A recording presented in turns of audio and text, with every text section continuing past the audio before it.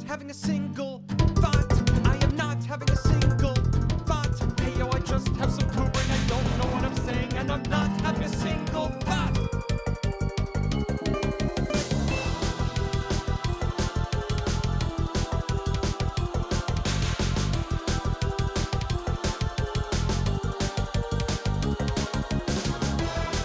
Oh.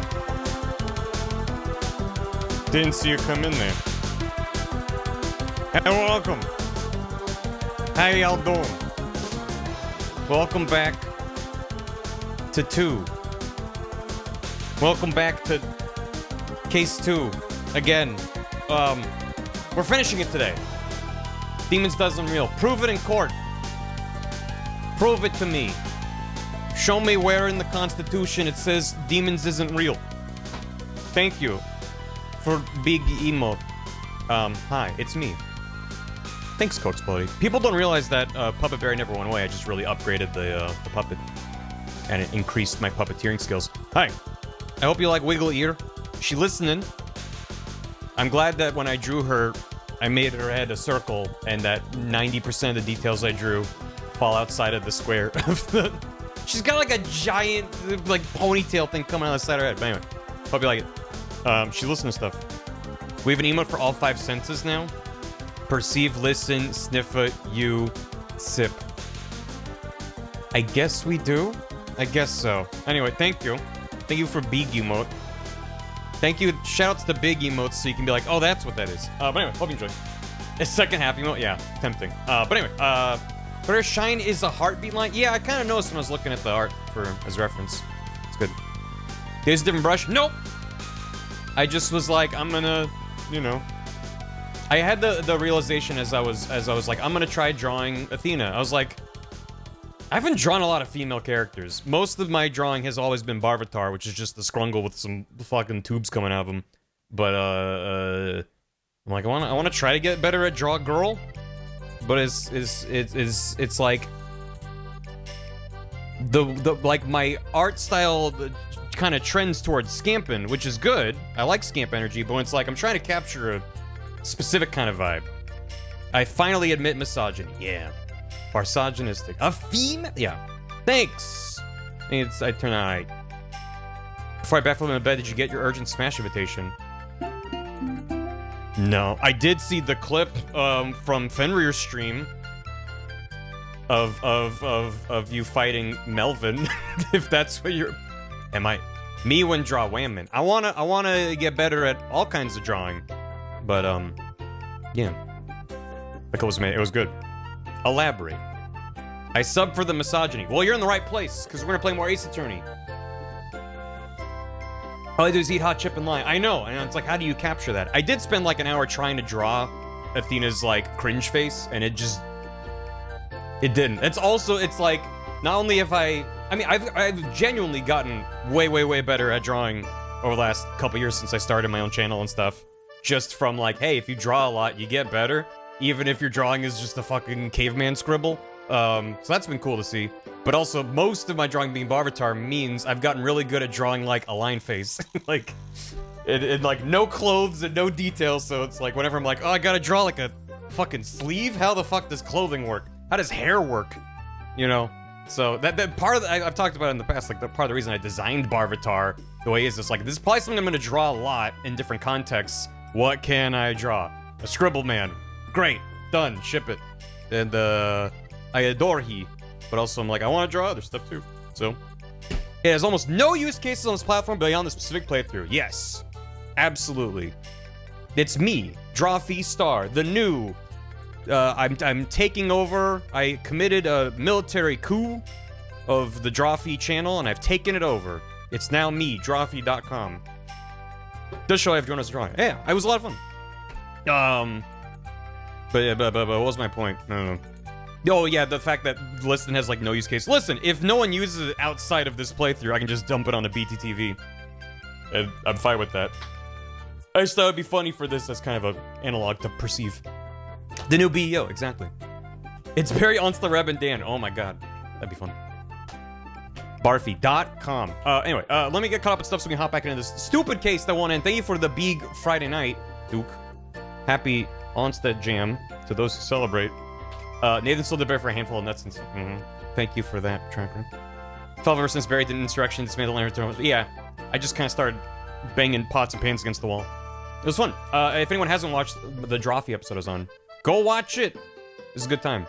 I finished watching it last night, and I was like, this is funny. Like, there's some good bits. One thing I'm really proud of is I was looking at some of the comments, and there were several people who were like, oh, I see what you did there, Barry.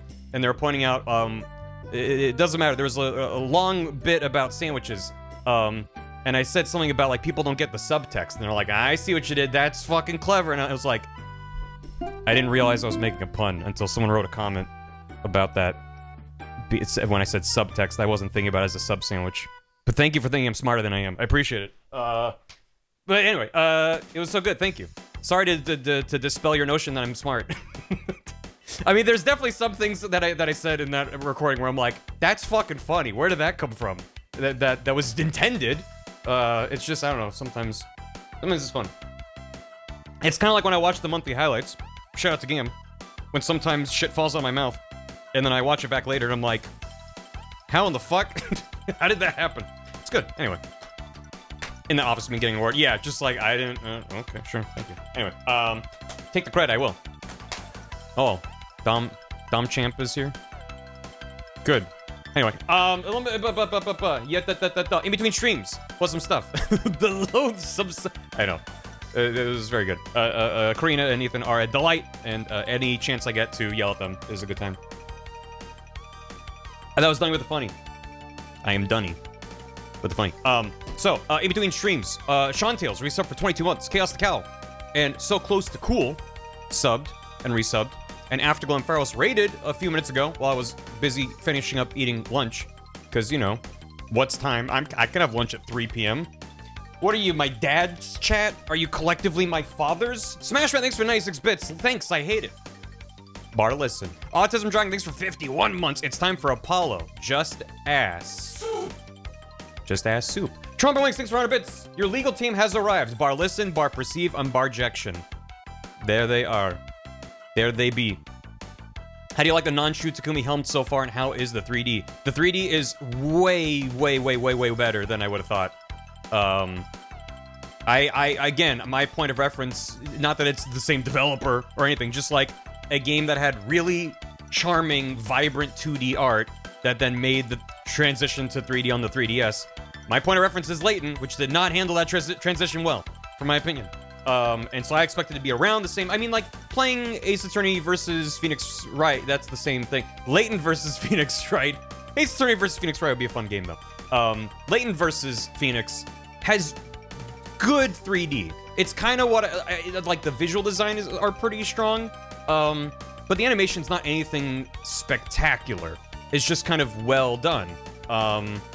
This I would call this spectacular in terms of their ability, like, when Layton does his iconic poses in Layton vs. Phoenix, it's like, yeah, he's doing the pose. But they're just able to push it way further in this, which is kind of wild to me. I think Layton vs. Phoenix was first, even though it was kind of different development teams. I don't know.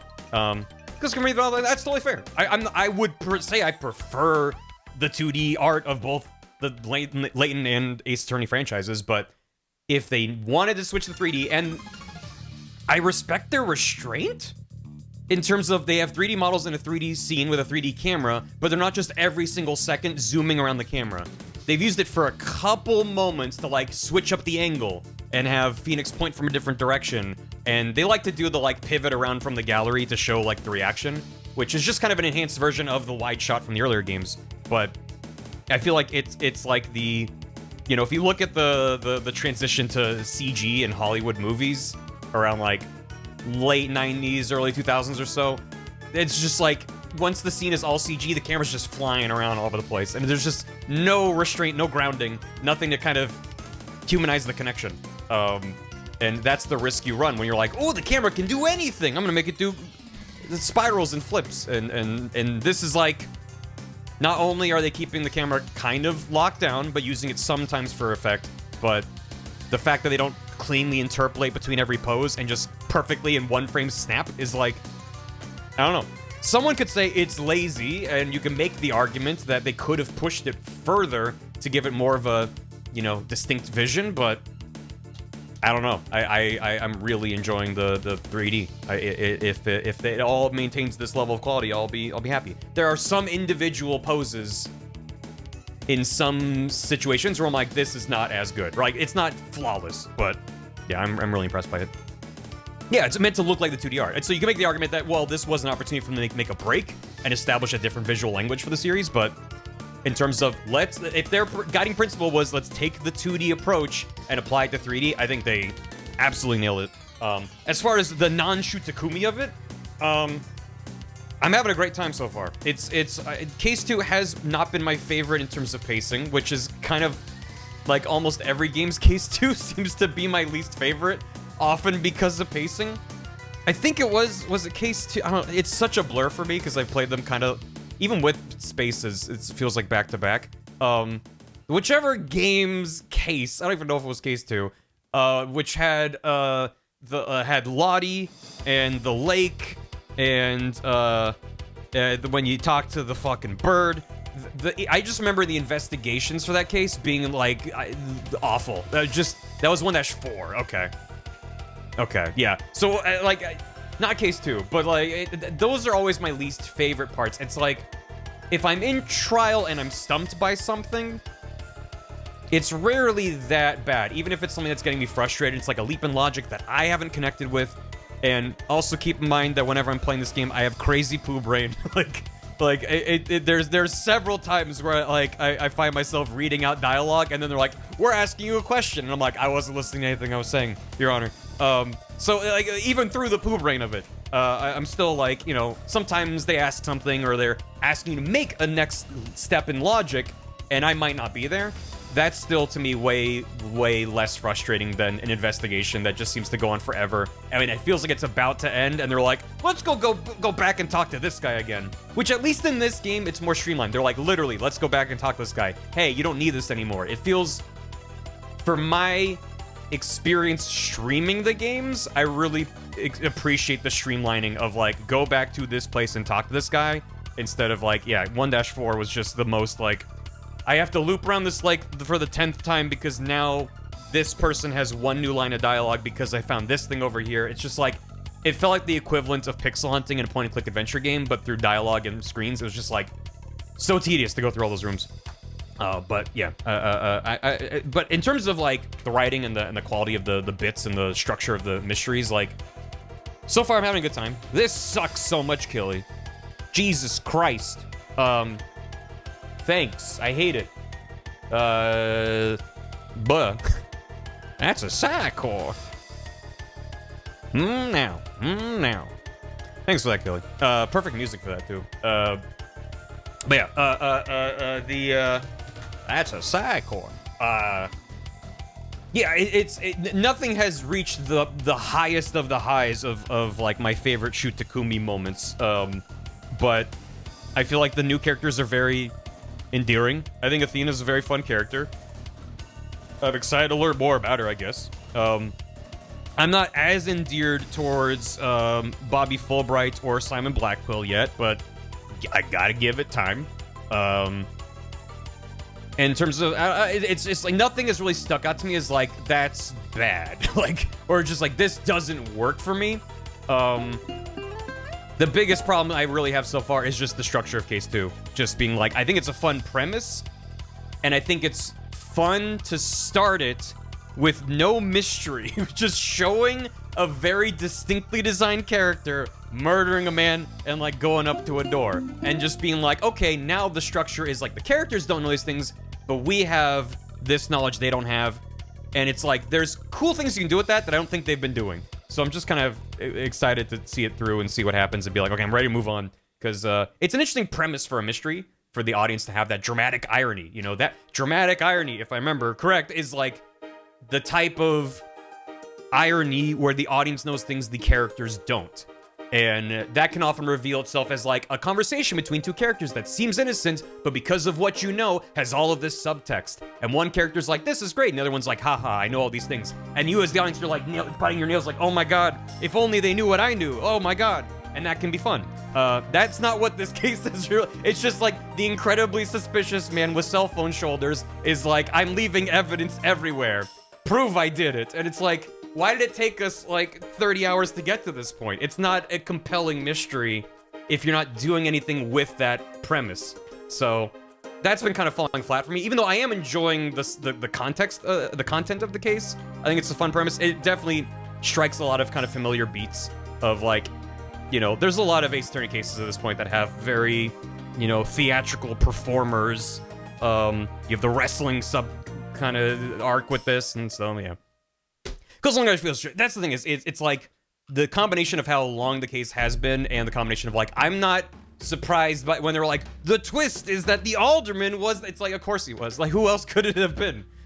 And then they establish that very early on, but keep dropping it as if it's a surprise throughout. It's like, you gotta give me a little bit something more. So anyway, it's fine.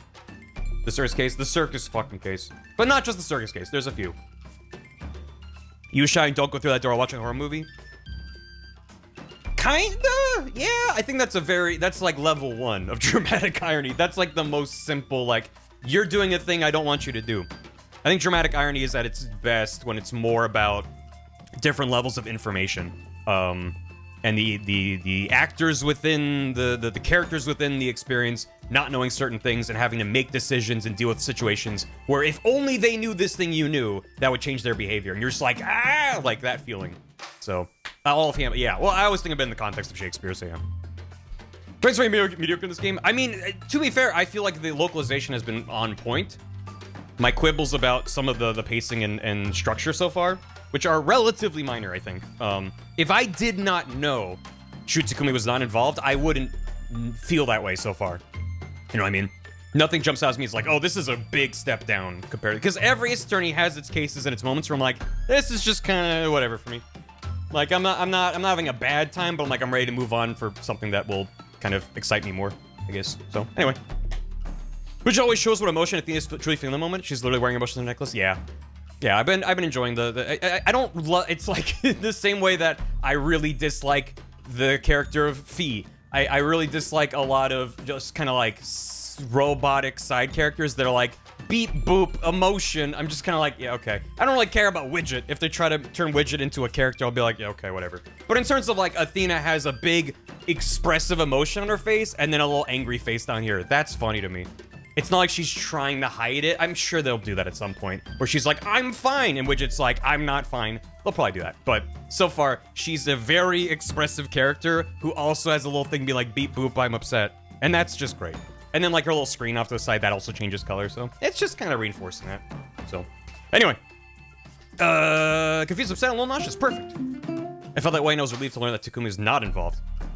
Yeah, and we'll see as we get further into it. But I definitely went into this with a bit of trepidation because I know people have mixed feelings about 5 and 6. But for what it's worth, I'm having a good time so far. Is it my favorite Ace Attorney game? No, we're on case 2. I gotta get further into it. Speaking of which, let me get caught up on stuff so we can get back to it. An adventure game by me. Oh my god. I don't even know what that would look like. Anyway, I gotta learn more Godot so I can start making stuff. My goal is absolutely to just be able to make things that can just plonk in front of people and be like, what do you think? Is it neat? Did I do something stupid? Case 3, am I right? Yeah. Finally got her locked up. Unless you post bars, in which case, she's out. Barry escapes from prison game. God. Barry's house point click adventure win. Yeah. Oh, I'm making it right now. Make sure to wishlist it on Steam. Smash thanks for 100 bits. The demo for the new Famicom Detective Club was announced. Adding chapters until release of the full game. Perfect. Got me real excited though. You're not interested in them. I just haven't really checked them out, but maybe. Do I want to jive with them? It's not that I don't jive with them. It's just I don't know. I need to be in the right mood for that kind of a game, I guess. Before Ace Attorney was a courtroom mystery, it was a more straightforward detective game inspired by Famicom Detective Club. Why about that? Trendy game. This one I liked. It was 6 I wasn't fond of. It was still good though. I like all of it. Yeah, I mean, looking at the recommendations, shoutouts to the rec forum, people that fill stuff out. A lot of people were like, this is not my favorite, but there's still like, a lot of people feel like there's no bad Ace Attorney game. Just some of them are weaker than others. And like, for a long running franchise, yeah, that's kind of inevitable. So, Demon 6 is my favorite. Exactly. And there's people who are like, listen, don't listen to them. It's great. So, we'll see. Collateral, thanks for 32 months. Grubba Yee, there he be. Glassidia, thanks for 25 months. This is one of my favorite Ace Attorney games because, of course, the trilogy. Athena, my beloved. Hope you keep the tradition of crossing out the name of this case 3 on my right image if you play the past. Play the past guy. You know, it just continues to be the meme that keeps on giving. Can you have the trendy game themed your soundboard, or is that DMC able to? Not yet. So far, so good. Like the new gimmick, I think. Yeah, that's the other thing, too, is, like, this game's new gimmick seems to be the emotion matrix thing. And it's just, it feels like it's the least used gimmick so far, considering how... We're not that far in the game. It feels like the perceive mechanic was used... Maybe it wasn't, it just feels like it was used more up to this point. I keep waiting for the mood matrix to show up, and then it doesn't. And then they're like, finally, here you go. So, I don't know. Multiplayer triggers. Gotcha. Anyway, Dragon Jack, thanks for the hammy. 1,000 bits to hype and to more Ace Attorney streams. Well, if you all can keep enjoying me playing them, I'm gonna keep streaming them. Herf, thanks for 100 bits. Appreciate it. Smash, thanks for 10 bits. Ace Attorney is a lot like it, not as goofy or outrageous as Ace Attorney can get. Novelty of these otherwise serious, at times legitimately gruesome mystery games that came from Nintendo's a novelty in and of itself. For sure.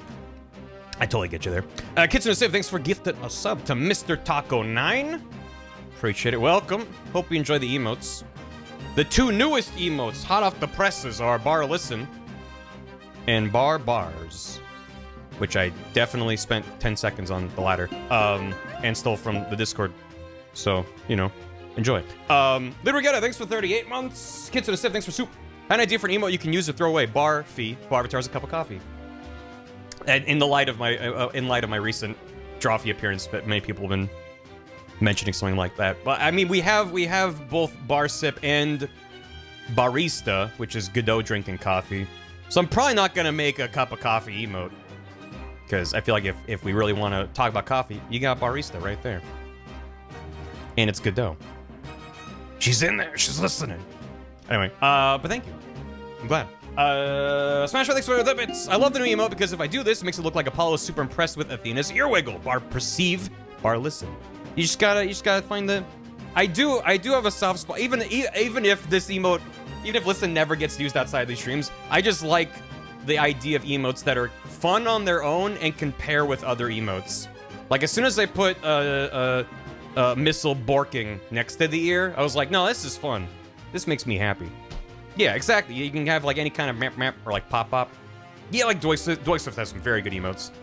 Not just the two-parter, but yeah, ones that can like interact with other emotes. Yeah, you can meow and yell.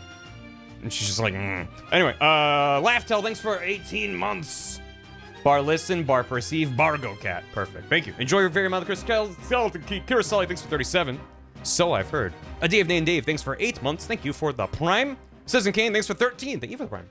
I fell asleep near my mother-in-law watching your Mario Odyssey videos. I have no idea how many times she heard a Dussie. I'm not gonna apologize, but that is on you more than it's on me, I'm gonna say. Call me Jay, thanks for 6 months. Enjoy your golden key. A small story, because I played this game first, I assumed it was a trend to show who the culprit is in the second case of every game. So since Gumshoe showed up at the opening of 3-2, the mask-to-mask case, I spent that entire case thinking he did it. Oh. That would be a very, yeah. I see why you would make that assumption, but yeah, being like, okay. I don't trust this Gumshoe guy. Whereas I'd be like, no, Gumshoe. No, he's a precious beast. Alan Bradis, thanks for giving this up to Burro Celestial. Hope you enjoy the emotes. Welcome. Not the Gumi. Evil Gumshoe be like, what would evil Gumshoe be? What's the opposite of gum? I was gonna be like something glove? Did we make this bit before? The opposite of Gumshoe is rich? Stop. Rock hat, mint glove. Yeah, there you go. Evil Gumshoe be like mint glove. That's good. There you go. Yeah. Mean but true, yeah. Salary cutting noises. Okay, anyway, let's play the video game. So, what the hell happened last time? Every time I've done a stream of Ace Attorney where a case takes more than one stream, If I have to recap one stream's worth, I'm like, okay, here's like most of the details, and chat is like, you forgot about this. I'm like, great. If it's more than one stream, I'm like, okay, so there was a guy, stabbed another guy, disappeared. We went into the secret back room, and Filch's grandfather stole a treasure from there and gave it to the poor. And also we found the LaBelle's like hair cream on the floor or whatever. He's got a special brand. He's got a whole line of products that only he has access to, despite being branded and marketed and well known. So if he has no, actually many people have this, I'm gonna be mad. His hand cream. Yeah, write that down. I'm on my 5th Ace Attorney game, but yeah. And Ghost Trick wasn't too long. Ghost Trick, what? When did I stream Ghost Trick? I feel like it was like late 2022, but I don't know. It's been a bit. It was like 2 years ago. It was a bit between Ghost Trick and me starting Ace Attorney.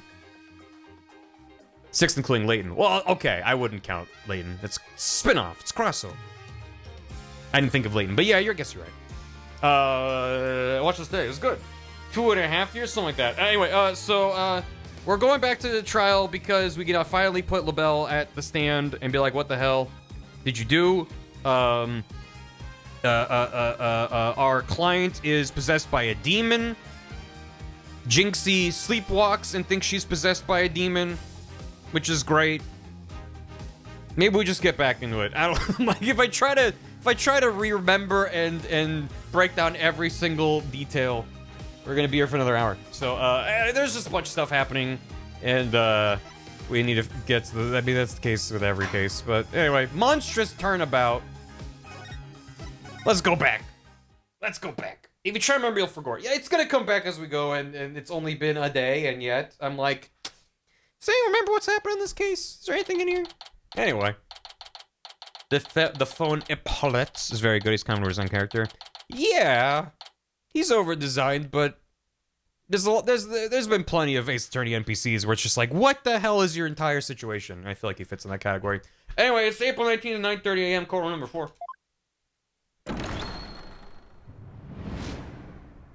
Court is now in session. All right.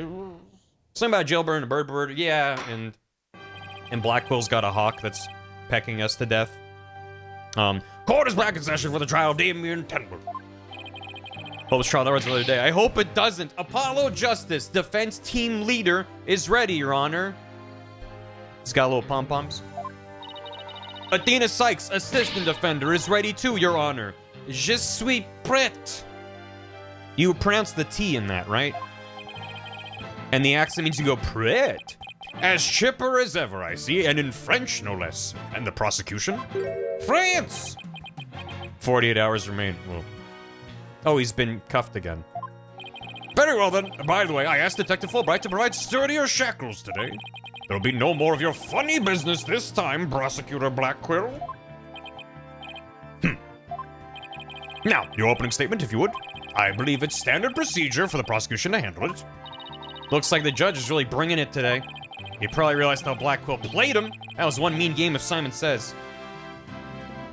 They made a big point of talking about how Blackwell has this, like, power of persuasion. The psychology of it. But I haven't seen Blackwell, other than pecking people to death with a bird, he hasn't really done anything that's that distinct from the other prosecutors. He just stands there and is like, whatever, Your Honor. He's like, oh, you're right. And that's every single prosecutor. Every single one, including Winston Payne. They just go, oh, but what if this, Your Honor? He's like, that's a good point. So like, wow, he's got the power of persuasion. The judge is easily persuaded. It's really not that impressive. He's an IQ of 3 when everyone else has 2. Well, yeah, I don't dislike him as a character, but I'm just, the thing they're hyping him up for, I'm like, whatever, okay, sure. He's basically gaslighting others, which is every prosecutor. Anyway, he probably realized how Blackwell's played him. Like a fiddle. His honor had to fight to defend his honor today. He did this time too, to be fair. True. Your boldness. IQ 3, ego 3 million. It's plain to see you've always dreamed of delivering an epic opening statement. I have? I don't know if I'd say that. Why, of course you have. I saw it in your eyes the last time you gave the opening statement. Okay, this is actually more persuasion. This is more meta Jedi mind trick. That's kind of what I was looking for. Is like, you always wanted this, didn't you? Well, I don't know. Yes, you have. Oh, maybe I have. As soon as I literally complain about it, and the game's like, here's more of what you wanted. I'm like, okay. Yeah, good. That was the look of one who yearns deeply for the thrill of an epic opening statement. Live patch. Put that in. For decades now, you've been watching opening statements from your bench. They were the crown jewels of the court. The one thing you could not possess. The crown jewels of the court? He's mixing his metaphors. Now, at long last, they're within your grasp. How could you possibly refuse? Oh, so you don't mind if I do it then? Yep. I like Taka's little black and white neckerchief thing. I wish Black Quill was like, I'm gonna take 5 and leave Taka behind to do my job, and then the bird was just standing there. That'd make me real happy. I'll make a special exception just this once. Here we go again. So styling. Depending pain. A jailbird. Yeah, more of Black Quill's mind games.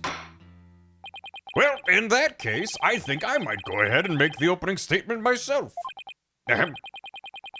What's my neckerchiefs? You think I could rock it? In yesterday's session, we learned the shocking truth that the victim Alderman Rex Cuby was the Amazing Ninetales. We also learned that the Amazing Ninetales was a key figure in the yokai craze and anti-merger protests. It was further revealed that upon learning Rex Cuby's secret identity, Mayor Damien Tenma murdered him. We learned that? I'm pretty sure that's still up for debate, Your Honor. The fact that the crime took place in a tightly locked room was also brought to light. And the only people in that tightly locked room were the defendant and victim.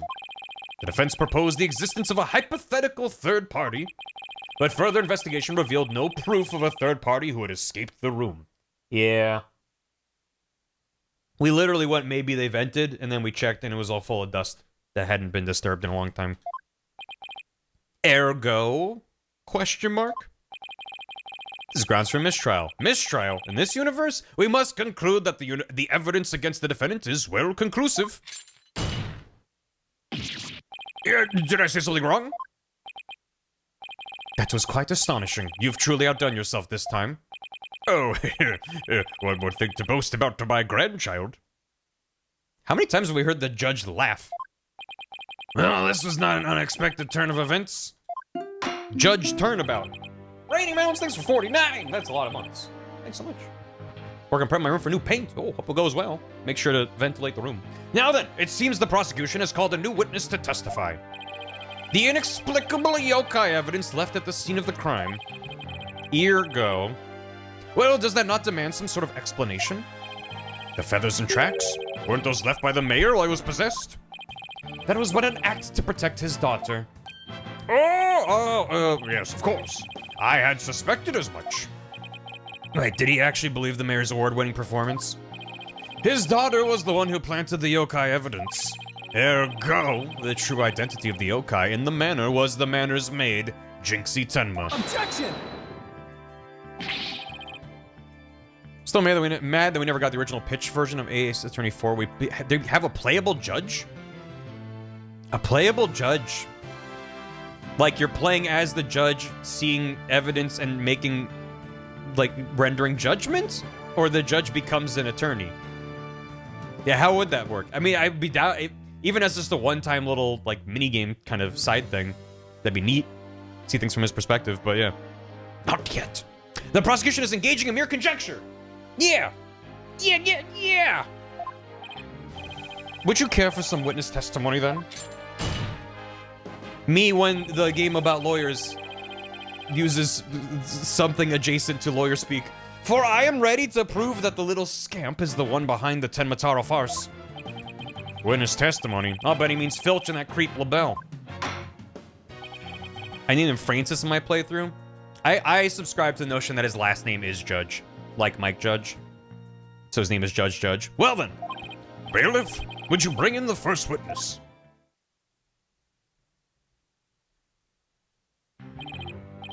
Doot doot doot, I love my gavel. Doot doot doot, bang bang bang bang. Mr. Filch, you made quite the hasty exit yesterday. See that it doesn't happen again today. Yeah, been known for my hasty retreat since I was a kid. Bit of a trademark of mine. Indeed. You managed to give a total of 5 bailiffs the slip. Like those amateurs could ever nab me, eh? Yipes! Perhaps we should shackle you by the neck. That would keep you in place. Yipes! Now please, I'm liable to rip my own head off if I start running. Your statement, now. Yes, sir. Mr. Blackhead, sir. He may be at a hasty retreat, but there's no escaping Prosecutor Blackwell. Yeah, Blackwell doesn't strike me as the give-up-easy type.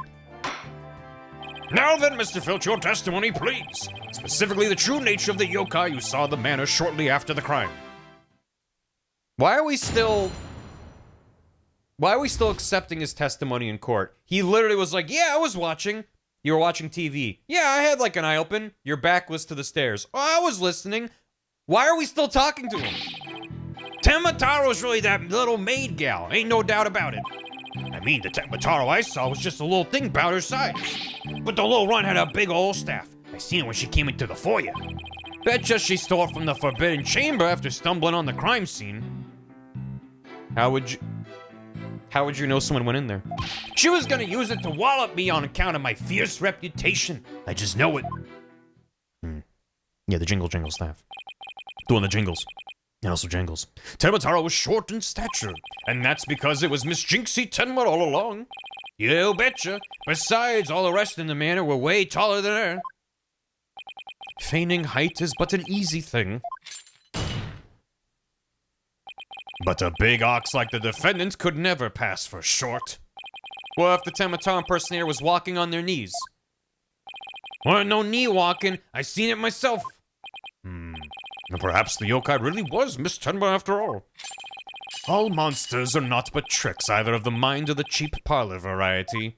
So you're saying she created an illusion? Like one of those magical eye things? Precisely. Human senses are easily deceived. Take the fellow in the cell next to me. Each night he cries and screams about some ghost he thinks he sees. But in truth, it was simply the janitor. Ho ho. Prosecutor Blackwell just gave up the ghost, literally. Yeah. The janitor's deathly complexion and all white attire are no doubt partially to blame. And that he's got his mop on the ground goes, ooh, whenever he's sweeping with it. That and the fact that he constantly mutters about taking vengeance for this or that. That actually sounds like a real ghost to me. This is relevant to the case. The defense may now cross-examine the witness. I thought the judge was going to talk more about magic eye puzzles. The yokai is Jinxie. Come to us with a little Migo, ain't no doubt about it. Hold it!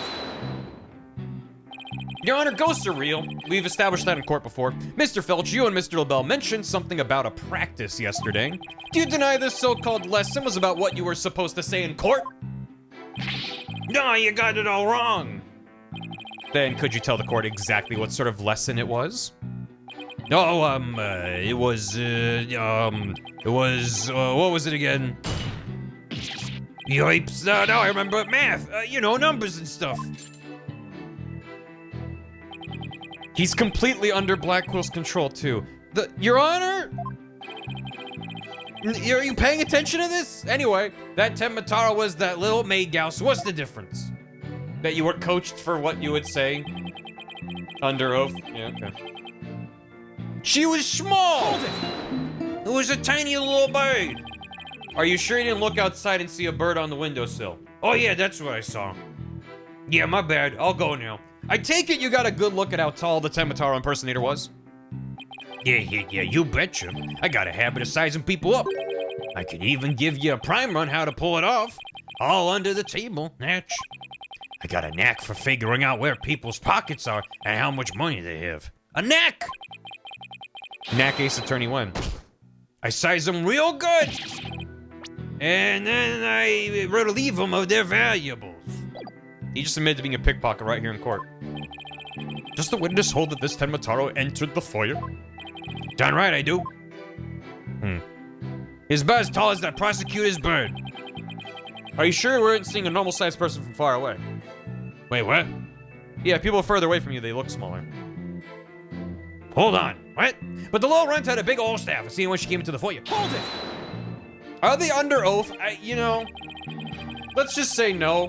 Because there's clearly no consequences for perjury. Or for lying under oath, or for just, you know, breaking the rules. The judge decides what everything is. You're not gonna brush it all off by claiming the perp was short. Yeah, must have hit a raw nerve because you ain't that tall yourself. Look who's talking, Mr. I've got to stand on a box just to testify. I wish they didn't have Apollo's internal monologue. They could have just cut to the wide shot and then cut back, and that would have been better. Anyway, Mr. Filch, correct me if I'm wrong. But didn't you say the Temitara you saw had a staff? Cross my heart, hope to die. I know because it went a jingle and a jangle. And where do you suppose that staff came from? The staff, you say? Well, They do like to explain their jokes. Sometimes it adds to the joke, and a lot of times it's like, well, funny for him to say that considering he's actually like this. It's like, they really like to do those internal asides that are like, you're not one-upping them, yeah, okay. Betcha she stole it from the Forbidden Chamber. Hold it! You wanna try again to keep lying? Yep. I suppose you mean to say that Jinxie Tenma entered the Forbidden Chamber to get one.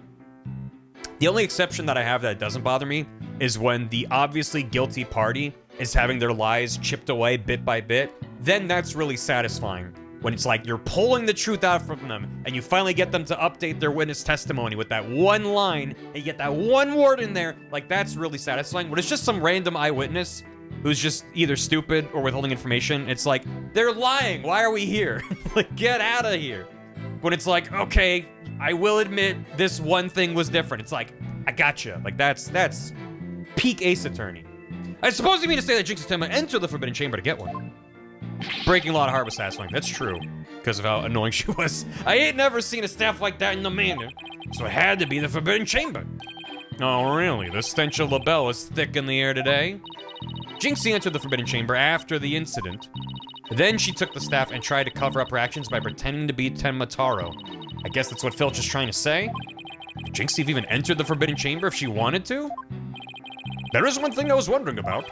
Why did that yokai have to have a staff in the first place? Yeah, well, I've got my hunches about that. She was gonna use it to wallop me on account of my fierce reputation. Hold it! The hell is a meter? You mean feet? I got those. Wallop you? Why would the so-called yokai want to do that? That little maid gal never did like me. She always hightails it when I come around or sticks these weird papers on my noggin. She probably thinks of him as the dreaded Tanuki monster of Kyubi Manor or something. We need to prove that Jinxie isn't Temitaro, but I have no idea how we're gonna do that. All we have to do is prove that it was impossible for Jinxie to turn into Temitaro. And that might be easier than you think. Really. Now's our chance. Our chance to expose the real Temitaro for all to see. I'm pretty sure I know exactly what to do. Stole from the Forbidden Chamber? Well, that's easy enough to be said. When he swallowed the key... Objection! I remembered. It would seem that Temitaro was, in fact, not this innocent little girl. I'm trying to channel that one... in Slay the Spire, that one line read that Nicole did of innocent. How do you figure that?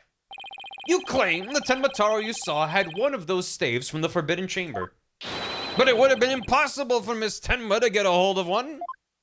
Care to elaborate, Mr. Justice? Yeah, you're right. I misspoke. Slay the princess. Thank you. My brain fart. The mayor swallowed this key shortly after the murder. Slay the Spire, voice medical Nicole. You know what I meant. He wanted to keep the killer out of the Forbidden Chamber. Just a sweet, innocent princess. Yeah. What's this? This key was deep in the mayor's stomach when Miss Tenma discovered the crime scene. So you see, it would have been impossible for her to get into the Forbidden Chamber. In short, the Temitaro seen holding that staff could not have been Jinxie Tenma. You forgot he ate it. Yep. The best Phoenix Wright cases have someone who's like, I aided the evidence. bird. Do we have proof that he ate it? I don't know if we have proof of it. But then who does the defense believe was impersonating Tenmataro? Our Tenmataro impersonator is none other than Mayor Tenma's aide. The Physical Slayer Prince edition. Yeah, seems cool. Such accusations beg evidence. Aside from his ghastly appearance, can you prove he is the yokai we seek? Yes, in fact, I can. I guess the product we found in the chamber. Let's see where the defense is going with this.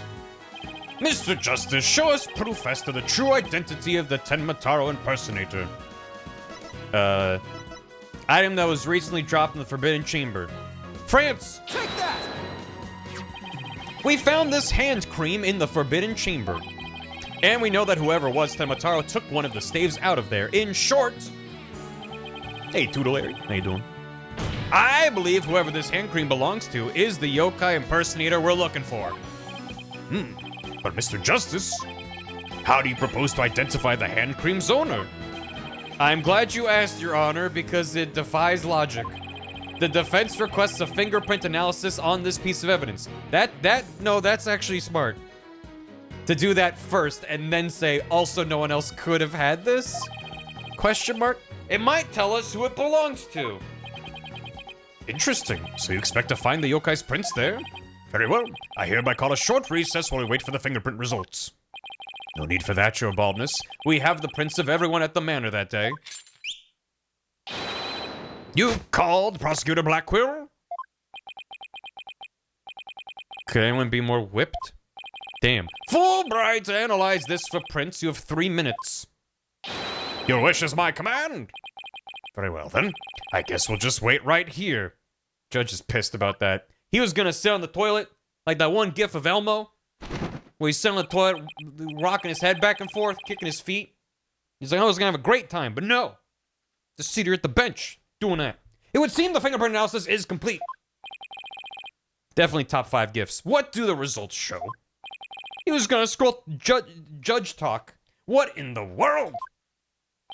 They're Florent LaBelle's prints, aren't they? This is absurd. Prosecutor Blackwell? I'm not gonna like this, am I? Killy did a thing? Whoop. Don't tell me they're Tenmataro's prints. Do birds have fingerprints? I meant to say Toxic Yowie. You're valid. Barry's house venture game to be a real maniac mansion. Kelly. Jesus. Kelly. Yeah. Nice. The really pixelated Quank in the corner. The Quank in the bath makes it feel like those are like NPCs you can ask for advice, but neither of them help you. Just, I need a hint. And Quank just goes, Wait. And Bat's like, huh, what? I'm busy playing Fortnite. There we go. And the chub. He played the tub. Don't tell me they're Tenmataro's prints. They're your Kodak pals, you know. Fingerprint analysis has revealed the prints belong to... me? Phineas Filch. Objection! Wait, what? Wait, what? Huh? Then Mr. LaBelle wasn't the one who entered the Forbidden Chamber? Objection!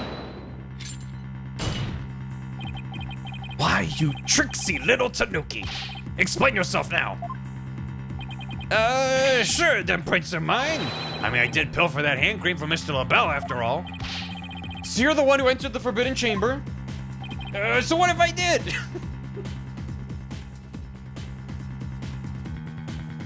Yeah, okay. Got a problem with it? Yipes! You fool of a Tanuki. I always think of Fool of a Took. Every time he says Fool of a Tanuki. Order, order. Mr. Justice, care to explain what this could mean? Excellent question. The fact that Filch was in the Forbidden Chamber... Wait a second. Does this mean the Tenmataro holding that staff was Phineas Filch? He described himself being short? Why would he do that? That makes it easier to claim that it was him when... another cat out of the bag! Mr. Filch's Tenmataro? I don't understand. Me neither. Does this mean Mr. Filch is the real killer? The witness will explain himself this instant. Wait.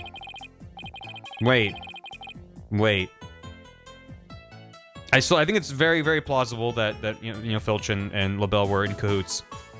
The question is often turned to, how did they hide? How were they in the room? And we ruled out the broken Tanuki statue because we're like, that's too small. What if the small Tanuki man was hiding in the Tanuki? Begging your pardon, your honorship, but I was just doing what the alderman told me. He wanted me to be Tenmataro in the village exorcism ritual. Oh, you mean that event at the Nine Tails Vale Festival? So that was you inside the Tenmataro costume? Yep. After the event, I went to watch that pro wrestling program. But it bored me to tears on account of the wrestlers being complete jobbers. He didn't actually watch the entire wrestling match. That's when I looked at the Tenmataro costume and got a great idea. Nobody can tell them it's me when I'm wearing it. And because of them superstitions, no matter what I do, the villagers won't say a word. In other words, you use the superstitions to effectively render yourself invisible. Why did you want to enter the Forbidden Chamber in the first place? Because of the treasure there. Thought that was my big chance to sneak on in and nab it. Treasure.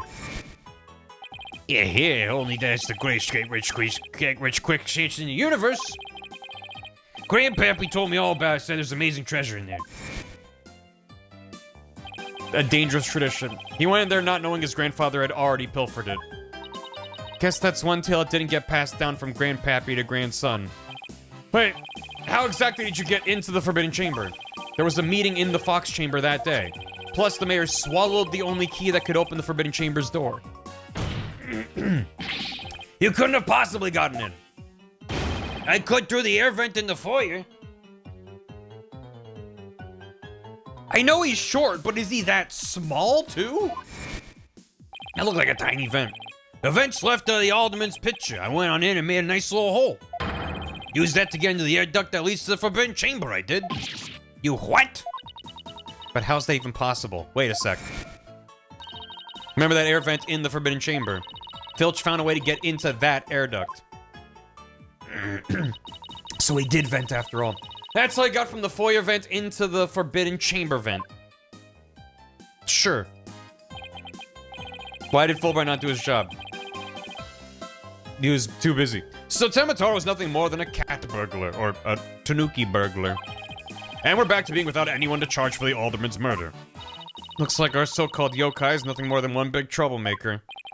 Tell me, Mr. Filch, what did you do after fleeing to the foyer? I got out of that costume right quick. Would have just caused trouble at that point. And where's that costume now? Heck if I know. And it ain't my fault if you never find it. The police searched every nook and cranny. No yokai costume was left in that manor. What if it was tossed outside the manor? Ah. The open window. Wait. No, that's very stupid. Like there's Ace Attorney stupid, and then there's stupid. But maybe, just maybe. The defense seems to have hit upon an idea. Well, go on, Mr. Justice.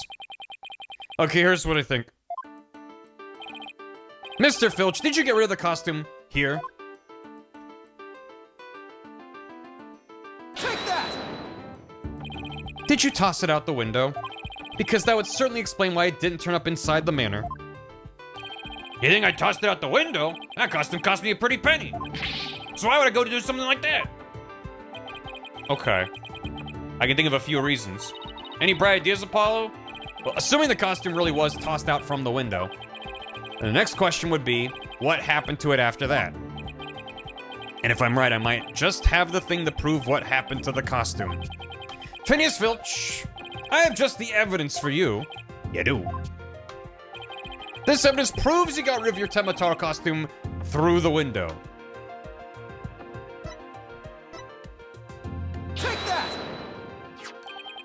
That's, Temataro flying through the sky. Hi, Raiders. Welcome. We're having a normal one. How does that prove Mr. Filch threw his costume out the window? It's quite simple. That's not Temataro in the photo, it's the costume Filch threw out. That's crazy talk. You ain't serious, are you? There's a steep cliff right outside the foyer window, meaning the manor's pretty high up. The costume flew through the air after it was tossed out. That's when the photo was taken. That's a good fucking arm. In other words, the photo of Temataro really was a flight of fancy. What? Yikes. Caught an updraft, did it? Without just turning into just a pile of cloth and falling. Oh my, there really was never a yokai. I can't keep bringing them cats back. Can I still file a claim for the lost costume? I'm glad this game is stupid. Sky, Taro's in flight. Afternoon delight. This more than proves the defense's position. Jinxie Temba had nothing to do with staging the yokai sighting. Care to raise any objections, Prosecutor Blackwell? None whatsoever. I'll deal with that Trixie Tanuki after I've dealt with this case. We did it. Good going. All we have to do is make Florent LaBelle take the stand. Objection! Sheathing the sword a bit early, are we not? Hey? Nothing has been proven beyond a doubt. Take this tricksy little Tanuki, for instance. How do you suppose he was able to exit the Forbidden Chamber? Probably the same way he got in. He vented. The crossover twist legit made me rage. What if the feathers and tracks at the scene of the crime? They would suggest the Tanuki exited through the chamber door, not the air vent. Objection! Did they give him stronger shackles today? They did. Although I'm sure I'll break them. But the Forbidden Chamber doesn't open from the inside, so what you're saying makes no sense, right? Someone on the outside opened the door for you, isn't that right? Yep, that's right, Mr. Blackjack. The door suddenly sprung right open. Hold it! Sprung right open. Who was on the other side? Didn't get a good look on account of the sudden glare. Like how the reflection from my head blinds fellow moviegoers emerging from the dark. Yeah. That's when I snatched that staff and made my daring escape. And that little maid gal spotted me as I hightailed it down the hall. That means the Forbidden Chamber wasn't open till after the crime was discovered. But wait, we still don't know who opened it. Maybe there really was a third person in the Fox Chamber. Objection! Well, you little Tanuki. When the Forbidden Chamber opened, did you see the accused passed out there? Nope, only one there was the alderman, and he was dead as a doornail. If the accused wasn't there, what do you suppose he was up to? Uh-oh. I don't like where this is going. Oh, don't tell me. Plainly, the only one who could have opened the Forbidden Chamber was the accused Damien Tenma.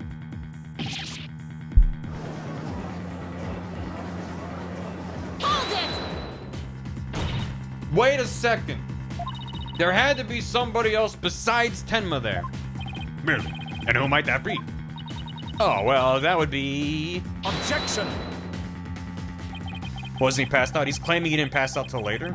It seems our feisty little ass has forgotten the most important thing. Evidence. I didn't forget. I was just testing your attention to details. Miss Sykes, you can't prove your point without proof of some sort. It's a proven fact. Sorry. Guess I put my foot in my mouth again.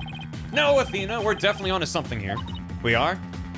Think about it. If Filch was stuck inside the Forbidden Chamber, one of the alibis we heard would no longer hold any water.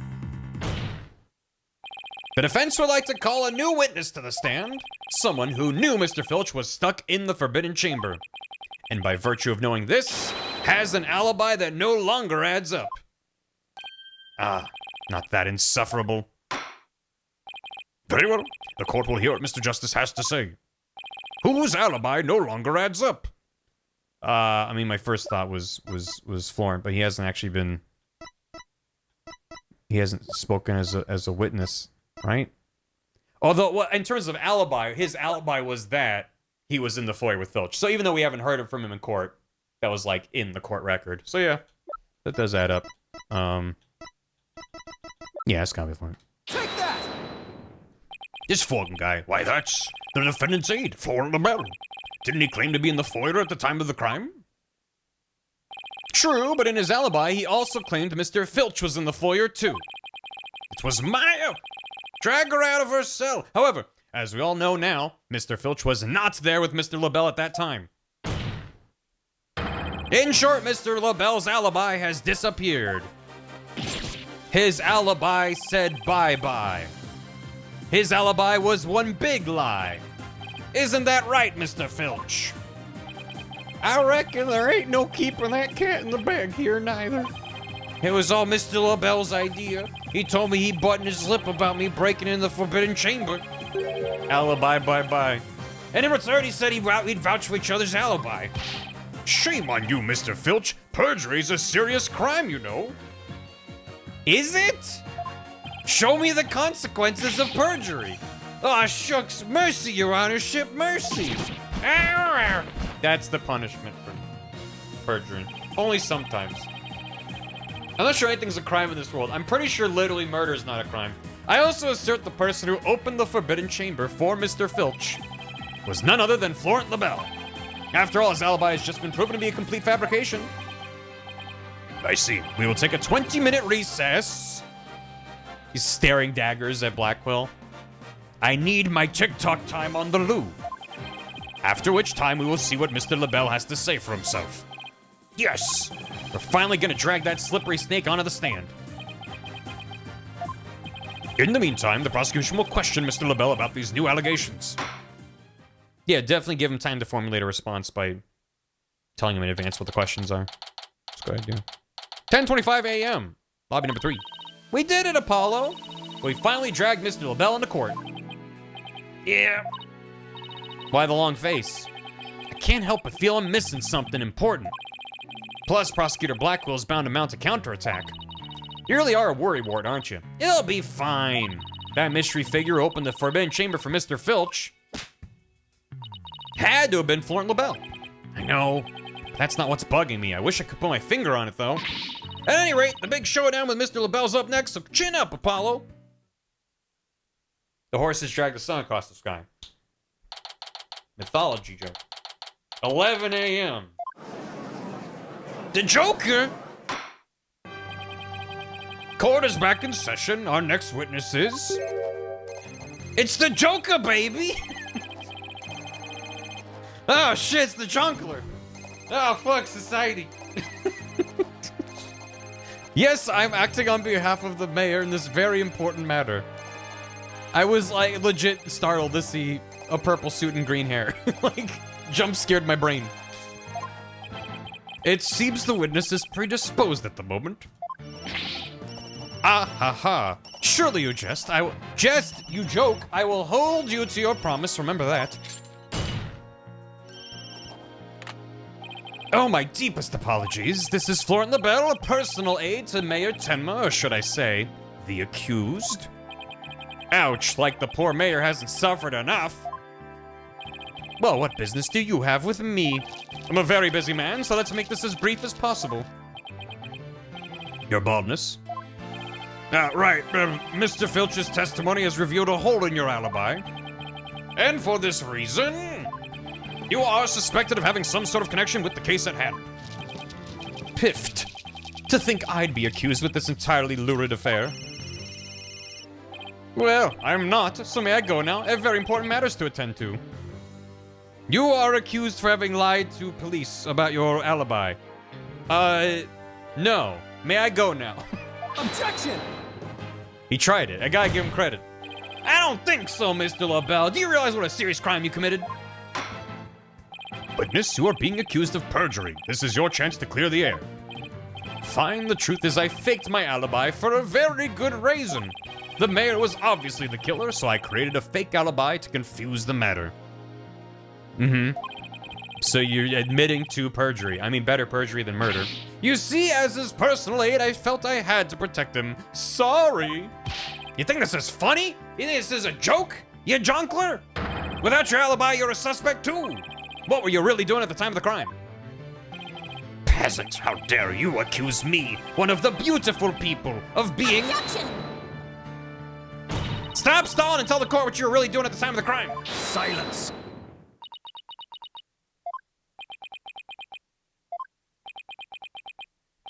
Enough jabbering. Swords have been drawn. The time for talk is past. Swords? What swords? This is a duel to the death. The fate of the accused rests in our hands. Be gone, ye of cowardly heart. The battlefield hath no place for ye. Again? Oh my. Spare me, please. He's free again. So much for sturdier shackles. Where's Fulbright? Those chains hindered my vow that heads would roll this day. Why is he allowed to? Why is any of this? This gives keeping your head on in court a whole new meaning. Will the witness please deliver the accused death knell? You know of what I speak. Most certainly. His goose is already cooked. Time to stick a fork in him.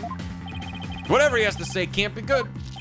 As I told Prosecutor Blackwell during the recess, I rushed right over to the Fox chamber when I heard little Jinxie scream. What? Then, drum roll please, chat. Oof, I saw Mayor Tenma opening the forbidden chamber doors. That's not a drum roll, that's a drum solo, chat.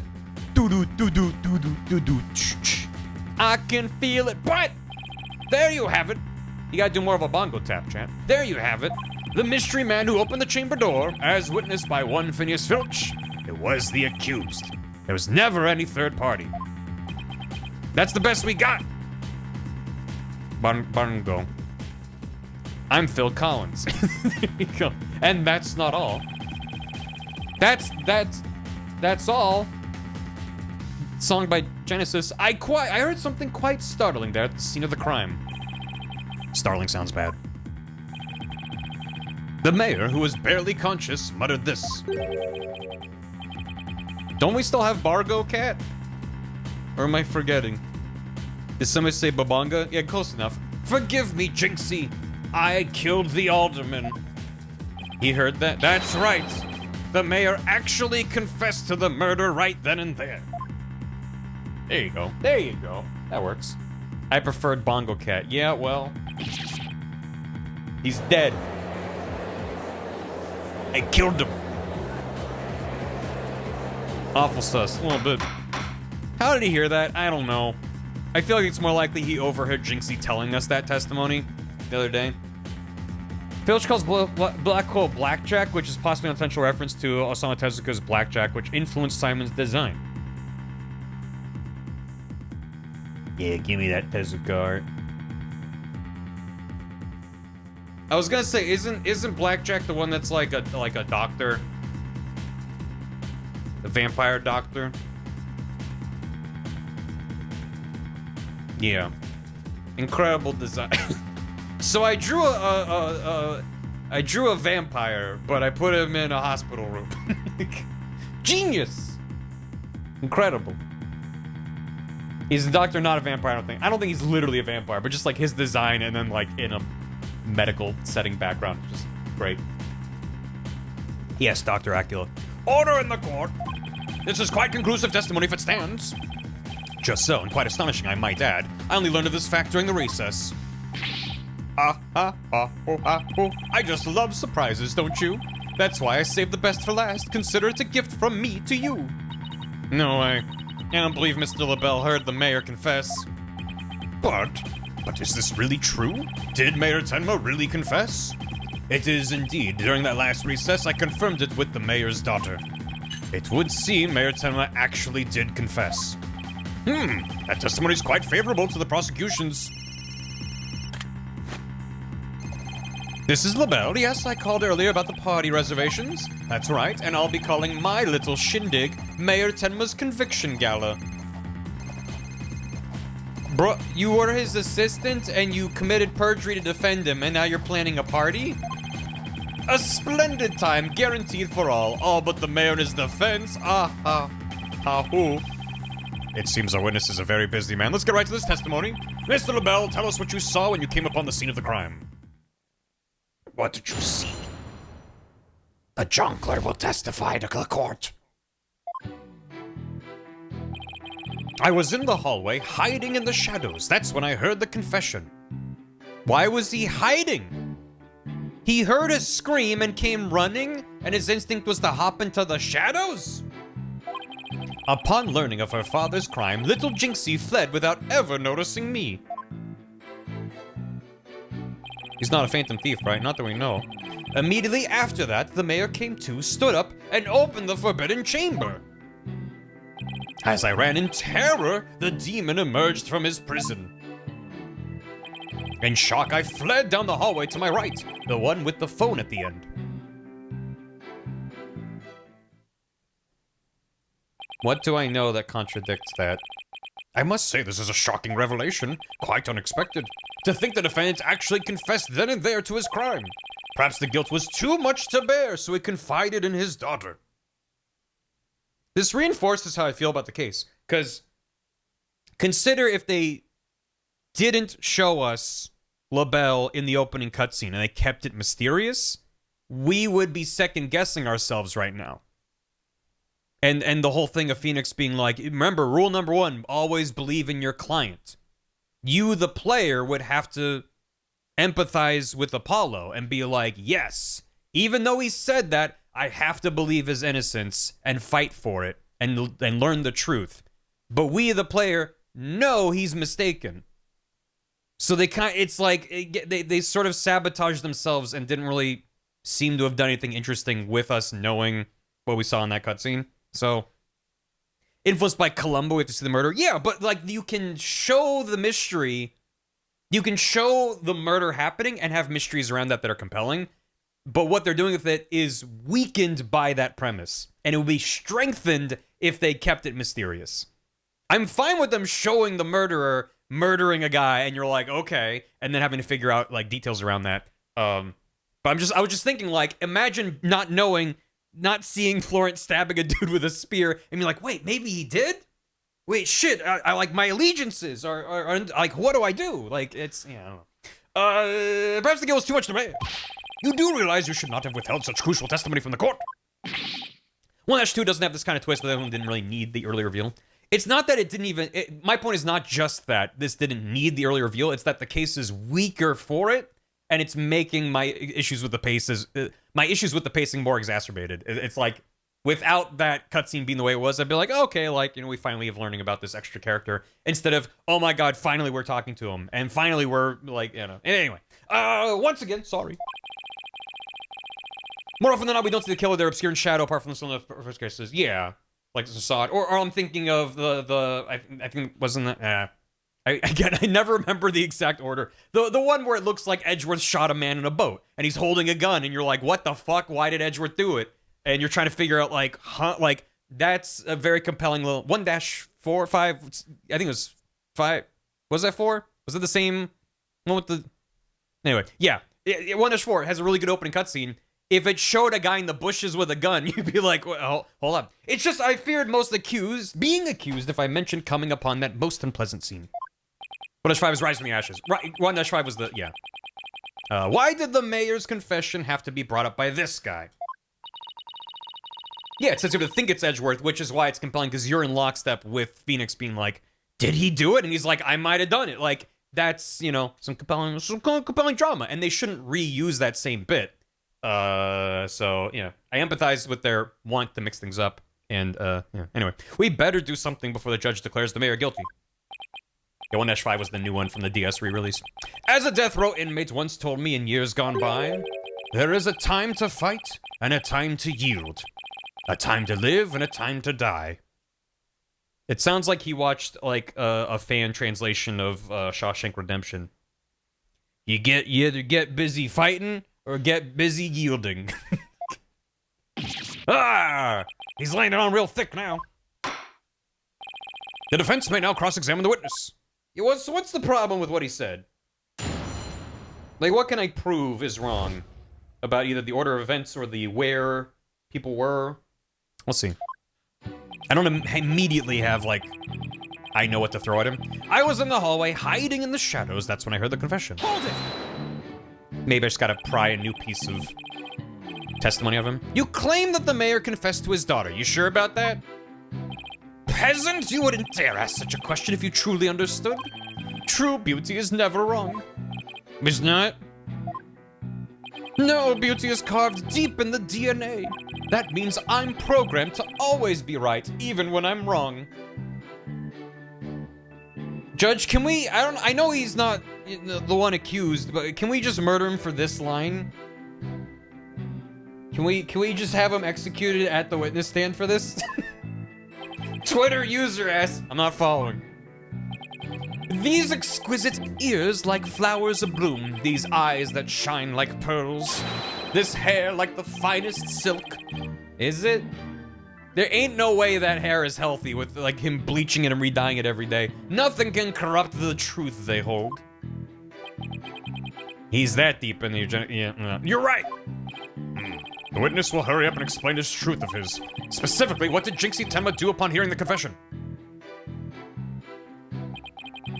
Upon learning of her father's crime, little Jinxie fled without ever noticing me. Hold it! He did say wash that with water. I forgot yeah, okay. Fair enough. But then I would argue, well, yeah, no, I don't know. It's probably not a good product, one way or another. How did Miss Tenma appear to you? Oh, the poor little thing seemed positively heartbroken, all teary-eyed and whatnot. I couldn't help but shed a few tears myself after hearing her like that. He actually sympathized with Jinxie. Seems like an overly human emotion for him. Yeah, because he's the only real monster we've seen so far, in looks and in character. The next thing I did was check my face in the mirror. Checked your face, why? Ah, to behold the beauty that is my sadness, why else? Apollo, I think we're gonna have to kill this guy. Apollo, I'm starting to lose all faith in humanity.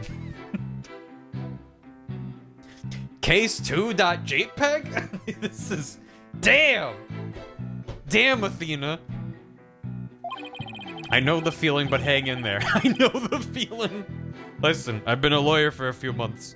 At least keep faith in our client. Can your bracelet strangle a dude? Keep this moving, shall we? What happened next? Same dude. Only tested on the finest animals. Yeah, immediately after that, the mayor came to, stood up, and opened the forbidden chamber. Hold it! Did he now? He opened the forbidden chamber? Why would he do that? Who knows? Maybe he wanted to free the demon Tenmataro? Objection! I had to present underwear 3 times in my case, too. The courtroom is no place for fairy tales. You are under oath. Hello? LaBelle speaking. Yes, I will certainly explore the matter. Toodles! Now, where were we again? You were going to tell us the real reason why the mayor opened the forbidden chamber. Oh, yes, of course.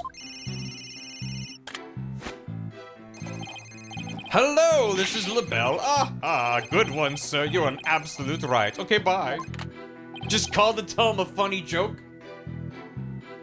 Thank you for subscribing for Meme Hourly. We call you every hour on the hour and tell you a joke. Subscribe today. You were saying? All right, so it's like a picture of a cat that's like got like a silly look on its face, and he's looking up at his owner. And it says, give me the loops, brother. And he's a very round cat. Oh, hilarious, thank you. Good day, toodles. Never mind. It's a waste of time. He's just gonna tell more lies. The witness will focus on his testimony, not his phone calls. Now tell the court what you did after you saw the mayor open the forbidden chamber. Well, after that, can I has the cheeseburger? That's not proper grammar at all. As I ran in terror, the demon emerged from his prison. Hold it! What was Mr. Filch like at the time? He was shouting, I can't see, I can't see. It's the curse of Tenmataro. Then he took off running like a madman. He must have been blinded by the sudden light flooding in. Wrong. What? He set eyes upon me, and was thus blinded by my radiant beauty. So is the curse of Florent LaBelle, rather than Tenmataro. Yes, I'm afraid such beauty can be a curse. It's almost criminal. The only thing criminal here is your ceaseless jabbering. Get on with your testimony. Oh, forgive me, your darkness.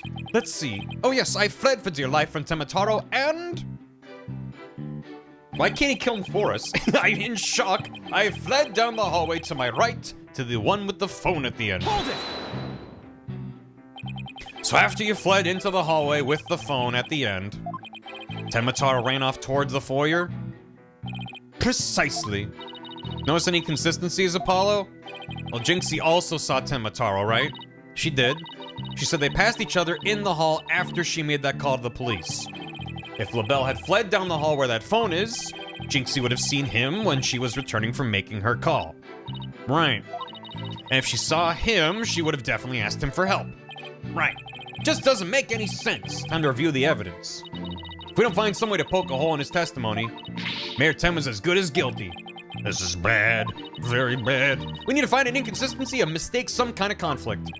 It's all over if we can't find a flaw in the prosecution's case. So it's gotta be that last line is the most suspect. Do we have Jinxie's testimony, right? After leaving the scene and calling the police, they passed each other at a bend in the hall as he made for the foyer, whispering to staff. She couldn't call for help because there was no one else in the hall. That's very explicitly stated. Thank you, Jinxie. Objection! Was there phone near the end? Yeah. At the end of that hallway. In the top left corner there. So that's where Jinxie was. Jinxie went in there, went, oh my god, murders and stuff, went to the phone, and then on the way back from the phone was when she saw Tenmataro run down the hall and down the stairs. So, yeah. Florent LaBelle! Does he need a phone? He's got 2 shoulder phones. You're lying about having witnessed these events from the hallway. Ah, oh, he, oh, what on earth do you mean? Care to fill the rest of us in, Mr. Justice? If Mr. LaBelle had really fled down into the hall with the phone in it, he would have crossed paths with Miss Tenma. What's this? After she discovered the crime scene, she immediately went to call the police. Then, after making her call, she went back to the main hallway.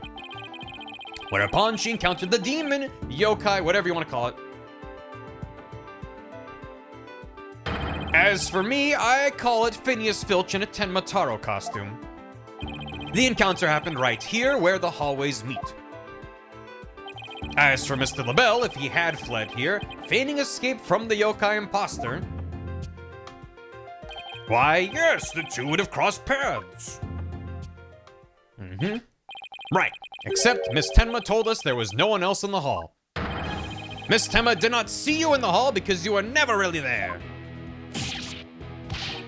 My eyes! My beautiful eyes! Not such a fabulous scent now, is it?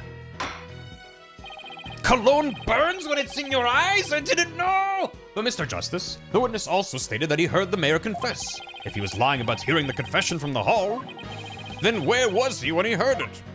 Inside the Fox chamber. Where else? Isn't that within the very crime scene? It is, Your Honor, and that means he's not really a witness. He's the third party I've been alleging this whole time. What? You think I'm the killer? How dare you? Silence! You know, shitty clone sounds like Mark Hamill Joker. Fools! Foolish fopper, true man knows when he's beaten. A shield of lies comes to naught before a foe with the sword of truth bared. Prosecutor Blackwell, what are you? I thought we were on the same side. He got the Joker gas. If he was inside the Fox chamber, then answer me, what did the Fox say? You are mistaken, there are no sides here save for my cold, steely eye of judgment. A foolish fool, only fools, only foolish fool. Yeah. Let's not do that again. Oh, he's sweaty now. You are alone upon this battlefield with naught but your lies and sickly sweet perfume. Whoa, what just happened? Blackwell's really tearing into him. You heard the mayor's confession from the inside, did you not, you deviant dandy? For the sole location from which you could have seen and heard the mayor and the Tanuki. Without either of them noticing you were right there in the Fox chamber. Oh my! So that's how it's going to be? Fine, I'll come clean then. Seriously? You admit to being there in the Fox chamber? I did enter the room after the murder. But I was afraid of being falsely accused, so I lied about it. I feel terrible about lying like that, but it's a verbal cologne I use to protect myself. Lying is a verbal cologne is a compelling take. You better explain yourself, Mr. LaBelle. Of course. I was just about to get to that. Believing the witness? That's just fine. It's fine. Why are believing anything? Every witness ever in this franchise. The witness is skating on thin ice. I'll remind you that perjury is a very serious crime. He's already committed perjury like 10 times. What do you mean? Let's hear your testimony again, this time without your perfume of lies. Is it though? I think it's really compelling that he was like, I'm going into court today. I will be accused of murder. I know I will make myself look like the Jonkler so that I am trustworthy. What do you mean they don't believe me? I did enter the Fox chamber after the murder, but I didn't enter until after Jinxie had heard the confession and left. I heard the mayor groan and hid behind the folding screen there. What I saw there up close, it was absolutely horrifying. So you see, I was there, but merely watching from behind the screen. And I have a good one. Have a good snooze. From behind the screen, I believe you would be spotted if you were there. You wouldn't be spotted. He could see everything without being spotted by the victim or that Tanuki Filch. Suffice to say, he was a mere witness to the events rather than an actual third party. This guy's as slippery as an eel. Apollo! You think he's telling the truth? Well, he was in the Fox chamber, so at least that much must be true. The defense may cross-examine our slightly voyeuristic witness. What a way to phrase that. Gladly, Your Honor. I did enter the Fox chamber after the murder. Hold it! Slightly. Why in the world would you enter that grisly crime scene? Why? Because I was worried sick. Mayor Tenma's suit. It what? It was designed personally by me. I was worried my work of art might get blood on it. This man clearly has his priorities in order. Okay, let's get this over with, shall we? Now, where was I? Oh yes, so I entered the Fox chamber almost without thinking. But I didn't enter until after Jinxie had heard the confession and left. Hold it! Why didn't you enter right away? And ruin my designer shoes? Your shoes. Even now, just thinking about getting blood on my fabulous footwear, it sends chills down my spine. That's why I hesitated. Objection! That's terrible. A man was dying, another was injured. You're worried about your shoes? Silence! Need I remind you, this is a court of law. We're not teaching morality here. No, but we're operating off of basic principles of common sense and trying to find out when they're lying. We have schools of etiquette and the like for such trivial pursuits.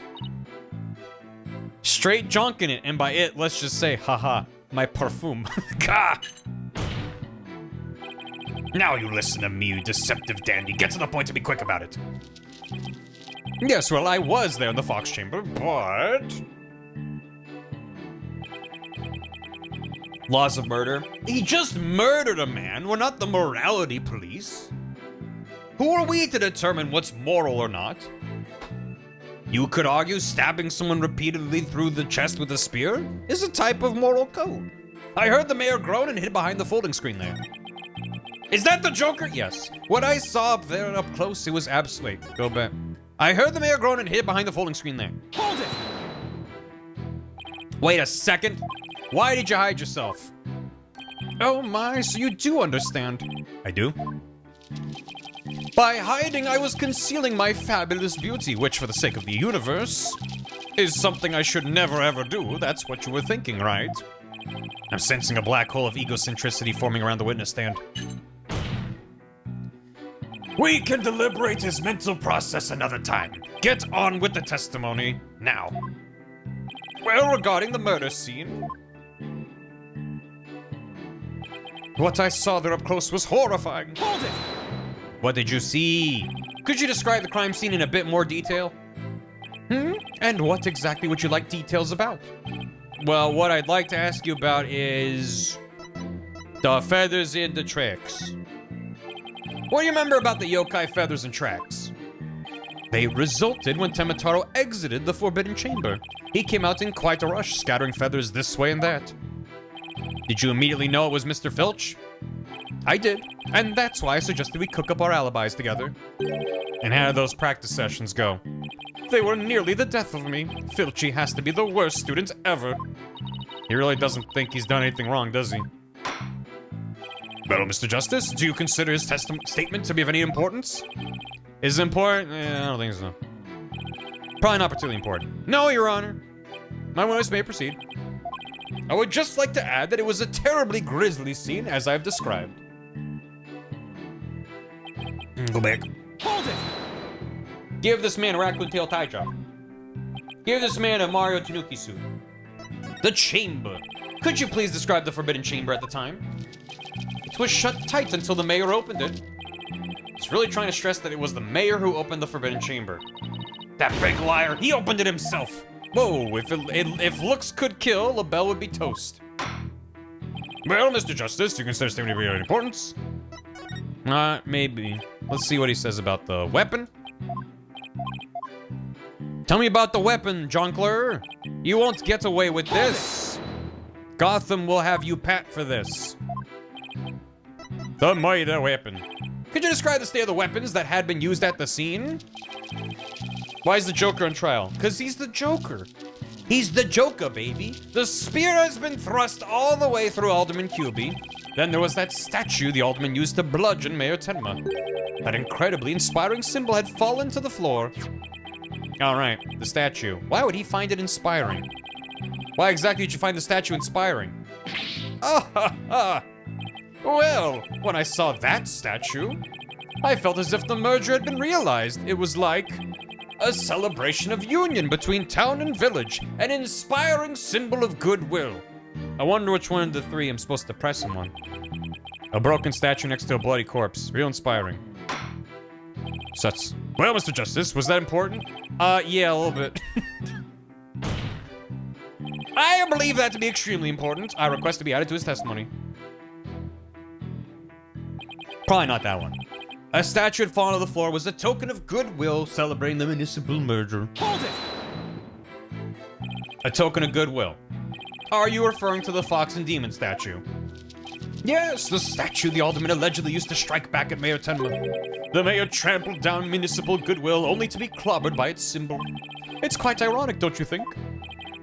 It's like rain on your Jonkler Day. That's when the symbol of goodwill was transformed into a symbol of conflict. So you see, I was there, but peeping from behind the screen. Like a peeping Peter. The mayor had been knocked out by a blow to the head. Could he really have opened the Forbidden Chamber in that state? Well, it did seem difficult. He was all woozy and stumbling around as he opened it. It was such a heroic effort, I nearly started to cheer him on despite myself. I think the mayor needed medical attention more than a cheerleader.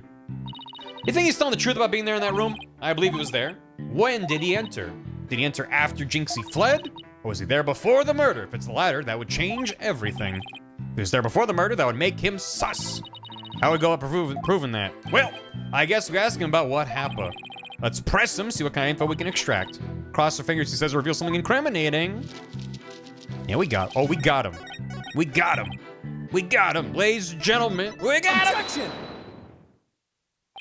Your lies have finally betrayed you, Mr. LaBelle. What possibly could you mean?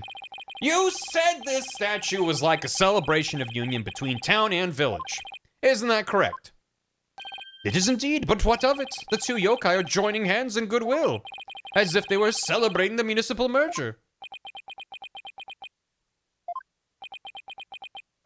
Something the matter? So, how did you really know that this statue was meant to be a symbol of goodwill again? What? Justice Dono, explain yourself, and make it quick. This statue was meant to symbolize goodwill in its original form, but that was a secret. A secret? Whatever do you mean? What I mean is that it broke when someone used it to strike Mayor Tenma on the head. What's left clearly makes it look like the two yokai are battling it out. Eep. I mean, no, that's fine. Eep is a normal sound for me to make. The statue's secret and its true form were lost inside that locked room. Get junked on! The Jankler is toast! For Miss Tenma's the only living soul who should know what it once looked like. So, Mr. LaBelle, where could you have possibly seen the statue in its original form? What do you mean, where? The only possible answer is this. You saw the statue in its original form. Right there in the room where the alderman was murdered before it was broken. How dare you? Mr. Justice, are you accusing the witness with some sort of crime? You mean other than perjury? Yes. Yes, I am. Florent LaBelle, I accuse you of the murder of Alderman Rex Kilby. J'accuse! Ah! You'll rue the day, Batman. I mean, lawyer man. Order! 45,000 counts of perjury, 1 count of murder. Also, he's a gamer. Death. Mr. LaBelle, you've been accused of murder. Do you have anything to say in your defense? How could you possibly accuse me, the embodiment of beauty? Way to go, Apollo. This is the conclusive evidence we needed. Magnifico. We got you now. We know you killed the alderman. Admit it. Yeah. Silence.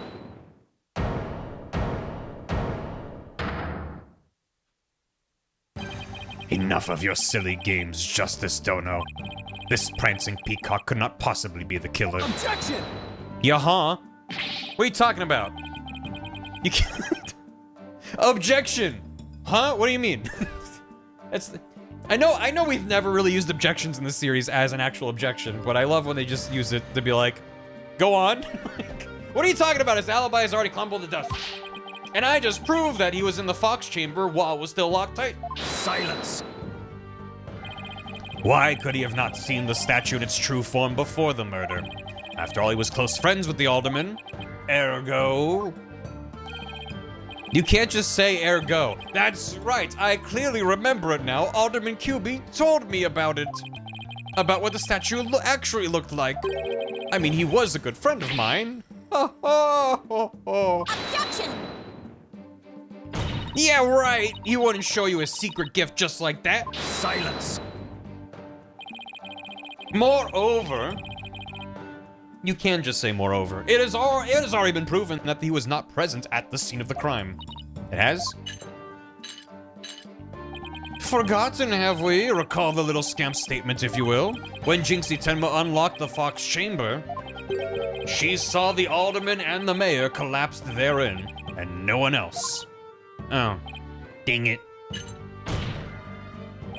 Perchance. You can't just say perchance, moreover, or ergo. The fact is, it was you two who made that apparent in yesterday's court session.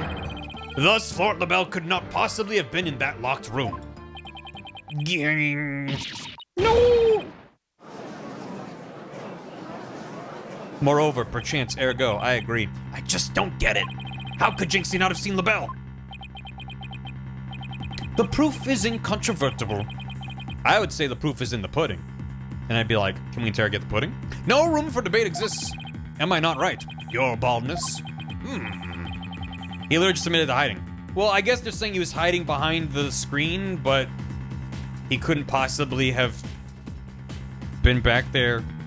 I don't know. The screen seems pretty big and not see-through, so I don't know why he couldn't have just been back there. Your Honor, it does seem awfully conclusive. The facts point to the defendant and victim being the only people in that locked room. Moreover, perchance the defendant has already confessed. Objection! Ergo... Silence. Have we seen that before? Have we seen that before? Like, objection! And then being cut off. You cannot defend the indefensible. Your role in this charade is over, Justice Dono. But... Your baldness? This trial would last an eternity if we were to keep crossing blades with these simpletons. We may be sweaty and stupid and not very good in court of law and might not have all the answers. But we got heart. It's high time you brought down the hammer of justice. Didn't Edgeworth do that in Ace Attorney? Did he? I hope he did. It's a good thing to not overdo, but it's very good. A point well made. I believe it's time to declare a verdict. Oh. We may be stupid, bottom text. This court finds the defendants, Jamie and Tenma.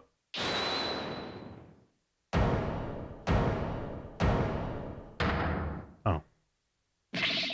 Caw, it would seem my time is at hand. Mayor Tenma? Counselor, there is a matter to which I must testify. I recall it now, only for your good graces. You're a counselor. Oh, he must be me. Has he finally remembered what happened before that blow to his head? Bailiff, don't just stand there, seize him. It's no good. I can't restrain him. Bailiff, have you even tried? I'm really comfy in my chair. Ka, know me in despair. For I am Tenmataro, demon lord of the yokai. Bailiff's just sitting in a chair with his feet up. He's just real small. He's just a single pixel. I'm trying, I can't restrain him. Tugging on the side of his shoe. Do something. Since when am I responsible for court security? Apollo, this is our chance. We might get some new information out of him. Your Honor, seeing as our client has something new to say, I believe due process demands we hear him out even if he is a yokai. When you put it that way, yeah. Still, I believe testimony by a yokai is unprecedented in the legal world. Unprecedented in absurdity, more like. All right, then, Mr. Damien Tenma, or should I say, Mr. Tenmataro, your testimony, please. I shall now speak of recollections most real, courtesy of my host, Damien Tenma. Heed these words, mortals, for hear them but once you shall. Unless you ask me to repeat myself. Ka! Alright. We've had ghosts and birds testify. The ruler of demonkind. Barely conscious was Damien there amid the darkness. Suddenly, two yokai did appear. On one side, I, Tenmataro, ruler of demonkind. And on the other, my mortal enemy, the nine-tailed fox. The fox was there? Is that... That's all I got? That's the one. So is the defendant asserting that the room was was very dark at the time? Strange as it may be, yes indeed, all was in darkness. And the part about Tenmataro and the nine-tailed fox being there? Yes, that too. Tenmataro towered overhead and the nine-tailed fox glittered gold. I call animal abuse, Your Honor. It would seem the defendant's recollections are not to be trusted. Yes, well, truth be told, my host's recollections are still a bit fuzzy. As if half dreamt that happening lingers in his mind. Apollo, maybe I can help here? Really? Oh, you mean? Yeah, I can hear it. The discord in his heart. I sense an unusual emotion in the mayor's memory of the event. Okay, I just hope our findings don't come back to haunt us. Again. She's hearing it. With her special ears. Distant discord ringing sound. Boop up, boop beep. Gotta use yokai watch. Hello. Barely conscious was Damien there amid the darkness. He's just vibing in there. He was upset. Suddenly, two yokai did appear. Whoa! On one side, I, Tenmataro, ruler of demonkind. And on the other, my mortal enemy, the nine-tailed fox. Smile, smile. Uh-huh. Sounds like the mayor saw the same thing as what's shown on that scroll. What's with those Tenmas and their yokai vision? I think it's sweet how father and daughter can share something like that. I don't think a shared nightmare really qualifies as sweet. Anyway, all I need to do is point out an unnatural reaction like last time. Right? Look for places where an emotion conflicts with a testimony. That conflict usually indicates a thought or emotion that's being suppressed. Yeah.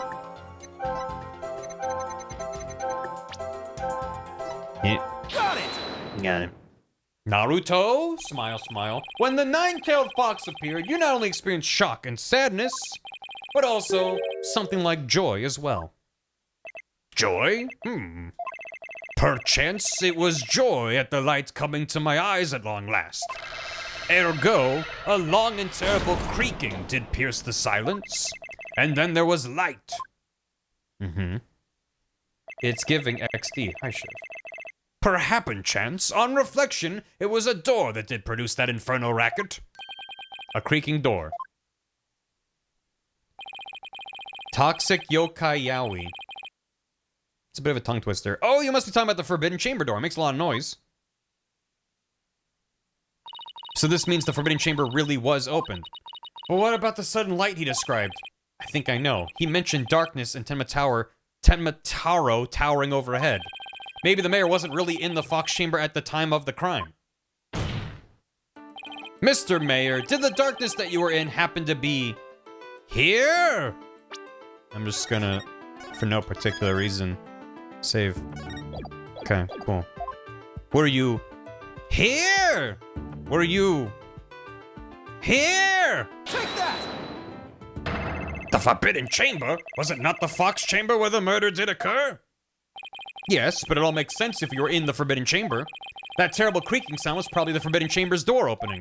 And the towering Tenmataro you saw, most likely the Forbidden Chamber's statue. Why, yes. That would explain it. I don't get it. Why was he, how did he, when did he? The darkness and the staff and the demon's grasp.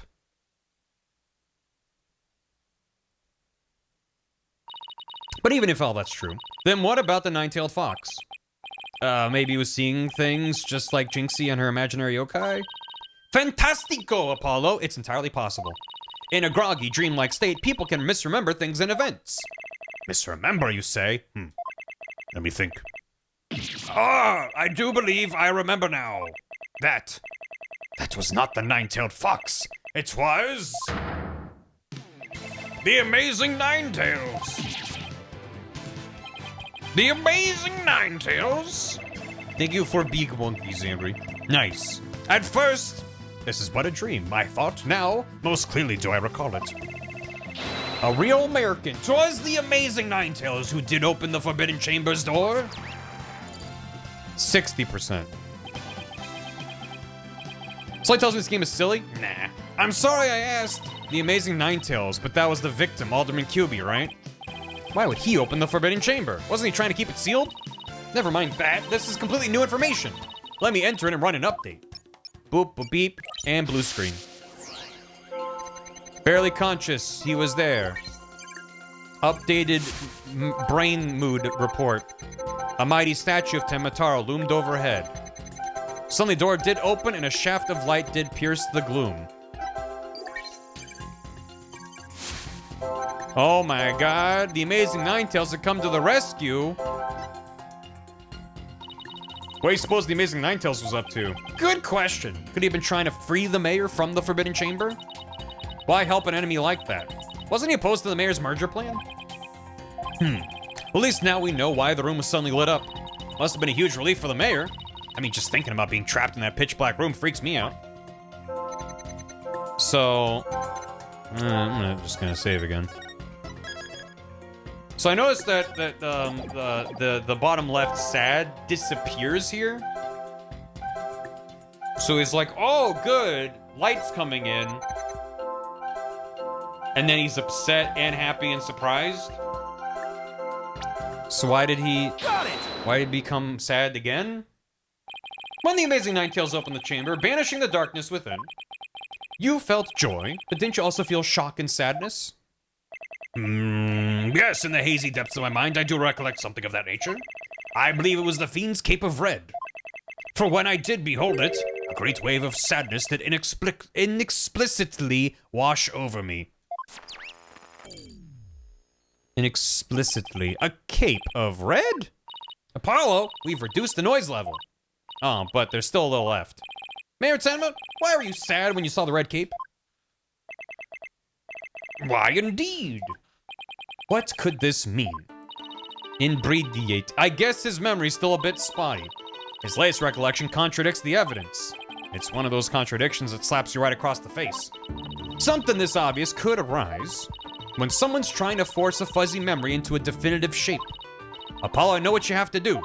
You need to present evidence that contradicts the image you see. Okay, good.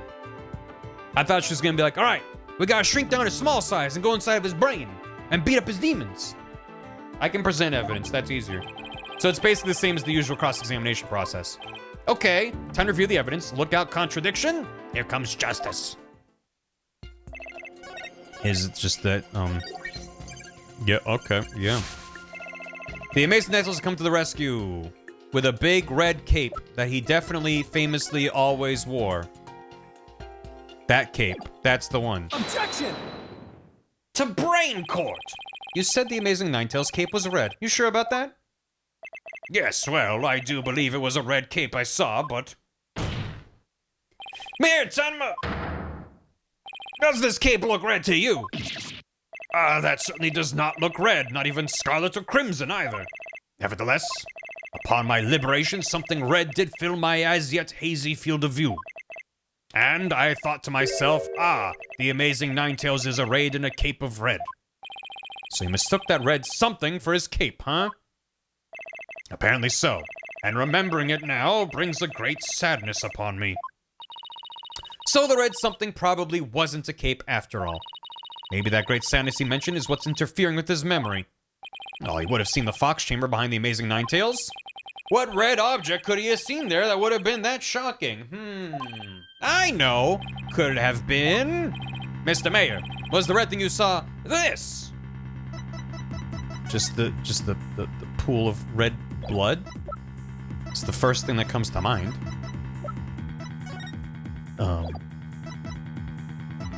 Take that! Something red that could produce a deep sadness. Could it be, Mr. Tenma, that what you saw was the alderman's blood? I'm trying to... You're looking at someone, and then on the ground behind them is blood. How would that... The trigonometry of that... Even just as like a blurry red shape behind them, it's like, well, anyway. Blood? Why, yes, it was blood. Ooh! Oh! Ah! Oh! It's all coming back to me now. It wasn't a red cape that I saw. It was lying behind the Amazing Ninetales, the Alderman's bloody body.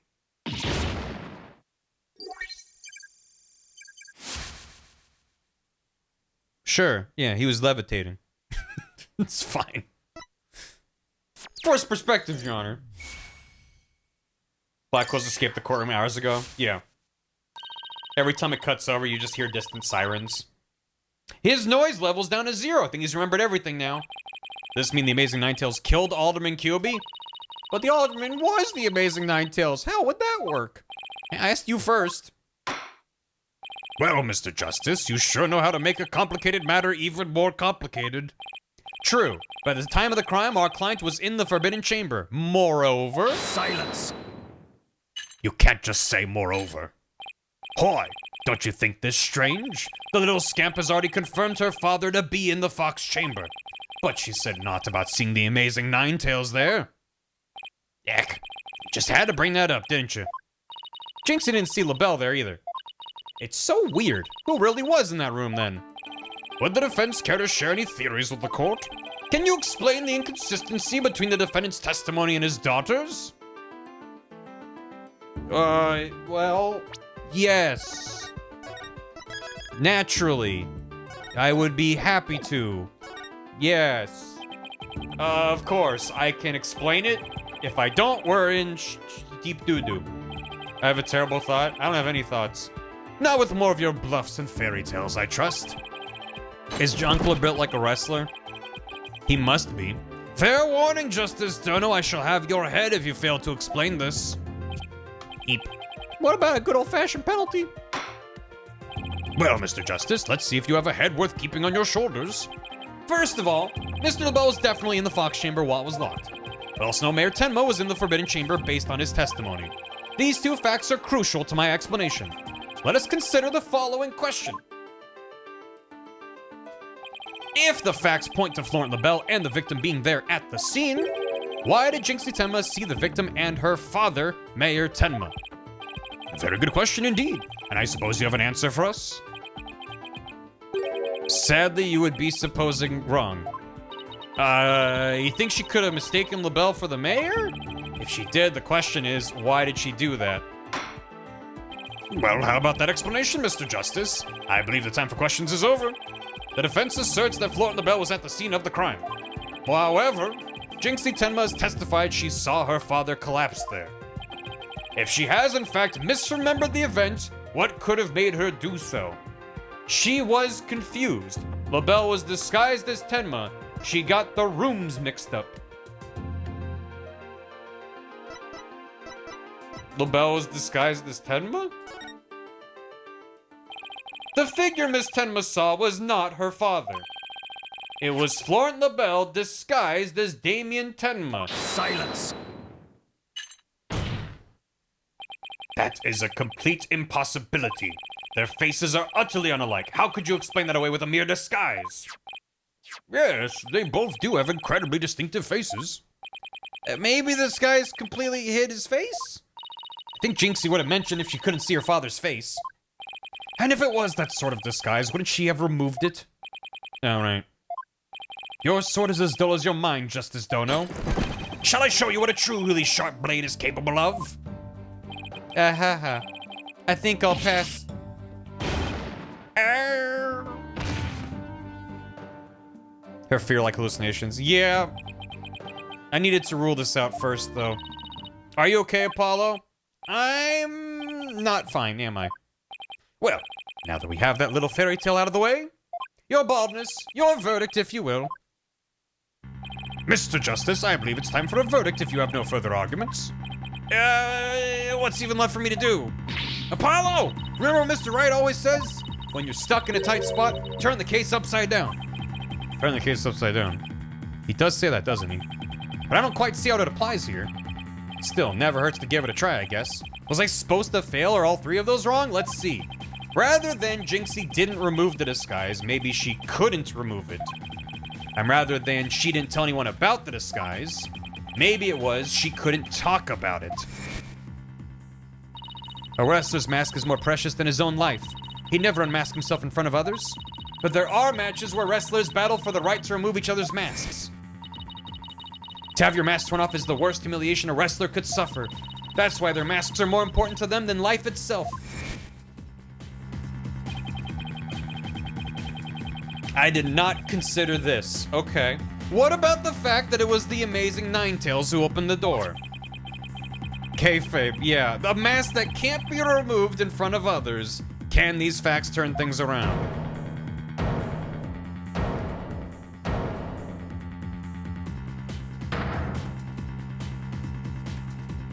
Is everyone in this case a former pro wrestler? Ah! We got it all backwards. Apollo? I think we might have made a huge mistake. Ninetales makes a fox hand sign. The judge is also a former pro wrestler. Your baldness, I see no need to further indulge them in their silly little farce. The defense has no proof. They never did and they never will. It seems I must announce my verdict. This Saibon has been Gyakuten. I do have proof. Do you now? All right, but this better be good, Mr. Justice. We can solve the remaining riddles by turning all of our assumptions upside down. Why Jinxie Tenma mistook Mr. LaBelle for her father. Why she couldn't remove the costume, or tell anyone about it in the first place. These riddles are inextricably linked to Mayor Tenma's secret identity. A shocking secret identity that will turn the entire premise of this case upside down. This piece of evidence clearly reveals Mayor Tenma's secret identity. Is it some white hair inside? Does he not have white hair? Take that! What absolute claptrap, poppycock, balderdash! We thought the alderman was the Amazing Ninetales and the mayor was Tenmataro. That's why we believe the mayor killed the alderman in his lust for Ninetales Vale. Language. And it was the basis for the prosecution's entire case against our client. However, perchance we got the whole thing backwards. Think about this? Yeah, I didn't consider this at all, ever. Mayor Tenma wasn't Tenmataro at all. He was the Amazing Ninetales. I'm really kind of pleased. Because the alderman being the Amazing Ninetales was like, oh, shock. This is like, wait, what?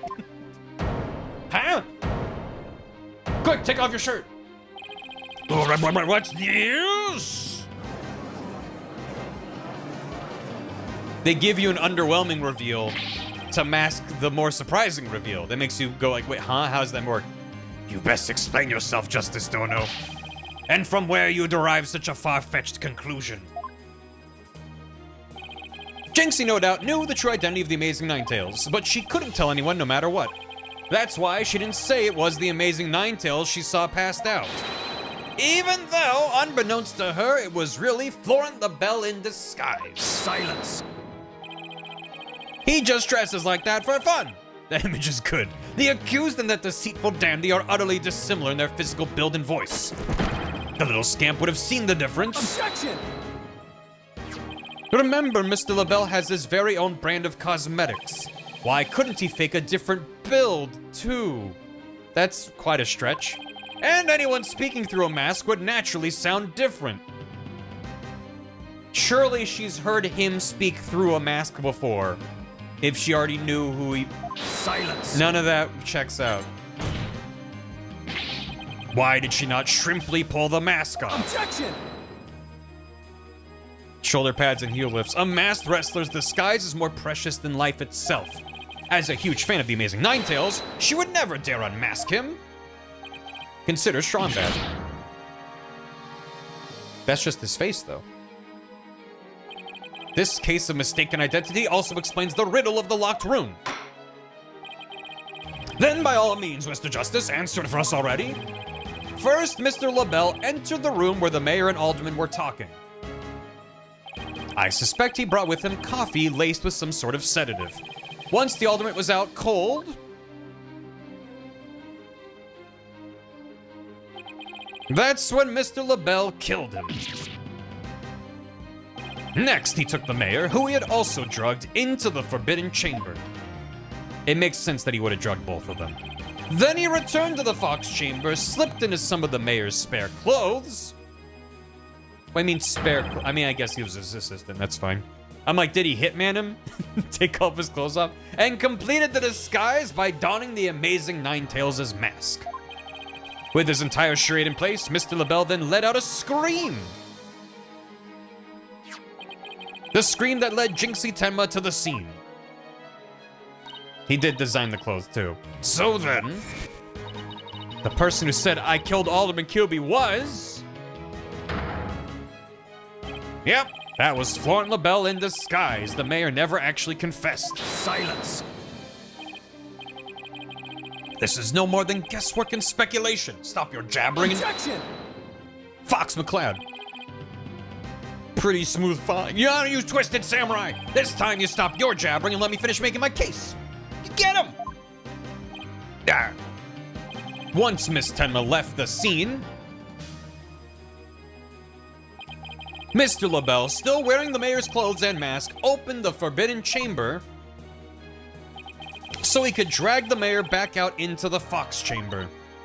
So the Amazing Ninetales the mayor saw was... right. It was LaBelle opening the Forbidden Chamber. The second time Mr. LaBelle opened the door to the Forbidden Chamber, he happened to catch the thieving Mr. Filch by surprise. Startled, Mr. Filch in his Tenmataro disguise ran as fast as he could away from the room. Squawk! As he did, he left behind him a trail of feathers and tracks. and gave Miss Tenma the scare of her life in the hallway.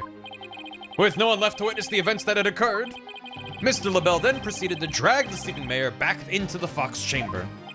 I see. Well, that all certainly does make sense. Yeah? Then after dragging the mayor back into the Fox chamber, Mr. LaBelle threw the mask out the window and fled the room. Silence. When the Filch entered the room, he vented. Legitimately, he vented in there. So for this absurd theory to work, it required that the defendant be the Amazing Ninetales. However, he was the one pushing for the municipal merger. That such an individual could possibly be the Amazing Ninetales is preposterous. Objection! Phil's tracks are hard to get off carpet. The mayor was blackmailed into pursuing the merger. Miss Tenma's life would have been in danger if he had openly voiced his opposition. That's why he created a secret identity as the Amazing Ninetales. This is madness. No one could possibly hatch such an insane plot. No one except a killer as insane as his plot, and I'd say Florian LaBelle more than qualifies. Foolish mortal. It is at your own peril you forget who I am. Mayor Tenma, it's okay now. Jinxie will be safe just as soon as Mr. LaBelle is arrested. You are the Amazing Ninetales, aren't you?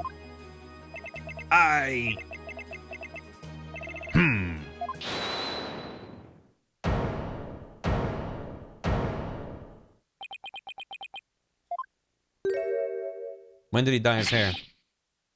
When did he have time to dye his... You have quite the active imagination. Mayor Tenma is not the Amazing Ninetales. Objection!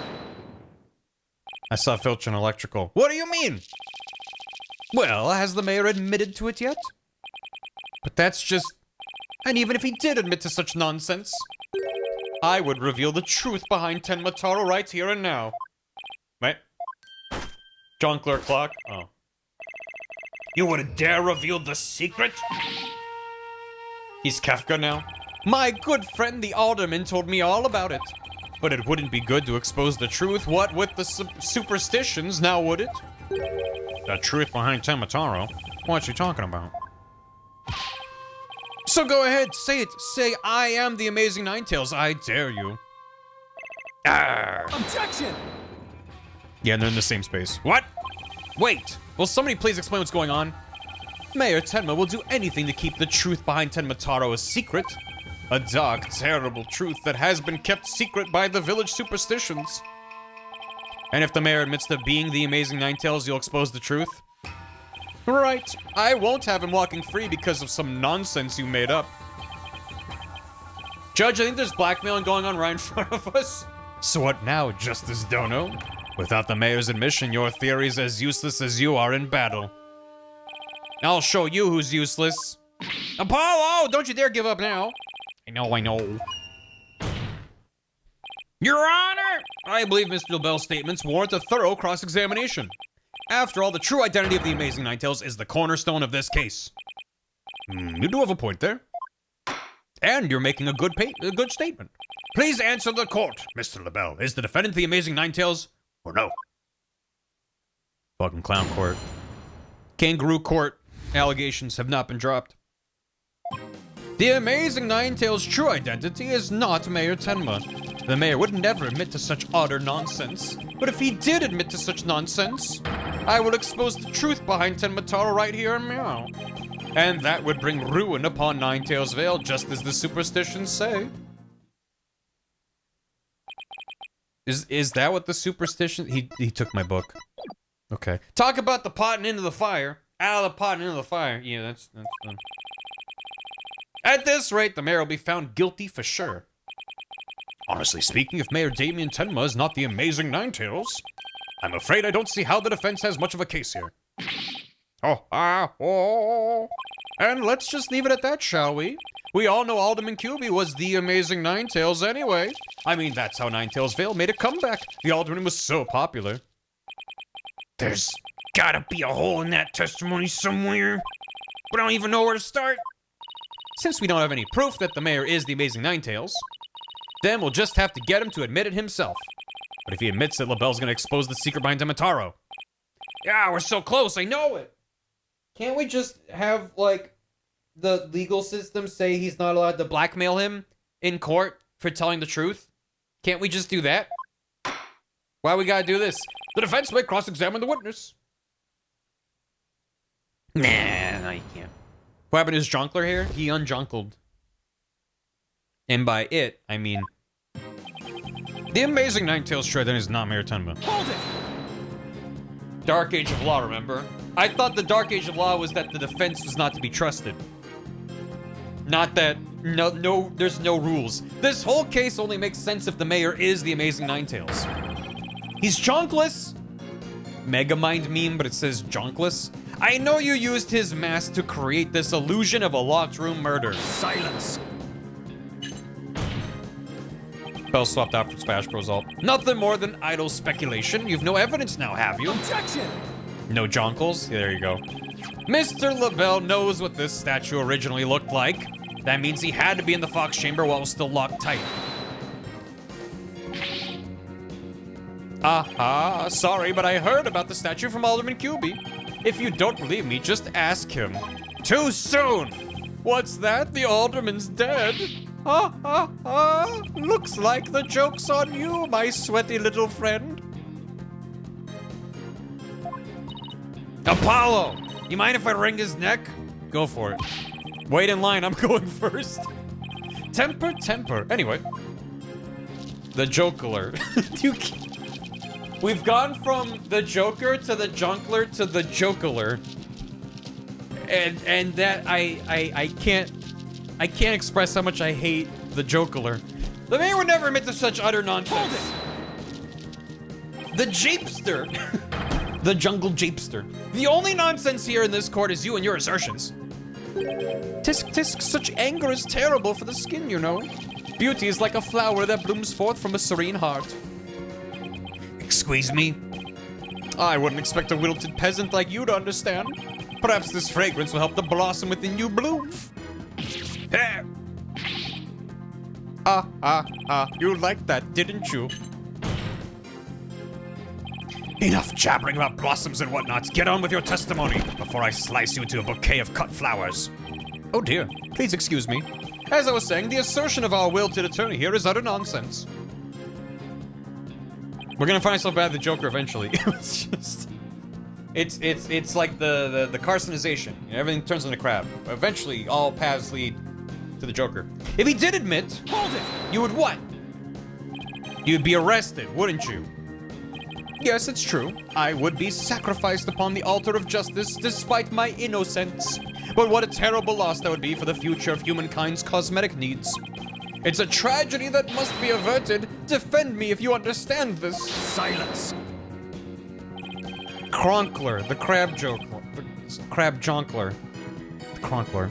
Walter Cronkleitler? The only terrible loss is the time wasted by your ceaseless yammering. If you would avert the tragedy awaiting you in that vexing visage of yours, then... Yes, I know. Get on with my testimony. Anyway, suffice to say, should the mayor admit to the defense's nonsense, I will make good on my threat. He's literally calling it a threat.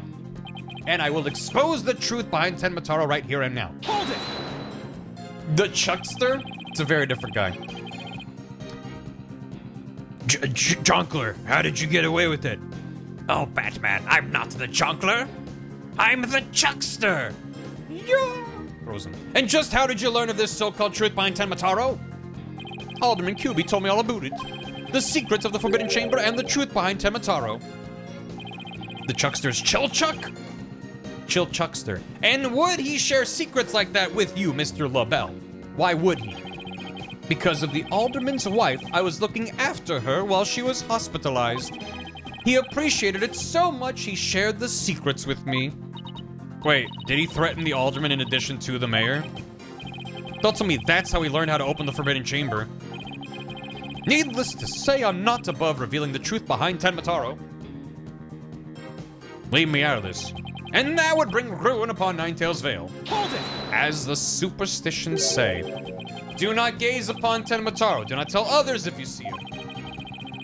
Isn't that what the village superstitions say? Exactly. Telling others what Tenmataro looks like would reveal the truth. That's why the superstitions were written down in the first place. And ruin coming to the village if you free him. Is that a warning not to expose the truth? Bingo, and that truth is, Tenmataro is a great greed-inspiring fortune. That's what the whole battle over Ninetales Vale is all about. Tenmataro is a fortune? Wait, did he just reveal the truth anyway? Even though, okay. Come to think of it. Yeah, only that's the greatest wish creation in this universe. Grandpa told me all about it, said there's amazing treasure in there. He just revealed we're good. Could Tenmataro actually be Mayor Tenma? Mayor Tenma just has to be Tenmataro, right? Objection! Please, Apollo, stop messing around. Sorry. How's the mayor supposed to admit to his secret identity now? Well, we have to find a way to make him say it or our entire case unravels. There must be a hole in his testimony somewhere. It is not Mayor Tenma. Yep. Hold it! Yep. Tails has objected. The Gahakor? What does it mean? The Gahakor. Be for real, Apollo. Be Circe instead of JK. Telling the villagers that Tenmataro is a terrifying yokai is what has scared them away from the Forbidden Chamber and the treasure within. That's how the treasure's been kept secret all this time. Ah ha ha ha. Well. It seems our ace attorney here has uncovered the truth that must not be revealed, as he told me. Mayor Tenma looks like he wants to keep the truth hidden as much as I do. Tragedy is doomed to repeat itself as long as Tenmataro exists. That's why the secret must be protected. As long as Tenmataro exists, huh? Mr. LaBelle, please add that statement to your testimony. Tragedy is doomed to repeat as long as Tenmataro exists. Hold it! In other words, tragedy wouldn't occur at all if there were no Tenmataro? I suppose so, but that's wishful. This is LaBelle. Yes. You don't say. As long as Tenmataro exists, huh? How's the mayor supposed to admit to his secret identity now? We have to find a way to make him say it or our entire case unravels. There must be a hole. Those are phones? Yep. Wait, so what about this? As long as Tenmataro exists. Is that...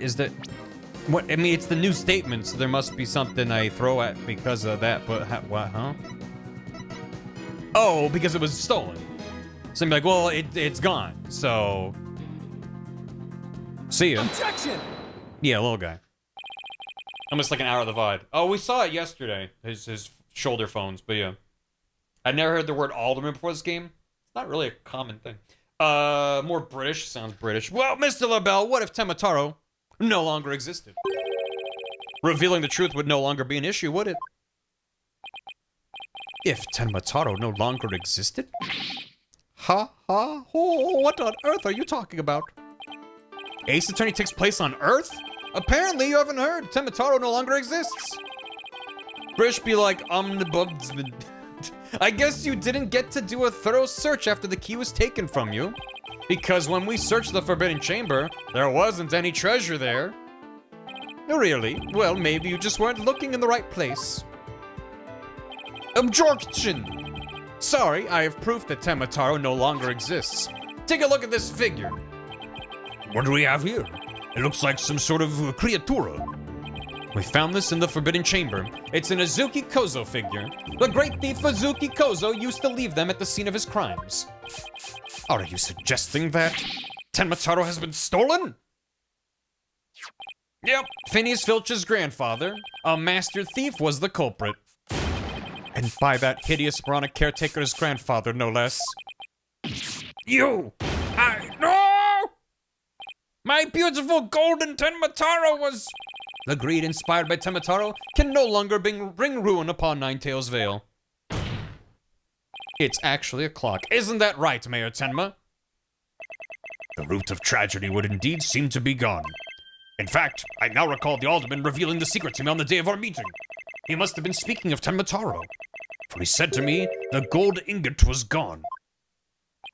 A single gold ingot? The entire treasure was just one gold... I mean, that's probably worth... I don't know how much a gold ingot goes for, but like...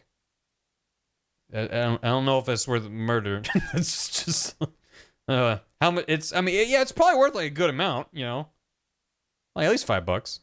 The gold ingot, you mean the treasure that Temataro is Temataro's true form? Wait, one gold ingot's 350K? So all those commercials that are like invest in gold kind of don't have a bad point. I mean, probably you shouldn't, but damn, that's a lot of money. That's like 500 yen. Yeah, it's like 10 bob. Move gold ingot and also a clock. Ingot is huge. Oh yeah, I guess I'm thinking of like one of these little guys, like that big.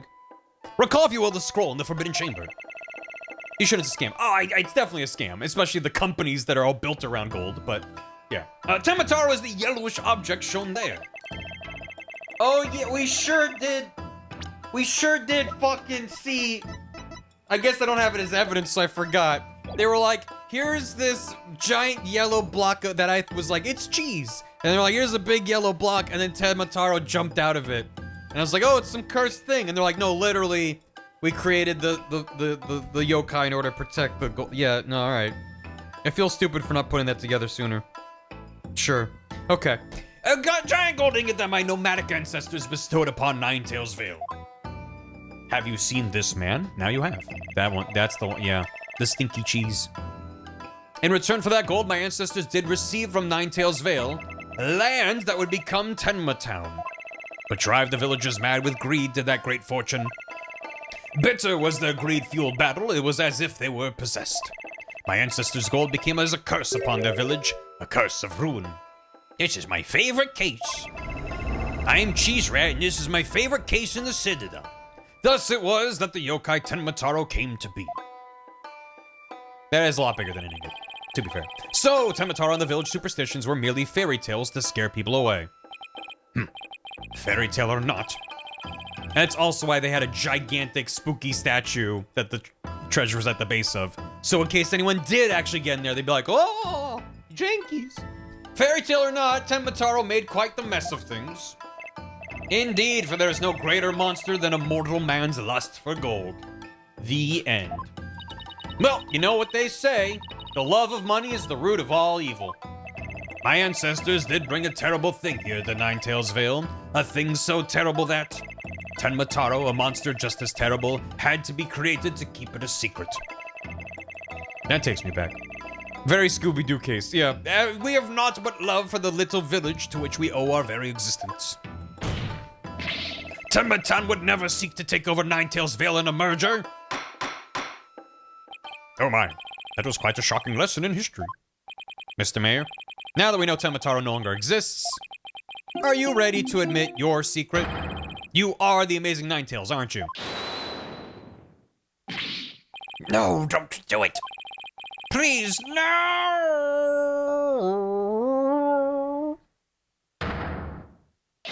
Be gone, you demented demon!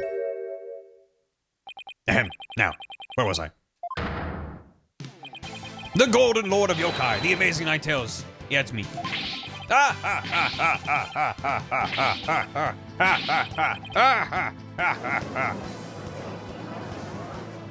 And that means Jinxie. Yes. Possession kayfabe. The man wearing the mayor's clothes who you saw collapse in the Fox Chamber, was he wearing the amazing Ninetails' mask? Uh-huh. That's what made me think it was Papa. He said he was gonna reveal his secret identity to Alderman QB that day, so it really wasn't Papa I saw there, was it? It was Florent's idea from the start. He advised me to reveal my secret identity to the Alderman. Yeesh, Rube Goldberg machines have less elaborate setups than LaBelle's scheme. You may rest easy now, little Jinxie. That monster's deception is through. Caw, caw, caw, caw. The true facts behind this case have finally come to light. Mayor Tema did not kill Alderman QB, but Florent LaBelle did! How dare you, peasant! You are... Ah! No! Good. Silence. Don't tell... What? Don't tell me that You're forgetting one thing. Justice, Dono. You should at least have a real blade in your hands if you desire to cross swords with me. What else is there? Or have you mistaken this battlefield for a training ground? What's this guy want now? Phrasing. Circumstance. You can't just say circumstance. Evidence is like a razor-sharp blade that cuts through bone as though it would butter. But you have only blind guesses. A dull blade incapable of cutting even a cake. He has you there, Mr. Justice, and now I'm hungry. For butter. After all, evidence is everything in a court of law. We have everyone's witness testimonies aligning, and clearly he's been blackmailing them. And there were reasons for all of them to be mistaken or be withholding the truth. Let's see some evidence. Of course, a perfect being like me wouldn't leave any incriminating evidence behind. This is the final battle. Just as a samurai must live and die by the sword, you will live or die by the evidence you hold. My swift blade of judgment awaits. Now present your conclusive evidence, or don't you have any? Ah, crud. Do I have anything conclusive? Yeah. Yeah. Yeah. Yes. Sorry, you're proving this guy is the least reputable scoundrel alive, and every word he says should be taken as lie. But can you prove he killed that dude? Oh, I have evidence. You do? Of course. It's just the conclusive evidence we need, too. I'm gonna finally prove Mayor Tenma innocent. Here comes justice.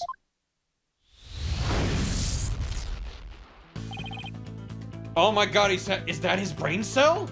Chat, is that his brain cell? Let's review the facts. The most damning evidence against the mayor was the crime scene itself. There it is. The mayor and the victim were the only two people found in the room. It's escaping. It's just halfway there goes pew out of his ear. And he's like, what was I talking about? Guilty. Yay. Also, we all thought the alderman was killed because he was the Amazing Ninetales. But as we now know, of course, we were way off. The Amazing Ninetales is really Mayor Damien Tenma. That's why when his daughter Jinxie saw the Amazing Ninetales collapsed at the scene, she mistook him for her father. Those are the facts as we have revealed. However, Mr. LaBelle asserts that he did not leave any evidence at the scene of the crime. But he didn't say anything about evidence outside the crime scene. Think outside the box. Maybe he isn't as clever as he thinks he is. Does any of the evidence found outside the crime scene provide any clues? I mean, the mask is kind of sus. Because why would the real whoever was the Amazing Ninetales, why would they discard of their mask like that? Unless they were discarding of evidence. Pow! A clue inside the mask. This is amazing. I know! The Amazing Ninetales mask. It was found washed up along the river. What sort of clue does that mask hold? It had white hair in it. Was his hair dyed white that day? It was kind of like a lavender, purpley kind of thing, wasn't it? This is Danganronpa. Yeah, the white hair in the mask. What about the hair left in the mask? Who does it belong to? Florent. The white hair is LaBelle's. This is amazing. His mind palace. All right, that hair is Florent LaBelle's. Now that's what I call conclusive evidence. Zoom in on his brain. His big dumb head. Well, Mr. Justice, do you have any conclusive evidence to present to this court? Very similar to the Danganronpa 2 thing. Excellent. Of course I do. Observe this mask, if you will. That mask? How is that conclusive evidence? It's not the mask itself, but the white hair inside it. Oh. Are they saying? Are they gonna go? I wonder if the direction is that Florent LaBelle dyes his hair so much because he's like prematurely gray, and he's self-conscious about it. So not only is it incriminating him, but it's gonna make him like he's like, no, my beauty. It's gonna be that kind of thing. We originally thought it belonged to Alderman Rex Cuby. It washes out with water. Oh, that too. So it could have been dyed hair, and then because it was thrown in the river, it washed out the dye. That could be doing.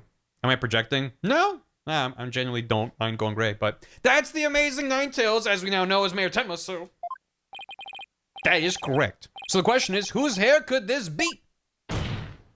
How old is he? Maybe we don't know. I don't remember. He's 33.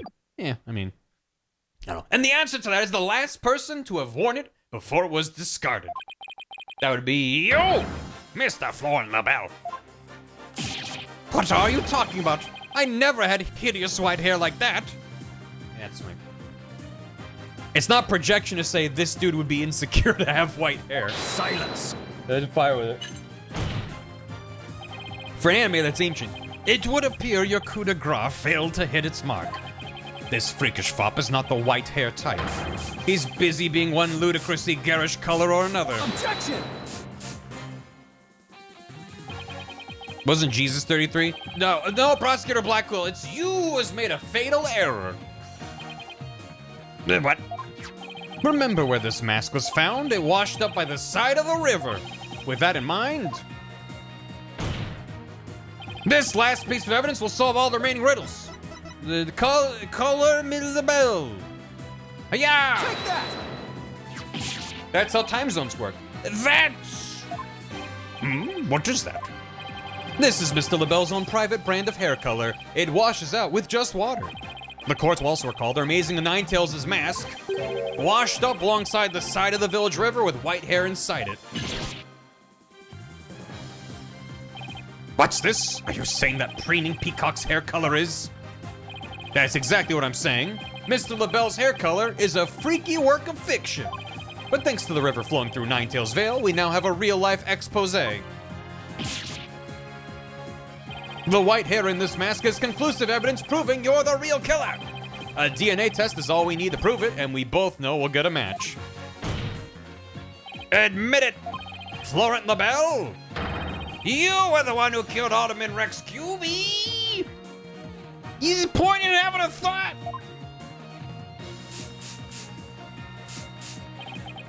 You peasant, how dare you? You profane my beauty. I could exterminate you. Oh, he's so sweaty. My makeup. When they done a DNA test, we all assumed, so. There he is. That is a pretty rough 33. Hello, this is LaBelle. What? The project is off? This is LaBelle. The sponsors have pulled out. LaBelle speaking. I'm fired? You mean I'm no longer Maya Tenma's aide? I'm shocked he still is. Even before this revelation. What? There's a stratospheric damages claim against me? $100 million? Heh hee hee. Ha ha. Oh, now he's gonna really become the Jonkler. I'm finished. Washed up. Stick a fork in me, I'm done.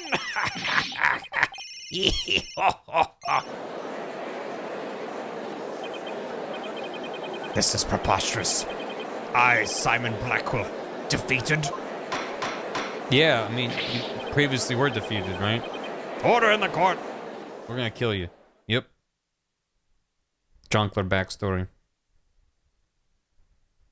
The Cookdler. Well, this is quite the unexpected outcome. I must hand it to you, Mr. Justice. You really turned this case on its head, just like that other lawyer, Phoenix... Wright? Was that his name? Wait, that was a compliment, right? Prosecutor Blackwell, what have you done with Florent LaBelle? The defaced man is withered like a flower without water.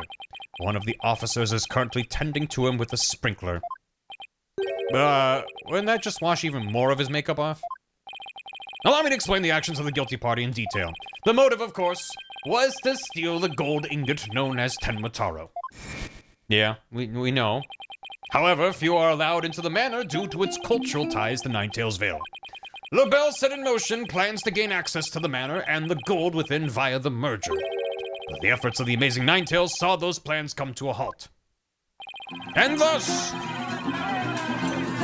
LaBelle murdered the alderman and attempted to pin the blame on Mayor Tenma. Hi, Raiders. Spoilers for Case 2 of Ace Attorney 5. Welcome. We're near the end of this case. You're just in time for revelations. The murdered guy and attempted to pin the blame. Hello.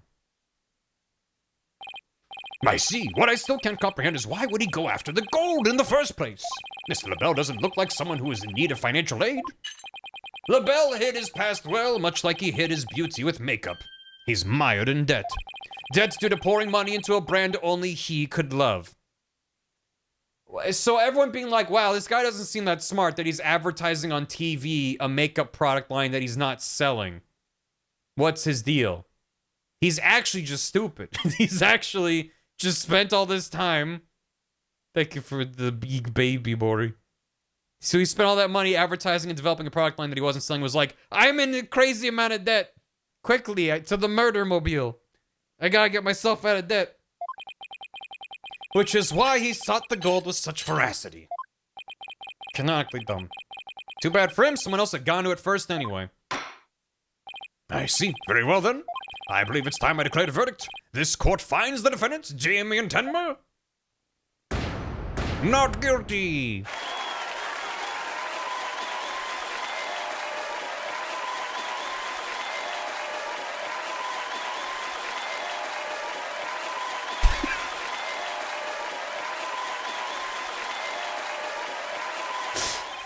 Court's adjourned. I hope every case ends the exact same way like that. Like, the older games, it's always been silly that they cheer and throw out confetti. That's always been hilarious. But the way that they frame it and pace it of just these static poses, the half-second long loop of cheering, it's so fucking funny. Ugh, shit. April 19th, 1:23 p.m.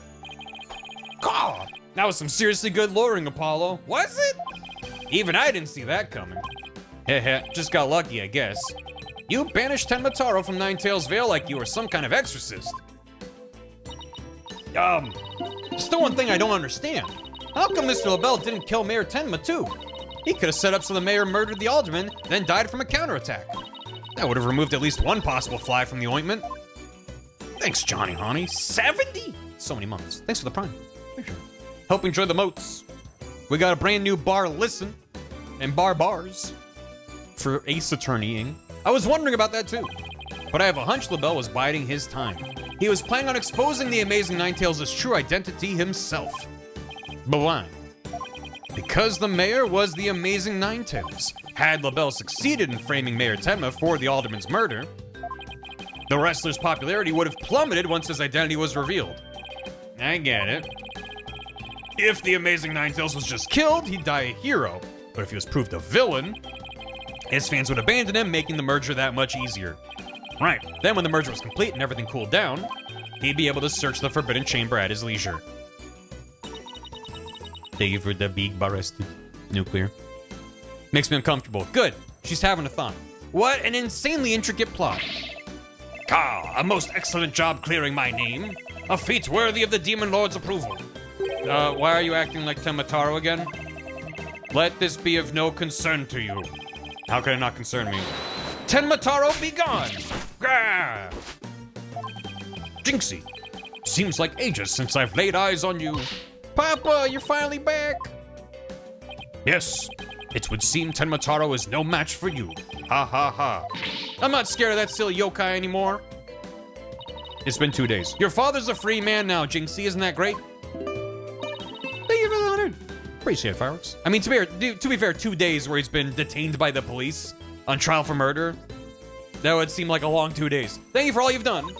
Seeing you guys in action, it made me feel like I don't have to be afraid anymore. Okay, good. I thought she was gonna be like, it made me want to be a lawyer. I was like, no. No. Wait, is Jinxie actually smiling? Oh! Ooh, this is all thanks to you two. Too bad the Amazing Ninetales will have to retire, though. Don't become a lawyer in this universe. Don't become anything in this universe. How come? Once everyone hears I'm the Amazing Ninetales, my fan base will nosedive. After all, I'm not the most popular of people. Another reason for my secret identity. I don't see how I could possibly continue. Hee. I think you've misjudged yourself. Take a look outside. Now that you mention it, what's all that noise out there? A big crowd gathered outside the courthouse once the news broke. Seems they want to get a glimpse of Mayor Damien Tenma, the man behind the mask, and to root for your return to the wrestling ring. Rooting for me? I thought I was nothing more than a malefactor in their eyes. The only one who really matters is Jinxie. Show her how cool you really are. Yeah, you're the coolest when you're out there fighting in the ring, Papa. Jinxie. Here, I think you'll be needing this. Is it the mask? Just to be extra safe. It's got, I just, sure, my bad. Because these are always the ones where we only have one shot, so I'm just like, I don't want to fuck up. I'm not giving my badge. Take that! So you become a lawyer? Thank you. Now, if you'll excuse me. I don't want to keep my fans waiting.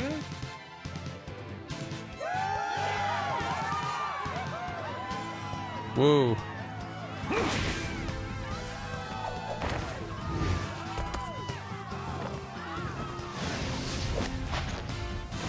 Oh, that's like his. Okay. Ninetales forever!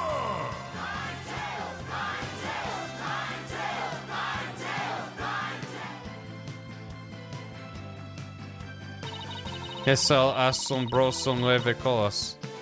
I love anime. I sure hope they can settle the problems between Tenma Town and Ninetales Vale. Me too. I'm sure they'll be fine. After all, the blackmailers slash killers behind bars and the merger's no longer an issue. Plus, the Amazing Ninetales is obviously still a hit. I suspect Ninetales Vale will be too. And it's all because we believed in our client, just like you said. I said that? Why would I say that? Dude seemed guilty from the start. I'm surprised he was innocent. Oh.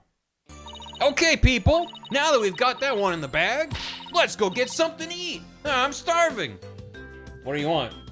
If you say burgers, I'm gonna cry. That was Maya's thing. Sounds good. I've been so nervous I haven't eaten since yesterday. Better keep eating, Apollo. Or you might have to start looking up at me. Huh? I'm definitely past my growth phase, and you should be about past yours too.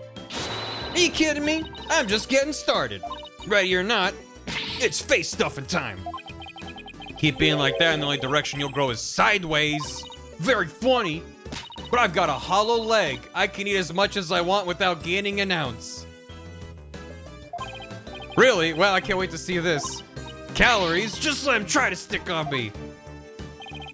Yeah, me for real. What is All right already. You two, let's get going before the old man closes shop. El Dune's Noodles isn't an all-night stand, you know. Nice callback. I'm with Mr. Wright. Let's go. I've been waiting to have a bowl from there ever since Mr. Wright told me about them. What are we waiting for? So salty, though. The noodles are on me today, so I expect some serious eating from you two. Thanks, boss. I won't let you down. Athena has no idea what she's getting into. Mr. Eldoon's noodles are so hot and salty. 2 bowls would kill a man. No burgers. Can he play? Yeah. Well, this child constantly trying to make me think of my favorite stand-up comics. Think about it, try. What? The dark age of the law seemed so distant, so irrelevant to our small, cozy office. Athena died the end. Little did I know that it had been lurking all along, right there behind us. The first time it made itself known was during the murder at Themis Legal Academy. That case would mark the twilights before the dark, cold night that was to come. Yeah, in a sec, Tom. Did somebody say the dark age for the law? The cat yokai in the bottom corner is very good. End. Yeah, that's Thena's school. Hooray! Yeah, let me get you that. Yeah, thanks, Weeb. Yeah, remember, you can always ask if there's a mod around for a... Yeah, there you... Yeah. Yeah, perfect. Excellent.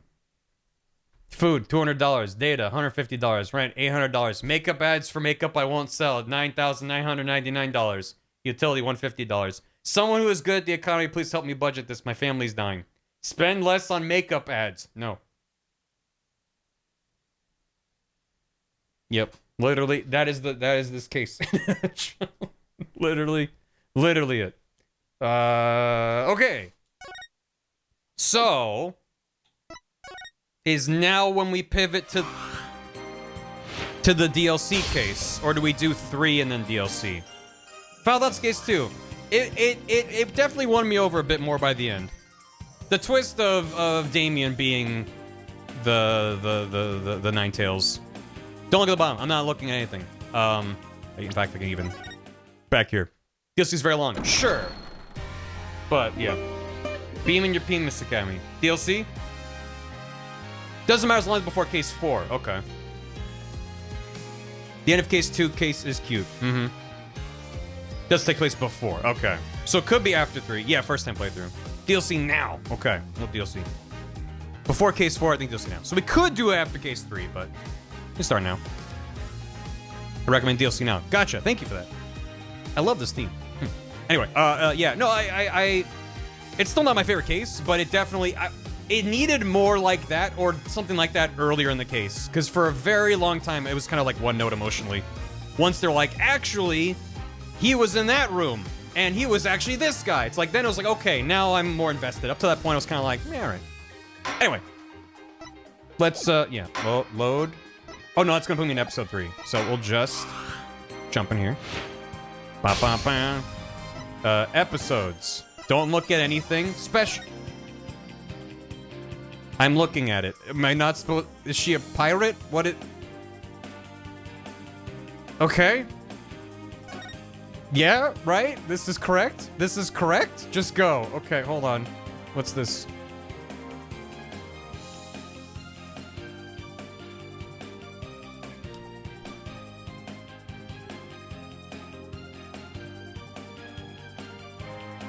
My goal is to be able to make things that I can just plonk in front of people and be like, what do you think?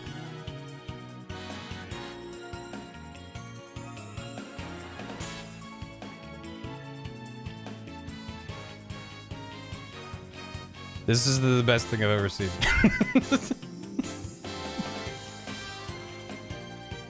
Frame by frame. Yeah, no, this took some time to put together. Will I play the Yakuzas? I don't have any plans to stream more Yakuza. 0 was a fun time.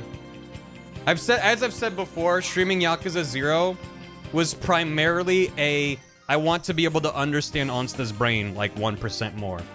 And I feel like I did achieve that. And I had a great time, but also I feel like I experienced like 5% of that game. I had to skip so many side stories to see through the end of it within a reasonable time frame. But I had fun. Onsta's brain is ununderstandable. Correct. But now when she's yelling about Yakuza, I'm like, okay, I get it. Did it work? It was fun.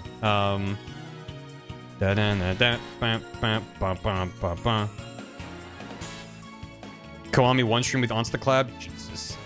I mean, it'd be fun. There'd just be like 500 things. Anyway, but let's start. DLC special episode case number whatever thing.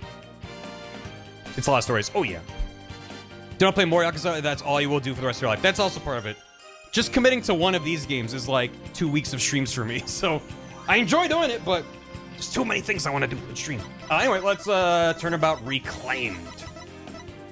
Is this case 3? It's special episode case. We're going to go back to case 3 once we're done with this. But people... My name is Phoenix Wright. Yeah. Head of the Wright Anything Agency and a lawyer. Although, I was doing something else entirely for a while there. As for why I decided to formally get back into lawyering, let's just say there's unfinished business to take care of. Anyway, I thought I'd reminisce about my first case back on the job. And what a case it was. It happened only a few months after Athena joined our office. Mm-hmm.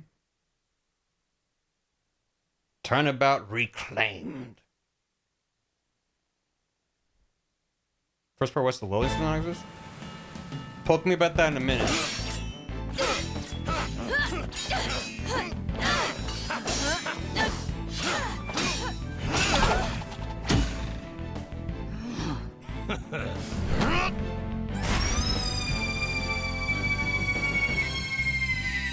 Captain Marla! Ye made it just in time!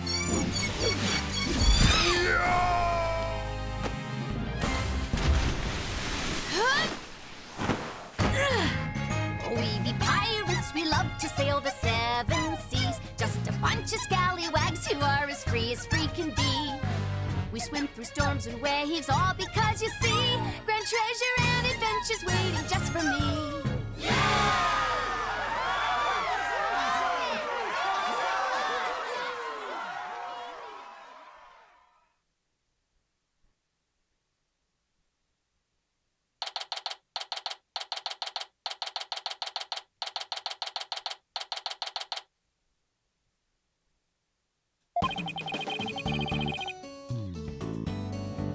Today's my first day back on the job as a lawyer.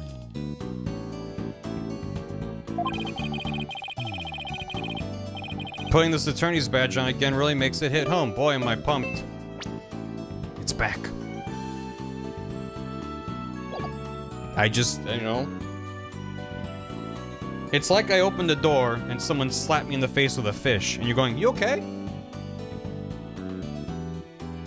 I think I'm having the appropriate reaction. Boy, am I pumped! Even Trucy said, looking good, Daddy. So Athena, Apollo, what do you think of the old attorney's badge? Do I need a minute? Yeah, I need a minute. Wow! The door won't close. This Shape Aquarium show is great. I can't get enough of it. Athena? I still can't believe they showed the Swashbuckler Spectacular on TV. Good thing I recorded this. Now, who's ready for another viewing? You've already watched it 5 times. Let's watch something else now.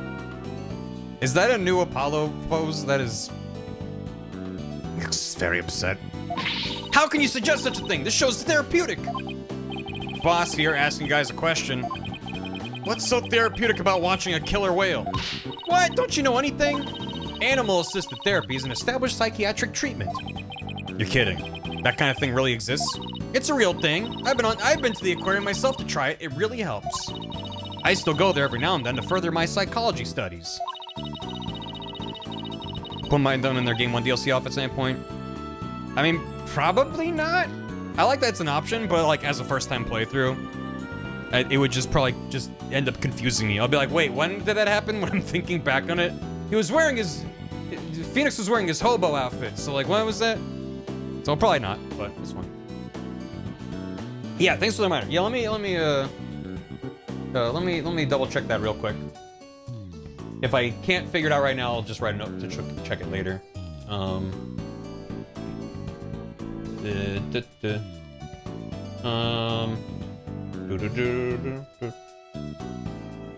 I think it might have been tied to another stream. Hold on a sec. Yeah, okay, I found it. Does it have its own playlist? I streamed... So in my first like year or so of stream, I did a lot more streams where I jumped between a bunch of different games, and I did not do a good job of titling things. So, West of Loathing, there's a part 2 and a finale. West of Loathing part 1 was part of a VOD titled Good Hamster and Other Games. And it's when they added the hamster to Overwatch. And I played Overwatch, Choice Chamber, and West of Loathing. So that is, yeah. And No, okay, so I did add it to the West of Loathing playlist. So if you do find the West of Loathing playlist, it'll show up in there. But yeah, it's not in the title of the VOD, so my apologies. But yeah. It is on the channel. I understand your confusion, though. I've definitely done... Fill in on that. Yeah, you're welcome. So, anyway. Back to the video game. That's a good title. Yeah, very good. Sidelined by Damned Hammond. Yeah. Actually, it was more that we did some of that, and then I was like, let's start West of Loathing, and then I did more streams of it. Anyway. Hi. The last time I went, I saw a dolphin and an orca swimming around together. It was so... Hey, do you two think you could quit goofing off and do some work for a change? I'm sorry, I'm enamored by the face. By Apollo's face. I mean, both of them are good. Like Athena's face here is fine, but then Apollo's face is like, what the fuck is that? Like, just the idea of making a 3D model do that is astonishing to me. It's great. Where his nose, it's. I would love to see like their rigs, like how they do that with. Like, I'm just on the 3DS no less. Like I'm imagining a crunchier version of this, but still achieving that effect. And I don't know. It's wild to me. Work! We've already cleaned the toilet twice each. Shape keys. It's just shape keys all the way down. I mean, it must be. You must, I mean... But they're shape keys, but then they're doing a very good job of distorting the fuck out of these meshes without it just being angular polys everywhere, you know? Like, that's... Like, yeah, shape keys is how you would probably set that up. And shape keys are basically just a way of tweaking a bunch. It's often used in facial animation because it lets you fine-tune, set up a pose of a bunch of vertices and stuff, and just be like, lock in that shape, and I can adjust that and like transition into it, and then manipulate things based off of that state. I'm not doing a good job explaining it, but even still, yeah. Oh, and they're definitely doing mesh swapping, and like their pupils are constantly changing sprite. You know, they're doing a lot of very smart stuff, but it's just well done, man. We've already cleaned the toilet twice each. And maybe it didn't look this good on the 3DS, and then the trilogy re-release just did a good job polishing it up. I don't know. It just, I'm enjoying it. Wait a minute, is that your badge I see? Anyway, this whole thing in. Congrats on getting your attorney's badge back, boss. Who is blowing up the toilet at this office? All of them. Thanks to starting the day, I'm officially a lawyer again. Jingling keys gift? Yeah, well, there you go. I'm trying to think what I used shape keys for. I used them for something when I was learning, like when I made Barvatar. I think I tried using some shape keys. Doesn't matter. Sheesh, took them long enough to notice. Like a decent example of how I would use shape keys for something with Barvatar, a very simple model, would be if I wanted, say I wanted his hair, which is a bunch of weird spiky edges, to kind of like fluctuate, to kind of look like either wind wrestling or just like giving it some motion. To set up like bones in each little part of the hair and manipulate those, because normally with 3D animation, it's like I'm moving the arm, you know, I'm moving the bones around. But for something more fine-grained like that, so it's used with faces a lot, you basically would take your default, like here's what the model looks like, you lock that in as that's the base. Then you fuck around with it, you drag all the points around, manipulate the mesh, and then you're like, okay, that looks cool. Now I lock that in as a separate state of this part of the mesh to look like. That's a shape key. And so you can then be like, I want to just slide these vertices from this state to this state, or I want it to snap in a single frame, you know, and just oscillate between them. So it's just kind of like a different way of animating a 3D mesh that's not as versatile as bones, which is why bones are still used for the majority of 3D animation you see, but shape keys are really good for faces. Typically, you set up face shape keys to be like, here's happy, here's sad, here's angry, here's all these different faces that have these very strong poses, and then on top of that, you can like animate the jaw, you know, as like, here's that. Anyway, took them long enough to notice. You got bones everywhere. Mr. Wright, with that badge on, you look so capable. Haha, thanks. Not like I was some lazy bum, you know. I mean, what made you suddenly so fired up to get your badge back anyway? Yeah, well, I made a promise to a certain someone, an important promise. He was a bumper bit. What could be so important? Maybe not lazy. He was doing stuff. We have 3 lawyers now. We better start taking on lots of work. I'm all for that. Let's get this agency hopping. Well, we have plenty of enthusiasm. All we need now are some clients. It's been 8 years since I last wore this badge. I feel like a rookie all over again. And this just in. The owner of Shipshape Aquarium, Captain Jack Shipley, has been murdered! The suspect in the case is reportedly already in custody inside the aquarium. Was it the whale? Isn't that the aquarium we were just watching, Athena? It is! I can't believe it! A murder at Shipshape Aquarium? But I love that place! We need to get to the bottom of this! Really? I guess I'm in luck then. Oh. I need Phoenix Wright to save my friend, Yar. Who in the world is this? Are you a client? Pirate wife. That costume looks just like... I've got it. You must work at Shipshape Aquarium. That's right. You know it. I'm Sasha Buckler. Yeah, no. Yeah. I perform like an agile catfish in our pirate show. It'll blowfish your mind. Yarr! Took a bite of the gum, you say? Minnow, blowfish, those puns floundered a bit. Do I get it? Oh, like swashbuck. Oh! Yeah, I get it. I figured out the client's identity. Chalk went up for analytical psychology. She's so smart. My friend is under suspicion of murder, so I really need some help.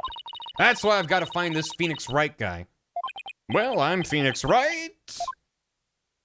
And this is Apollo Justice and Athena Sykes. They're lawyers, too. If there's anything you need, all I have to do is ask. Same goes for me, too, Miss Buckler. Max Galactica has a sister. Just call me Sasha, and I'll call you all by your first names, too, if that's all right. Phoenix, Apollo, Athena. You have to help me. Please save my friend. I'm a lawyer again. These two suck, ignore them. I guess we better start by asking her more about her defense request. Look, look, look! Phoenix gets to do this again! It's been 8 years! He, like, reaches out and drops it. Oh, I haven't done that in a while. Sorry! Sea creatures are the only things I know anything about. That's alright. Don't worry about it. Didn't mean to put her in a funk. Your defense request. Rolls under the fridge? No. Miss Buckler, Sasha, could you tell us more about why you need our help? My friend be suspected of murdering the captain of Ship Shape Aquarium, yar. I can't be reefed this. Zesty Tronbon. Captain, I thought the victim was the owner of the aquarium. Ahoy there. Man, I wish aquariums were real. Well, our aquarium has a pirate ship theme. That's why we call the owner our captain. We call the employees crew, too. That's a pretty unusual aquarium you've got there. Anyway, one of the crew members, my friend, is being suspected of the captain's murder. Let me guess, their name is, their name's gonna be like, Bat and Bee Hatches. Buccaneer, there you go, Beccaneer. That's what it would be Beccaneer. The name's Luffy One Piece. They've already... Holy shit, if the DLC case was like a crossover event that they obscured within the game and it was actually Luffy. It just cuts to the detention center and he just fades in. I would just be like, I'm down. I'm out. Goodbye. They've already decided she's guilty. I think they're going to give her the death penalty. They're gonna make her walk the plank. What happened to due process? We've never had that. My friend's as sweet and gentle as a whale shark. She wouldn't hurt a guppy. I know there's no way she murdered anyone, but they won't believe me. But with a name like Wright, I figured you'd be able to help me set them straight. I mean, maybe you can help them set them gay, but wait a minute! Don't tell me she picked you all because of a bad pun. I see my reputation doesn't precede me. Shipwright. Shipwright. Is she actually the orca? I hope so. Seriously, my name can't be the real reason she's here. Why me? If your name was wrong, it'd be different. What's the real reason you picked me, Sasha? Well, to be honest, I asked a whole slew of lawyers, but they all refused. They said stuff like, there's no merit to taking your case, or I'm not sure I can help. They're all as cruel as sharks. Holy sh... It's a good pose. With hearts punier than whitebait. Ma'am, you're in a law office. I can really feel Sasha's frustration. You're such an empath, Athena. Thank you. Thank you for detecting her emotion there. With nobody on her side, she must feel all alone. But helping people like her is the whole reason I became a lawyer in the first place. And then I heard about a lawyer named Phoenix Wright. They say he defends clients to the end, no matter how bleak the circumstances. He only just got his badge back. He hasn't been a lawyer for 8 years. Who was she talking to? Guess my reputation does precede me. Not sure how well deserved it is, though. I thought to myself, if anybody can save my friend, it's you, Phoenix. Sasha reminds me of Avril Lavigne. That's hair metal, not pirates. Yeah. Quite a tall order there for a man who just got his badge back. But I don't want to let Sasha down, or her friend. Let's help her, Mr. Wright. Let's save her friend. It's just what I was thinking. Sasha will accept your case. You will? Nice. Oh, thank you. You're a lifesaver, literally. No time to stand around and mull it over things. Yep. I want you to meet my friend right away. Come to Ship Shape Aquarium with me. If the client is a whale, I'll be very happy. You got it. I'll go too. Sorry, I need you to stay here and keep an eye on the office till Trucy gets back. Gotta keep an eye on Charlie. He can't be left alone by himself. You never know when a new client might stop by. How come I'm the one who has to stay behind? Thanks a million, Apollo. Well, ladies, let's move to the aquarium, shall we? Why'd you say move like that, Phoenix? And then do like a walking motion with your fingers, and then stare wistfully off into the space. Why'd you do that? Charlie gets step anxiety. What do you think about this case, Apollo? I'd have thoughts if you let me come with. The murder of the owner of Ship Shape Aquarium. Gah! I can't think with you looking at me so expectantly. I don't really have any ideas. Sorry, I'm not any help. But you are a help. As long as you're the one paying office sitter, you're fine. Hey, there's Apollo's favorite word. I think I'll say it a few times too. I'm fine, I'm fine. Are you two making fun of me? Who, us? Of course not. Just yanking your chain a little. A little friendly office jab? Some office japes? Any ideas for us? Well, I think you should give that swashbuckler video a glance. Starting to become a fan too, huh? I knew you'd like it if you gave it a chance. It's not so much that. I just thought it might give you some leads, seeing as it's the scene of the crime and all. That's a good idea. I'll take a look when I get a sec. I got nothing better to do, so maybe I'll watch it a few times myself. Apollo, please try to find something better to do. Yeah. Hey, Apollo, look at this. Bet you wish you had one of these, huh? The return of a legendary lawyer. Kind of exciting. Kind of? How I look with it. Wow, you present that thing like a real pro. You must have done it 1,000 times. It never really seems like enough to just have it pinned to my lapel for some reason. I get wanting to show it off. When I first became a lawyer, I flashed that badge left and right. You still do that, actually. It's good. I like how much they're always they become increasingly self-aware of that bit as it's gone on. I would live at this aquarium. Are you kidding me? Are you kidding me? I would never leave. They would have to drag me out. July 20th. Aqua Tunnel. Imagine this with stereoscopic 3D, no less.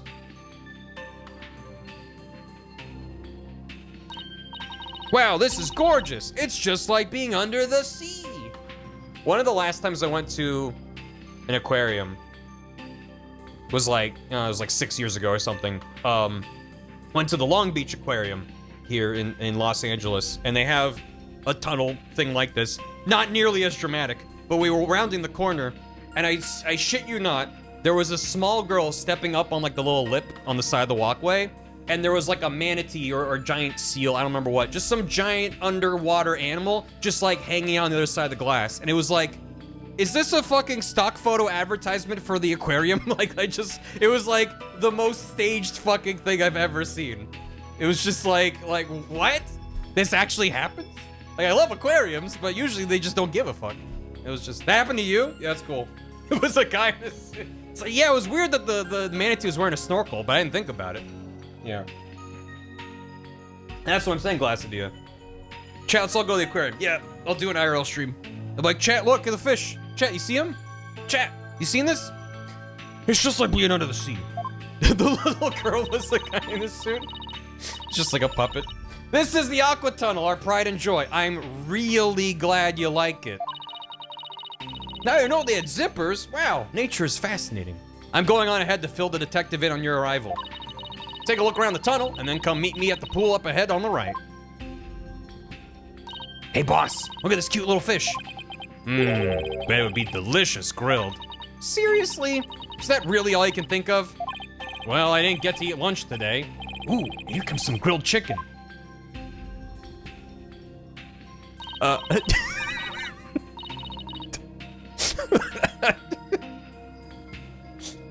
Phoenix really just said, bet I could eat that whole penguin. That's not a chicken, it's a penguin. Come here, little cutie. He's got scamping vibe. Oh, Cree. Oh, there he goes. Have you seen this chicken? Now you have. It ignored me. Maybe it was hungry too. Oh look, it dropped something. It's an ad for the Swashbuckler Spectacular Show. That penguin had a whole bunch of these stuffed in its backpack. So it's passing out flyers. How cute. If I was at the aquarium, and I felt a bump on my leg and was like, huh? And it was a penguin with a backpack of flyers, I'd be like, I would do anything you ask of me. If the flyer was just like, cut out magazine letter, ransom note, I'd be like, done. You got it. A carrier penguin that distributes flyers. We could use one of those for our office. I would just put my wallet in its backpack and get, like, on your way now. An advertisement showing an orca dressed up like a pirate. It was dropped by a penguin. Can't keep the client waiting. We better get going. Yeah, you're right. Time to roll up our sleeves.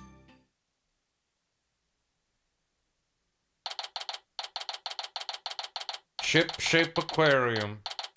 Hmm? Huh? I don't see Sasha. Oh, are you two the lawyers Miss Buckler mentioned? Detective Fulbright, are you the lead detective on this case? That's right. As long as evil exists in this world, there'll be no rest for me. And who is your sea urchin-like friend there? I don't believe we've met. Is he talking about me? I'm the defendant's lawyer, Phoenix Wright. Well, I'm Detective Bobby Fulbright. People don't usually get to see this area. It's only open now because of the investigation. Is there a wanted poster in the back? You two are pretty lucky to get this peek behind the scenes of an aquarium. I miss Gumshoe too. Lucky, you're right. This guy's even louder than Apollo. Where is the suspect being questioned? Where is Miss Buckler? Here I be, me buckos. Eek! Ah! Shiver me timbers, there be one of dread pirate nose stash's scurvy swabs. I beg your pardon, I'm not anyone's swab, scurvy or otherwise. More shameless than a sea lion ye be, trying to make off with me best bucko. Her sword is incredible. The dead fish with the sword coming out of it. Every part of her design is spectacular. If ye want to pick a fight with us, ye best bring along an army of great white sharks.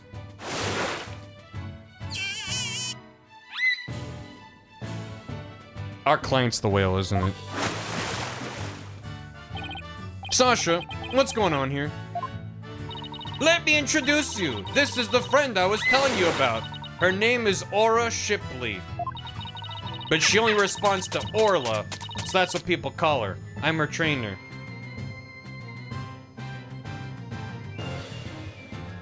Whatever fears I had about Shu Takumi not being at the helm, now pun intended,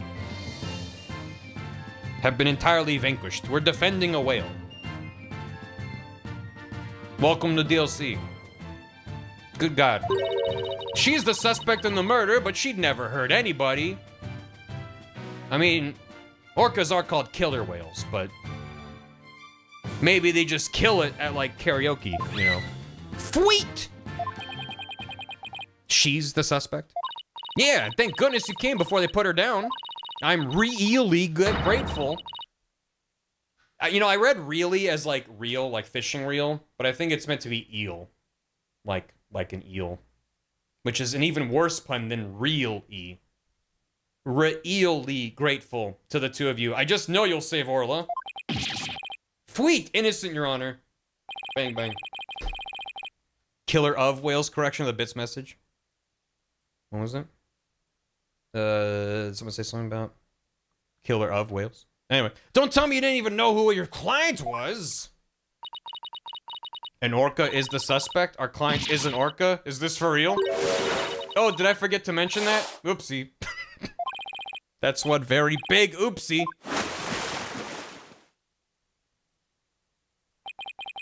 Are we gonna bring the killer whale into the courtroom in like a giant kiddie pool? What are we gonna... by the way, what was with that mustache earlier? Oh, this be part of me costume for the swashbuckler spectacular. When I be wearing the mustache, I be one of Captain Orla's swashbucklers. A transformation as dramatic as a pufferfish's, wouldn't you say? I don't think I would ever say that. It's a pirate-themed aquarium, so that's why Orla's wearing a pirate hat, right? Yup. I was waiting for her to say no. She really loves wearing hats. She puts them on all the time. But her fake mustache keeps falling off, so that's a problem. I see. But why don't we start with you telling us a little bit more about Orla? You two want to be in the Swashbuckler Spectacular? You have regular people participate? Of course. We'd have a special tour for people who want to be in it. What roles would we play if we said yes?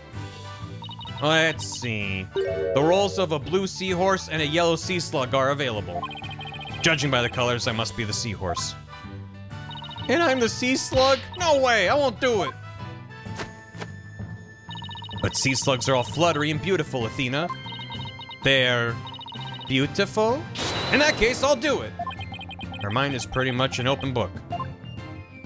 Haha! I hope we can do a show together someday. Good. Sea slugs are pretty, aren't they? Orla the orca. Only Edgeworth can make Phoenix a seahorse. So you're really serious about me defending Orla? Of course I am. You're the only one who can do it, Phoenix. I heard you once question an animal during a trial, and that got your client off the hook. The general public knows about that? No way, you did that? I, might have tried something like that at one point in my career. Well, you're gonna have to tell me about this later, or I'll ask Apollo for all the juicy details. When I heard you didn't discriminate against animals, I knew you'd hear me out. I have to warn you, though, I don't know anything about orcas. I mean, they don't eat people, do they? Ah! Yikes! I made her mad! I won't have you talk that way in front of Orla. Orcas have feelings too, you know. Yeah, boss, they have emotions just like we do. Is this gonna turn into the orca at the stand going, fweep, fweep, wah, wah, wah, and then we use the mood matrix to be like, oh, that was an upset noise. I could tell she was sad as the orca said things there. Is anger the only feeling I inspire in women? Yes, Phoenix. As a general rule, orcas don't eat people. But like, they could if they wanted to, right? Now we could bring in a parrot to translate. Don't worry, she says she forgives you. Someone get Luke in here. Talking animals? That's absurd. More like tortured things before they eat animals like cats and dolphins. Oh. Besides, orcas are very picky eaters. Orla here only eats fish. The captain went to feed Orla this morning, and then he was found dead in this very room. Can you tell us more about his death? About the murder. You could eat people if you wanted. Not in, like, a bite. So the owner of the aquarium, Jack Shipley, was discovered murdered. Yep. It was about 10:10 this morning, just after the aquarium opened. A visitor was viewing the orca pool from the visitor's corridor and screamed. Orca pool is this tank here? Yeah, that's right. This pool is built so the guests can see into it from the corridor on the first floor. Security guard and I heard the scream and came running into this pool room, where we found the captain dead at the side of the pool in his swashbuckler costume. He was as big and tough as an old crocodile, the captain. Still can't believe he's dead. Mr. Shipley was very important to you, wasn't he? Sorry. I didn't mean to get all sad goldfish on you. What? Is that a pun, or did she just say goldfish? Sad goldfish. Okay, time to snap her out of it. When it's showtime, it's time to smile. That's what the captain always said. Good. Great white sharks. Sad goldfish. Sinking yachts was thought of as a fad among orcas. By the way, do you know why exactly Orla is being accused of the crime? Can you think of any reason why Orla would come under suspicion? The police think Orla went berserk during practice for the Swashbuckler Spectacular. But Orla would never do anything like that, right, Orla?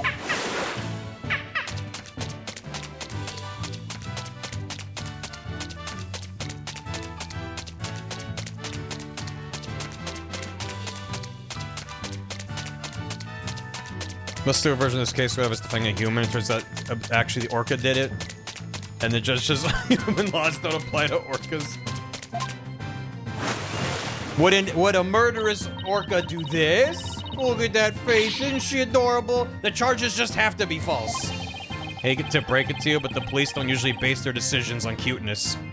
Yeah, but the judge does. That's right, we base them on facts. Take a look at this. His gold doubloons. And he's got, on the back of his head, huh? A photo of the victim. He got a wound on his head. Very perceptive. The victim and the orca were the only ones here. What's more, we couldn't find a weapon of any kind around.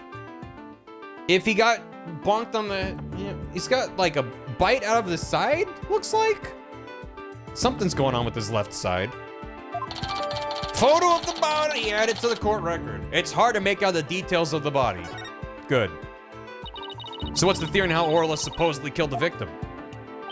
They say orcas sometimes kill their prey by ramming into them underwater. We believe the orca did just that by pulling the victim into the 65-foot pool and then ramming him while they were in the water. I love the animation of the little orca tile grabbing the other thing. Without any suspects besides Orla, this could be one tough case. Orca pool diagram added to the court record. No official autopsy has been ordered, but the orca attack makes sense. Why hasn't one been ordered? Accidental death due to failure to exercise proper oversight over an animal. The medical examiner said it wasn't a homicide, so we don't need an autopsy. Orla's gonna be put down without a proper investigation. That isn't fair. That's nothing short of police negligence, Detective Fulbright. The incident wasn't determined a homicide, so there's nothing we can do, Miss Sykes. Ordinarily, the owner of the aquarium would be held responsible for the oversight failure, but the owner is the victim himself, so all we can do is hold the orca responsible. No one else has authority. Phoenix! Is there anything you can do? They're gonna put Orla down. Sasha and Orla are depending on me. I want to do everything I can to help them. But how do I help an orca? Wait. Yes, I can do this. Find the real killer. Defend Orla in court. Free Willy. I'll set Orla free. Okay, I'll go open the water gate. If you think I'll just let you set the suspect free, you've got another thing coming. Pollux to you, punk. Yeah! I guess until I can actually try to prove Orla's innocence. I can't truly say I'll set her free. Which means... I'll find the real killer. I'll defend Orla in court. I got my badge back. I know exactly what I have to do.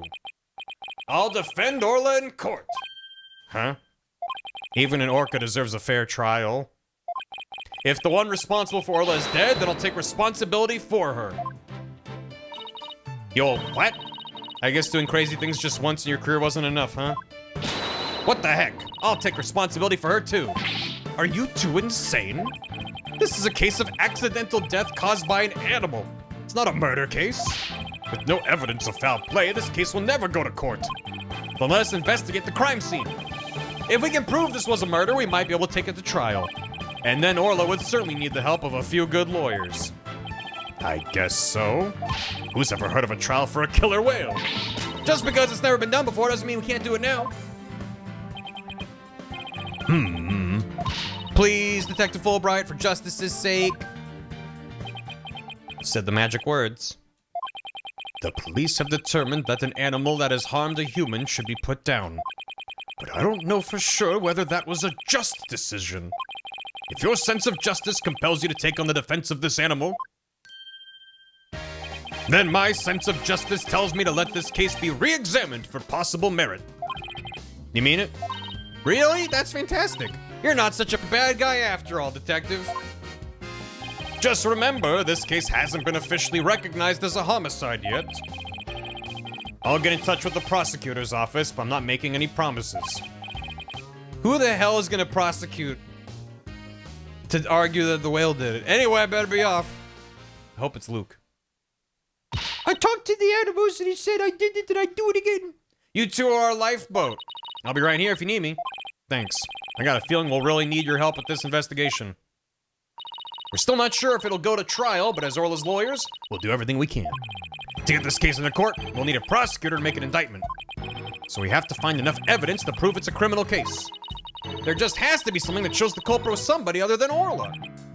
Detective Fulbright said there were no weapons in the area other than her. So we better look for something to prove him wrong. I better make a note of that so I don't forget. You sure are organized, boss. Maybe I should get a notebook of my own. I like to jot down notes on the case and the court record as I go along. Use it as a sort of to-do list. I'll add things too. Whenever we're stuck, we can refer to the notes. I just open the court record and flip over the LB. There, note jotted. Let's investigate this crime scene. Maya from the crossover. Is it still in Yokai Town? Mm-hmm. Is the defendant in this case an orca? Yeah. How they determine the whale did it, considering the cause of death seems to be a small, very un-whale-like wound to the back of the head? Being chomped or down half. Well, their argument is that the whale dragged him in and then bonked him against the wall. And then presumably he was conscious enough to swim out partially and then like collapsed from a head wound. It's plausible. It's strange. There has to be some evidence. Examining the crime scene from every angle is the key here. There'd be blood in the water. Yeah, and he also would be much probably more fucked up than just having a tiny little bloody spot on the back of his head. That's right, if we change our perspective, we might come across new evidence. Let's see what we can find using the stick. And when we're ready, we can use the right stick to change our perspective. Or if there's a particular spot that's got your attention, get right up to it and look away. Like that outline of the body in the far right there. Of course, talking to everybody involved is one of the keys to good investigation. I know how the game works. I get it's DLC though. And if we present items, we might learn more. All boys down to thorough legwork. Let's get started. Presumably this was added sometime after the release of the original game. Non-homicide death had 0 autopsy, and just like, it's fine. There was a dog at the scene of the crime, therefore, who knows? Sea creatures, the only things I know anything about. That's alright, don't worry about it. Yeah. About a month later. A month? That's a really short turnaround. That means they basically had this done when the game released. Oh, yeah, that guy. Whoa. Yikes, look at that huge octopus. Octopus? That must be a show prop too. One of its legs is missing though. Wouldn't it be exciting to take on a huge enemy like that? I like to give it a try myself. As a lawyer, that is. You have an insufficient number of limbs to out-object it, right? The fact that it's missing a limb is probably important. Splatoon and french fries. Splatoon court would be rad, though. Wool me, Your Honor! There's a piece of meat and a plastic hoop suspended from the ceiling. Talk about clashy decor. I guess Orla really likes meat. Who knew they fed her such large chunks, though? All orcas are carnivores. You knew that, right? Of course, silly, and I love meat, too. Protein is your body's basic building block, after all. That meat is made out of rubber. I doubt Orla could really eat it, even if she wanted to. You mean to tell me she jumps all the way up there and doesn't get her reward? The poor girl, after all that effort. I don't think Orla's as dumb as you think she is. Yeah. Orca fun facts. Is a whale. Large. Not a panda. It's too far away to get a good look. I'd better get a little closer first.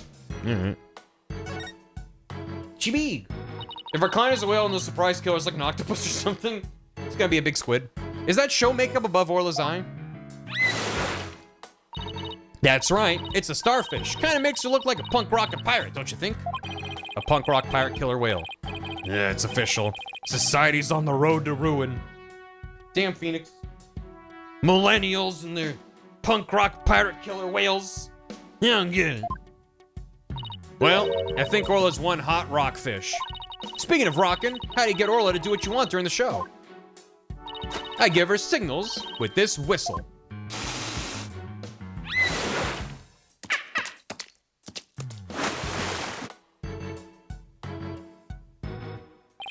Oh, but I didn't hear anything just now. This sounds out of the range of human hearing, just like a dog whistle. Orcas have better hearing than people do. They even hear the whistle underwater. That's so cool. I wish I could give commands to Orla. Anybody can do that. All they'd have to do is learn the signals. You don't say! Here, Athena, you can have one of our whistles. Consider it a present. Gee, thanks. Officially, orcas are porpoises? But that's a subcategory of whale. Whale, toothed whale, dolphinids, porpoise. Oh. Maybe that won't be. No, that's fine. As for the actual commands, I'm afraid I can't teach them. They're top secret. Good. Doesn't look like the ladder goes all the way down to the bottom of the pool. But there's usually water in the pool, so it doesn't need to. What if they had to drain it for, like, maintenance or cleaning? Why wouldn't they build it with a ladder that goes all the way down, just in case? Apparently the pool spans 2 whole floors. Ordinarily, visitors only get to see what they can from the first floor. But they said on TV they sometimes give behind-the-scenes tours. Sounds like that swashbuckler spectacular show you recorded is really coming in handy. They just put a cherry picker down there? Yeah, just drop it in. Hey, look, there's an apparatus here to hang from. I don't think it's for people to hang from. It looks more like a crane to move things with. But Sasha was hanging from it during the swashbuckler spectacular. I bet there are all kinds of ways to use it, not just to move things. Come on, boss, try thinking outside the box.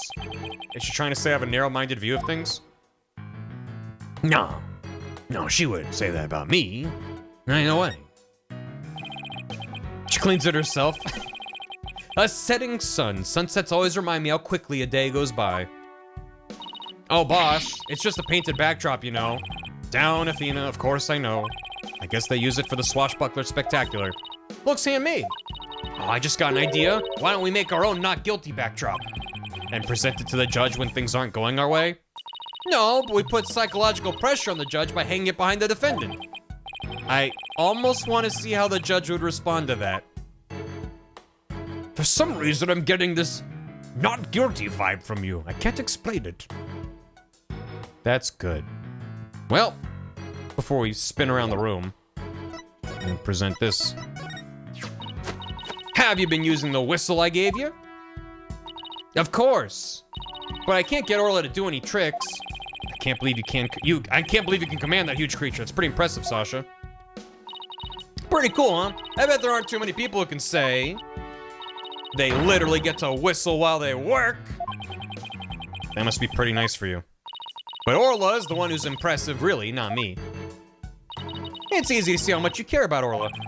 You two are a good team. What? But you and I are a great team, right? We can top that. It's not a competition. All right, let's spin around the room. Wait, no. Good. Examine. Spin. Whoa. Whoa. Dragon Balls. Hey, there's a cannon in the shape of a shark. I'd love to try firing that thing. Boom. Are these cannonballs supposed to look like fish eggs or something?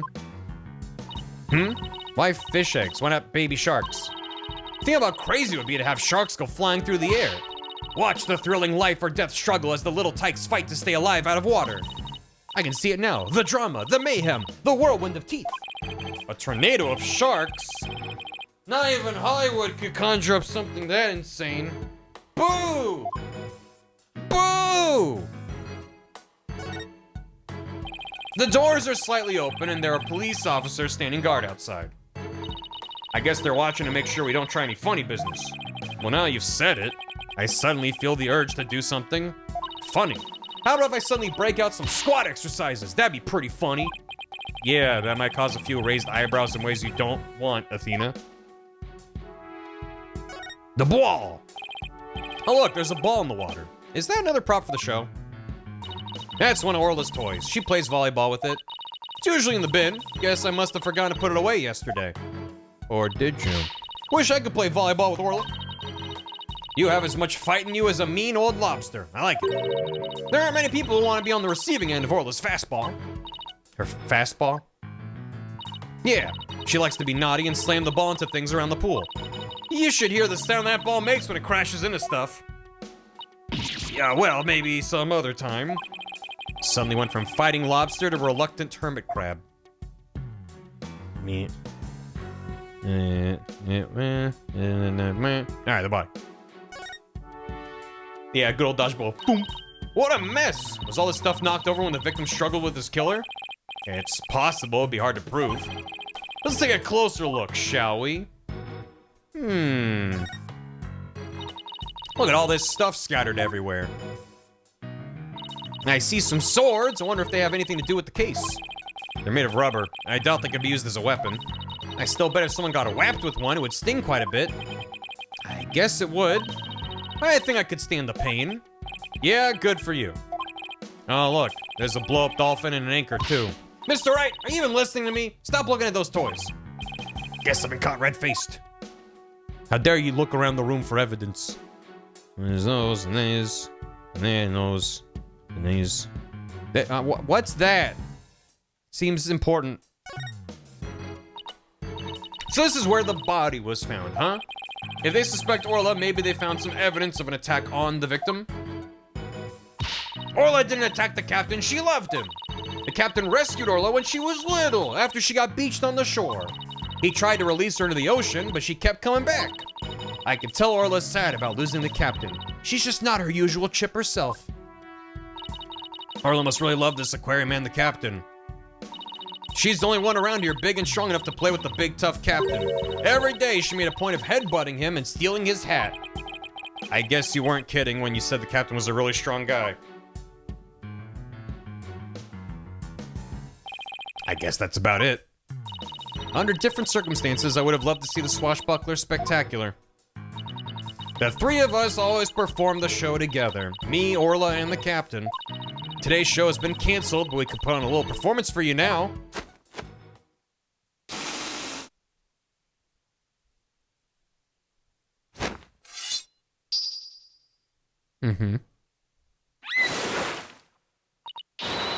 We be Captain Orla's swashbucklers, me buckos. We love to sail the seven seas. We've come to rout that mangy blackguard, Dread Pirate Nostache. Avast! There he be, Nostache himself. Prepare to feed the fish. Am I playing the role of Nostache? Well, Sasha has a stash and you don't, so I guess so. Hit him with your water cannon, Captain, and spare no quarter.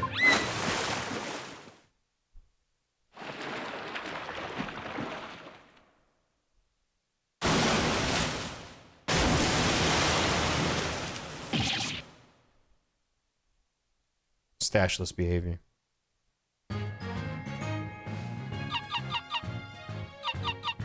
The orca is laughing at us. I say we kill the orca. We swim through storms and waves, all because, you see, grand treasure and adventures waiting just for me. Those in the front row will get wet if sitting in the splash zone. That was awesome! Your performance packed quite a wallop. Yep. I, for one, feel like I took quite a beating. Do whales blink? They do now. Sorry about that! Can't have a show without a bad guy role, right? But a singing orca, huh? Must have been tough to train her to do that. That's Orla's best trick. She can only sing one song, though. Well, she's still got one up on a pianist who can't even play one song. Well, now that we've had a taste of the show, we better do some more investigating. Good idea. Let's go to the aqua tunnel. To the tunnel. I didn't know if I could spin all the way around the room. Yeah, over here. Looks like the control panel for that crane apparatus. There sure are a lot of buttons. When I see this many buttons, I start to get fidgety. I know what you mean. You start itching to push them, right? Now I start itching to make a psychological study. People want to push buttons. Oh. Need I remind you that I'm your boss, not your guinea pig?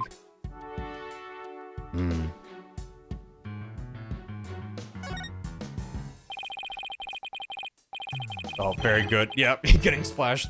Orla's not gonna notice me from here. I better move around to the front. Big hats. Alright. Let's get out of here. When I see this many butts, I start to get fidgety. So, you're all done investigating the pool already? We had a good look around, but now we're moving on to other areas. How's the police investigation going? Did you, say, for example, find any other suspects besides Orla? Haha! Wouldn't that be fortunate for you if we did? But no, I'm afraid not. Even more unfortunate for you, I'm afraid we found decisive evidence of the orca's guilt. Did you? Please tell us more, Detective. Oh, those benches are open treasure chests in the bottom left. That's very good. What do you think of this? I have nothing to say about that. If you're lawyers of any metal, you'll find the answers for yourselves. What do you mean proof? We found a signed confession. It says, I'm the orca and I did it. Don't hold us on don't hold out on us now. I'm very sorry. I can't share classified information with the defense. So it is going to court? Especially not security footage that shows the moment the orca attacked the victim. I'm to personally see to it that this baby stays safe. It will never leave my side. It's like a personal video camera. There's a call for you, detective. I'll be right there. Sorry, guys, you know how it is. Well, he never said that he wouldn't leave its side, I guess. Now let's sneak a peek. He just left it on the ground. Wait, was this a security camera or not? What the? Is this supposed to be the moment Orla attacked the victim? The video showing the orca pool from the visitor's corridor. The footage starts at the aquarium's 10 a.m. opening time. What was the... we don't have... There was no autopsy, so we don't know the time of death. This bit of footage doesn't prove anything. 10:09. And someone's going, whoa! Why all the, like, ink or smoke or something? Huh. The orca is smoking? What a bad habit for it to learn. I agree. I believe in Orla and Sasha. Let's just continue with our investigation. Good idea. Huh? There's a sticker on this camera that says, return to the pub o' danger. Guess somebody there manages the cameras? Let's check it out later. Sorry about that. Prosecutor Blackwell called to remind me to go feed Taka. Where were we? Oh, that's right. You two got any more questions for me? No, we're good, thank you. For leaking all your info. Ho ho. Oh, oh, oh, oh, oh, oh, oh, oh, oh. Oh. Oh, wow. Hold up. On the far right, wanted, seahorse. $100 million reward? What did that seahorse do? This looks like one of those hands-on exhibits. There's a real area of danger, don't you think? Seahorse. The banner does say it's the pub o' danger. Tax evasion. Let's see. According to the description, this room is a pub where pirates gather, explore, and interact with sea creatures. Actually feel the electricity of electric eels and feed real piranhas. Experience the terror of the seas with these dangerous experiments. Well, this sounds like terror, more like torture to me. I'd thank you to keep it down there, Blue Boy. I'm conducting an experiment. Oh. Do not disturb me unless you wish to be zapped with an electric eel. My apologies, ma'am. She seems intense. Excuse me, but who are you? Before you ask others, shouldn't you give your name first? Basic manners, young lady. Oh, yes, of course. My name is... Never mind. I will simply call you Yellow Girl. It's easier that way. I am Norma de Plume. Norma de Plume. Is there a pun there that I'm not getting? Feels like there is. I'm very interested in Ship Shape Aquarium, and I'm a frequent visitor here. Nom de Plume? Oh, Nom de Plume. Yeah. My character needs 31, so control the muffler with the pipe. Yeah, kind of some similar vibes. Nom de Plume. Fake name. So meant to be. Basically like naming a character alias. I don't want to be Yellow Girl. Think I want to be called Blue Boy? Let's just see what she has to say. It's French! Ace Attorney not beating the France allegations. I'm a lawyer. I have no interest in looking at meaningless trifles. As a matter of fact, I have no interest in looking at you, Blue Boy. So now I'm meaningless trifle too. A swashbuckler flyer? I have more than enough of those already. So you've met the penguin? Do you have any idea how many times I've visited this aquarium?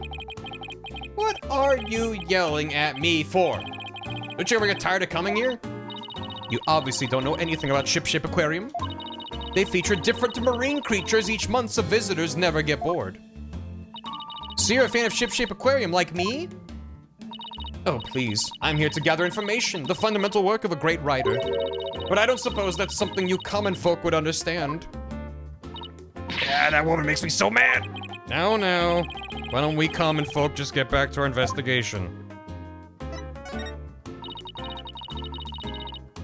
Never did this DLC. Amelia Earharty. Needlessly expensive. I have no interest in looking at meaningless trifles. What about... Is this you? Is that you? Is this you? Don't thrust that under my nose, I won't watch it. Are you usually pretty photogenic, Miss de Plume? Of course I am. I've been compared to a movie star. It's little wonder with my perfect makeup and stylish figure, wouldn't you agree? She wants me to agree? Let's get a woman's opinion on this one. What? You're asking me? Well, let's see. I do think you're very pretty, Mr. Bloom. I get the distinct impression your words are full of hidden meaning. Well, I wouldn't say full so much as full-figured. Athena, I'd stop right there if I were you.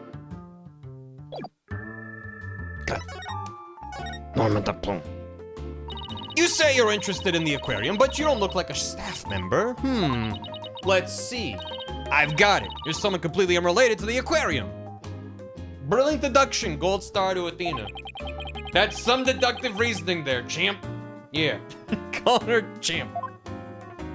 I am a visitor, a patron, a customer, a guest, and what might you be? I am not a what? I'm a lawyer.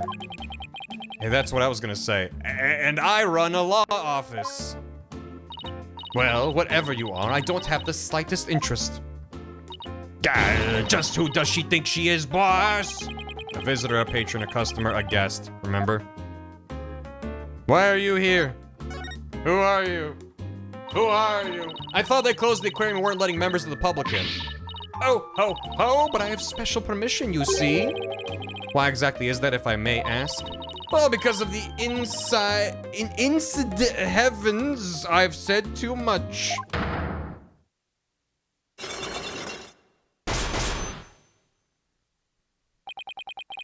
Does Phoenix have a Magatama on him? I remember this. Cyclops. Huh? Psychedelic rock? Cyborg clocks? What? It's a clock. Cyclops. It's the power of this Magatama. Why would he get rid of it? Why does he still have it? He even had an 84. I guess I forgot he did. It's just in his wallet. It gives me the ability to see the secrets locked away in somebody's heart. I do like this kind of updated version of the theme. If I can remove the locks, I can uncover their secrets. The nostalgia. For me, nostalgia from like last year. I know you had a magical item like that. I didn't know you had that. Looks like this lady knows something about what happened. I'll use my Magatama and undo her Cyclops. Huh? I can't see the locks anymore. The color of that stone looks different from before. That's funny. Maybe it's just out of juice. It's like shaking it. It could do that? Yeah, a certain girl I know poured her spiritual power into it for me. Without that power, I can't undo the Cyclops. No way. Do we need to pay a special visit? Why do I have to keep quiet about it anyway? I've never been any good at keeping secrets. But I did promise after all, so I guess I had better keep my mouth shut. Who'd you promise what to? No comment. Now go away. Yeah, just when I thought we could find out more about the case. Let's go try to find some other way. I'm sure we'll find something. It's locked. Where else can we go? Is there anything else here? Pearl spin. Neo.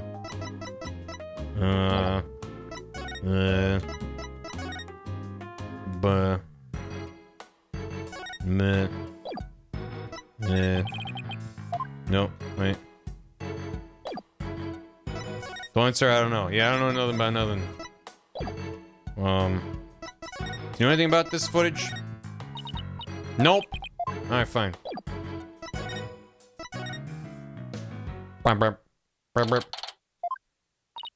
Hey, Detective Fulbright's gone. Looks like the police investigation's over, too. That's too bad. I was hoping to get a little more out of him. Yo, yo, yo, ho, ho. Cleaner. Nuh-uh. Feeder? That's right. Yo, girl, why you hiding from me? I'm searching all round like this be a bad dream. Is that somebody rapping? Rifle, yo, sometimes you make me so mad, but now... Rifle, come back, we can be together, sing cree cree. Cree. Now you're gone, I'm just so sad. Uh-huh. I do like the pin on his hat. What is his... Did it say Marlin rhyme? What's with this guy rapping and making strange bird sounds? Yikes, who's there? You didn't hear me rapping, did you? Yeah, well, maybe. Arr! Look, just do me a favor, pretend you didn't hear nothing. His name is Marlon Rhymes? Fine by us, who might you be?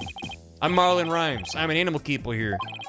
But the aquarium's already closed today. At least, I'm pretty sure it is. Pretty sure? You don't sound too certain. Are you new here or something? Wow, yeah, that's right. Pretty good guess. So who are you guys? Phoenix Wright? I'm Athena Sykes. We're lawyers. We're gonna represent Orla by taking her case to court and proving she's innocent. Are you serious? You want to defend an orca? In court? Oh, but if you're here for Orla, that must make you friends with Sasha's. Sorry if I came across rude. Sounds like he's friends with Sasha. Sometimes when I'm by myself, I like to rap to pass the time. What's he throwing out of that bucket? I can't tell. Especially when I'm around the animals I love. Oh, I love animals too, especially marine creatures like dolphins. Is it like little fish pits? Yeah, it looks like anchovies. Okay, well. I like marine creatures too. They're just the ones you can eat. Phoenix. Yeah, well, people who like animals are good people. That's what I always say. If there's anything I can do for you two, just say the word. I just started working here though, so I don't know how much help I can be. Mr. Rhymes seems pretty friendly. Friendly and agreeable. I'm an attorney. I'm new here, so I don't know. I don't really think being new here has anything to do with this in this instance. With this flyer, you can get a penguin sleep mask the next time you come in. What? Oh yeah? That'd be nice, especially if it's free. That'd be perfect for taking a nap at the office after going for a run or something. I'd prefer you didn't take naps at the office, actually. Give me the mask. Yeah, I feel you. Sometimes I fall asleep when I'm feeding the animals. I guess only a newbie can truly understand the feelings of another newbie. Yeah, we're kindred spirits, my sister. Kindred spirits. Two peas in a pod. Birds of a feather. I suddenly feel so alone. I don't know what that means. I don't know. That? I don't know. How about this? I don't know. Cool. What do you got? He's got Miles and Trucy. Does he? So what exactly do you do here as an animal keeper? Mainly, I clean the place and feed the animals. Wiping all this glass takes forever. Yeah, I bet. Wow. Fish. Shark. I can imagine. This tunnel alone must take most of the day. I also prep the food the animals eat. That's the hardest part of all. This was very cool in 3D. I bet. You mean it's really difficult to get the hang of? I wish for this release they gave you the option to just kind of wiggle the camera around to give you a sense of the depth. You know, if it is all 3D. It's not like the best simulation of the actual depth, but anyway. Yeah, I mean, I'm a vegetarian, so cutting fish and meat and stuff just creeps me out. Now, there's something I never expected to hear from a pirate. How about the moide? Think the fish that latch onto the bottoms of the sharks think they have the coolest hats? Yes, that's exactly it. Do you know anything about the incident that took place this morning? Yeah, one of our guests saw what happened and started screaming. I came running, but by the time I got there, I couldn't see the orca or the captain. Speaking of the captain, what was he like? Like a strong captain who can turn a wild bunch of ruffians into some great pirates. He always treated us fairly and equally, human and fishes alike. The real deal, man. Hey, what are you crying for? I'm not crying. It's just, I can feel your heart crying. That's all. Girl, what you talking about? I'm not crying either. I guess I won't mention that his eyes are puffier than a pair of pufferfish. I bet Sasha and our vet, Dr. Crab, are even more upset by his death. Please be a crab in a doctor's outfit. It's just a crab in like a stethoscope on the ground. Please, please, oh God. I don't ask for much. Oh, please. Vet! This aquarium has a resident vet? Yeah, hold up. I haven't seen Dr. Crab this morning. Staff are supposed to stay put. The night shift has been on duty since last night, but they won't let us go home. Sasha even had to get special permission to go out looking for a lawyer this morning. I'm not a real doctor, but I am a real crab. You already asked for orca defense and got that. Mm-hmm. It's Zoidberg, yeah. We haven't seen anybody who looks like a vet. Rifle. No, please don't be, what's his name? Ugh, you know. Were you rapping something about looking for a weapon earlier? A rifle or something? No, not a weapon. Rifle's the name of one of our penguins! His name is Rifle!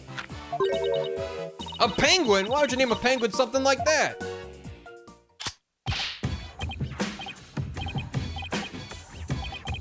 Prep for the battle, prep for the war. Little lady Rifle gonna even the score. Y'all think you can escape with your pride? Nuh-uh, you just gonna be straight up denied. Yo, yo, yo, ho, ho. Yo, ho, ho. Anyway, that's what she's like, so we named her Rifle. Okay, but did you have to wrap it? That's just how I roll. Does Rifle wear a backpack by any chance? Yeah, that's the one. So you've seen her, huh? She's always running away. She's such a good runner, we decided to put her to work delivering flyers. Really want a dangerous penguin like that running loose? Yeah, I was like, is that a telescope? And then he used it as a microphone. Rifle's not dangerous. She only attacks people she doesn't like. Yeah. When we ran into her earlier, she didn't attack us. She straight up ignored us, actually. Suing these people for animal abuse. I have an idea. If you run into Rifle again, would you mind feeding her for me? She didn't come back to the pool at feeding time like usual. I've been looking for her. She loves the smell of fish, so she might come over to you if you have some. I would love to feed a penguin. That'd be okay, right, boss? I don't mind as long as you carry the fish. A large quantity of fish for feeding Rifle the penguin. Not surprisingly, it is a horribly fishy smell. P.U. It smells so fishy. Really, what a shocker. We Hitman now, boys! Oh yeah, besides Rifle, I've been looking for Small Fry, too. Small Fry? Is that another penguin? Nah, she's a friend I made. A high school girl. She went off looking for Rifle somewhere and hasn't been back. Is she your girlfriend? What? Nah, no way. Sasha's the one You like Miss Buckler, do you? Well, I really respect her, you know. We have different tastes in music, but I admire the way she lives her life. It's not like I like her. It's more complicated than that. I'm pretty sure that all adds up to like. She tries to put on a brave face. But I think the captain's death is hitting her hardest of all. After all, it was her human show partner that got killed by that orca. So you think Orla really did it? Well, I can understand how Sasha feels. But she's the only one of us who doesn't think the orca did it. I see. I guess it isn't easy to believe in somebody who can't even speak up for herself. Anyway, let me know if you see Rifle or Small Fry, okay? Small Fry said she was gonna go check the orca pool. Maybe we'll head back there then.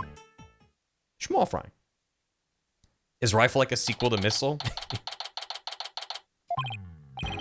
There's something on the left side of the pool that wasn't here before. Looks like an electronic sword. Hey, you're back. Hi, Sasha. What's with this strange sword here? Oh, that's a walkie-talkie. It's probably Rifle's. Rifle can use a walkie-talkie? She's always running away, so we attach the walkie-talkie to her. Everything I learn about this penguin makes me happier.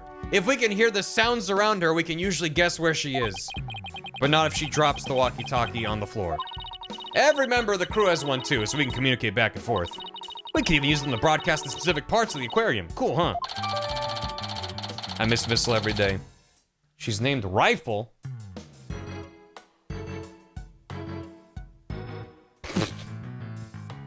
Babe. Is that a penguin? He's got a gun, babe. Rifle, no! Do you see any remorse in these eyes? It's incredible. Thank you, Weeb. It can apparently be used to broadcast inside the aquarium.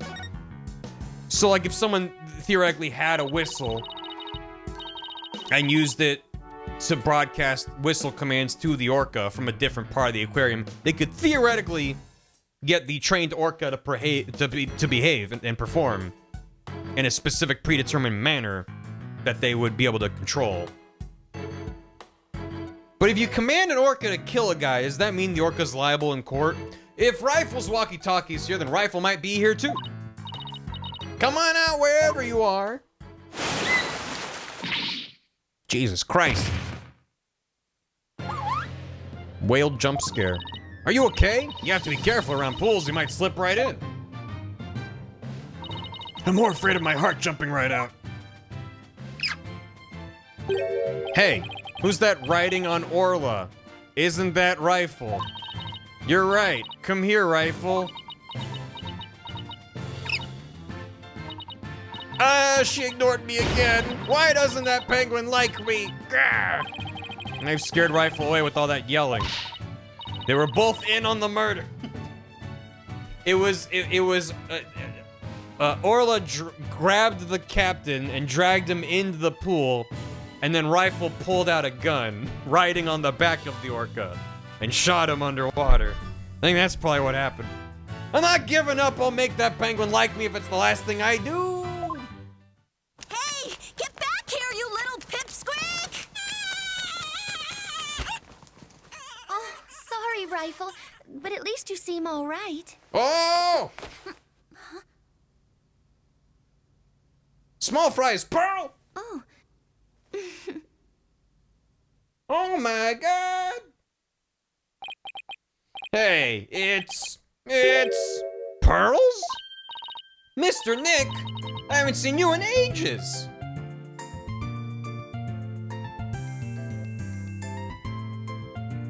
She's not 5 anymore, she's 6.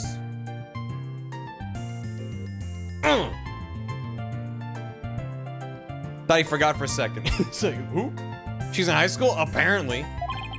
Could Pearls be the small fry Mr. Rhymes was talking about? Congratulations on your return to lawyering. I've been thinking about stopping by your office for a visit to congratulate you. This is Pearl Faye. I call her Pearls. She may dress a little funny, but that's because she's a spirit medium. A real prodigy with great power at that. I've known her since she was little, and she sometimes comes to the office to visit. She's just a little older than Trucy, so she's been like a big sister to her. She's older than Trucy? That scrambles my brain.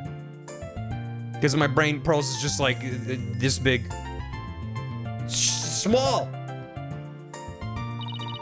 I guess everyone here knows Mr. Nick then. He's such a nice guy, don't you think? Is she trying to be my big sister now too? Guess what? Guess where I checked it out. No, I meant to, yeah. Orca did kill the guy. Evidence points to that, but also bad and said, it looks bad and said, and the things proved it was because someone commanded Orca to do it, therefore responsible, not Orca, case ends. I think that's too clean for Ace Attorney, though. I think there's more to it than just someone obviously, someone used a whistle somewhere to command the whale, but there's gonna be some extra twist on top of that. It's not gonna just be, yeah, the orca killed him. Be like, no, something happened and then they used the orca to, like, set up a murder? Like, or, like, frame it a certain way? I don't know. There's no way it's that simple. Anyway, check this out! Small, medium, at large. I'm so happy you get to be a lawyer again, Mr. Nick. Thanks. I let our friends know I was back too. I wish we could all get together. It's been quite a while. Maybe we should throw you a surprise party to celebrate your comeback. That would be really nice. But if you tell me about it, it won't be a surprise, you know? Oh. Oh, but we could spring it on you after you'd forgotten and still surprise you. She's right. Use the orca to activate a Rube Goldberg. Exactly. I was really looking forward to seeing the Swashbuckler Spectacular. It's such a shame. Yeah, I bet you would have really enjoyed it. But I was really happy to see such a large marine animal. It was quite an experience. I still have yet to see a blue whale, though. The largest marine animal of them all.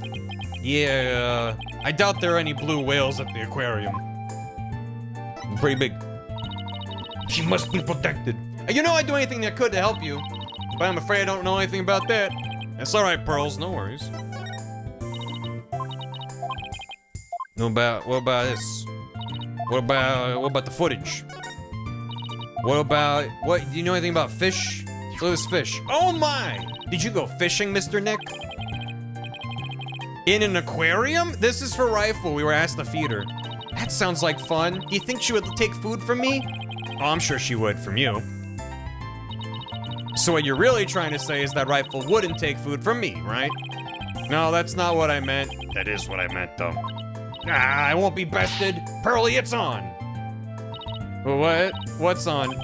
Now, Athena, let's be adults about this. You've got poor Pearls here all confused.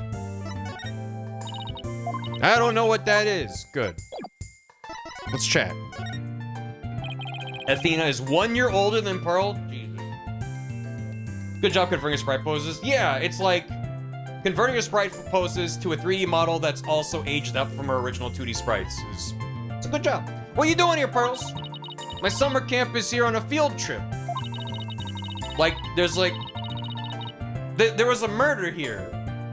And there's like a field trip in here? I've never been to such a big aquarium before, so I was really looking forward to it. But then that incident happened, and the police just finished questioning me. I see. Mr. Nick, who is that lady next to you? I'm Athena Sykes. I'm a new lawyer at the Wright Anything Agency. How do you do? My name's Pearl Faye.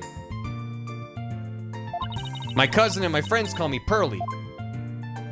Pearly it is, then. Nice to meet you. So, how did the two of you meet? Well, you know how I used to travel to Europe to study their legal systems, Pearls. That whole thing with that mysterious village, and the magic, and the witches, remember that? I wrote about it on my blog. I met Athena on one of those trips. It's a sufficient of forehead to still be Pearl without needing baby face. Without reading baby face, yeah. It's true. So tell me more about the two of you met, how you two of you met in Europe. Phoenix. The latent adventure in the distance. Live and learn, my boy. I thought I was supposed to be asking the questions here. A long time ago, Mr. Wright helped me out of a difficult jam. Jam? That's when I started thinking about becoming a lawyer like him. You're like your mentor, huh, Mr. Nick?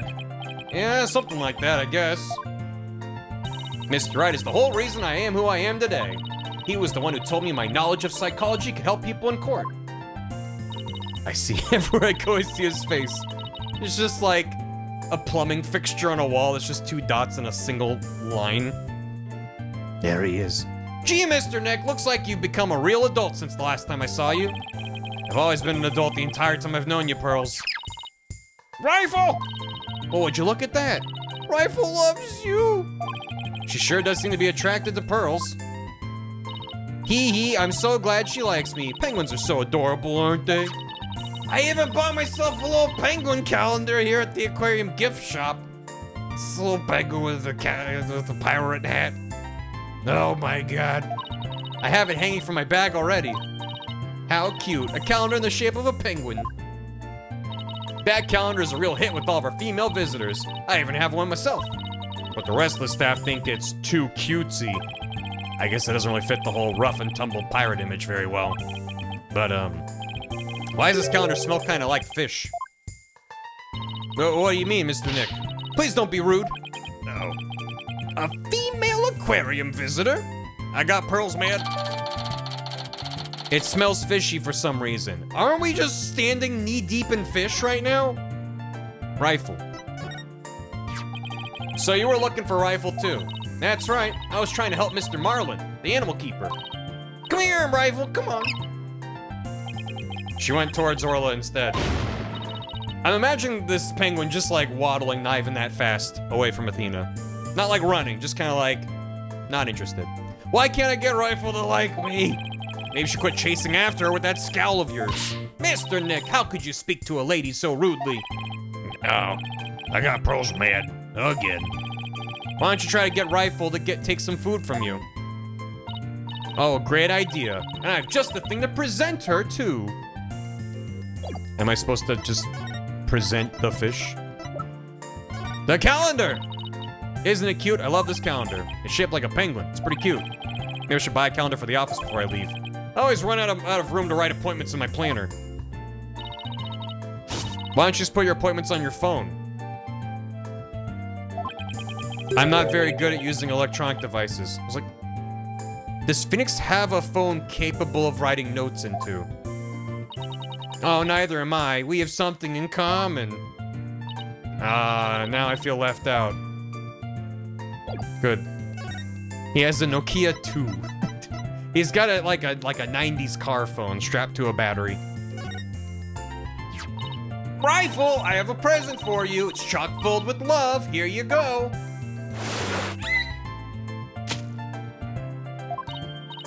Orla ate my love-filled fish! At least it looks like she enjoyed it, though. Yeah, just like Hitman. Fweet. I think Orla and I just had a bonding moment. Friendship blossoming with the exchange of food. Isn't it moving, Mr. Nick? I think moving might be going a bit far. Anyway, how did you get Rifle to come to you so easily, Pearls? I heard Rifle's attracted to the smell of fish. Mr. Nick, are you saying I smell like fish? Maybe just a little, yes. I guess I need to change my clothes. That's odd. I wonder why Pearl smells like she's holding a bucket of fish. Orla doesn't usually want to eat at this time of day. And we've even been giving her more food than normal at her regular meal times lately. Is there something wrong with Orla's feeding habits lately? Something's weird. The new guy, Marlin, feeds all the other animals besides Orla. But the captain and I, her trainer, are responsible for feeding her. It was the captain's turn to feed Orla this morning. But Orla keeps coming to me and signaling she's still hungry. She wants my fish chock filled with love. How long are you gonna keep saying that? She's excited to make a new friend. But I don't think the captain would have forgotten to feed Orla. Just normal animal behavior. Rifle and that big creature there certainly seem to love each other. Do you not know what whales are, Pearls? This is Orla the orca. Rifle and Orla are best friends. They belong together like a clownfish and a sea anemone. Care to rephrase that in a way us non-biology majors can understand? Have you seen Finding Nemo, Nick? Oh, so this orca is the suspect. I read in a book once that orcas eat penguins. She's not a whale. She could be whale adjacent. In English, Poindexter. Don't you worry about that. Orla here is really gentle and she never eats anything but fish.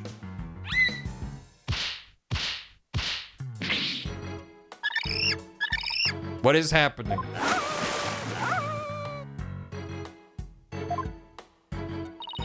She's an old sweetheart. As a matter of fact, she even tolerates Rifle picking on her. It's true, she does seem very gentle. Hardly seems like a killer whale. Watch Finding Nemo, you troglodyte. As lawyers, we have to do everything we can to save this beautiful, gentle creature. You're gonna defend her in court? She's quite the defendant, isn't she? Biggest defendant we've ever had. Literally. Oh, Pearls, I have a big favor to ask. What is it, Mr. Nick? It's about my Magatama. Its spiritual power seems to have vanished. Oh, that Magatama brings back memories. I remember pouring my spiritual power into it. That was so many years ago. I guess that's why it's almost out now. Give it your energy. There you are, Mr. Nick. It should be fine now. Thanks, Pearls. I'm glad that magic is real. Now I can break Cyclops again. I'm glad I could help. Well, I think I'll go find Mr. Marlin now. I have to bring Rifle to him.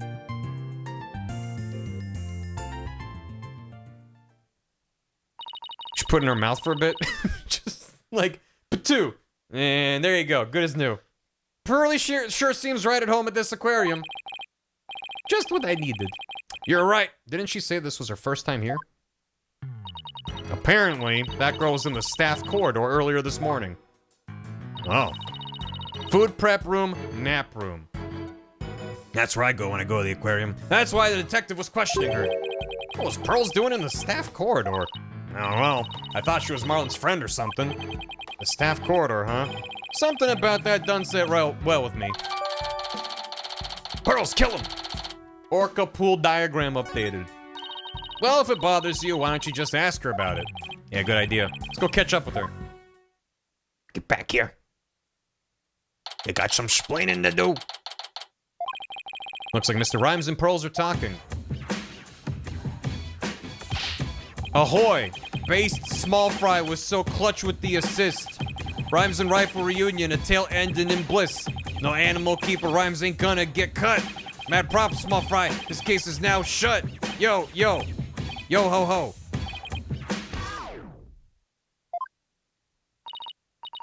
Based? I assure you it's extremely based. It was my pleasure. See you again sometime, Rifle. Okay, let's go, Rifle. See you, Small Fry. Oh, Mr. Nick, I didn't see you there. Riddle me this. Well, that's not what I really... That's fine. Hey, Pearly, you and Mr. Rhymes seem to be really good friends. Could you tell us more about your relationship? Well,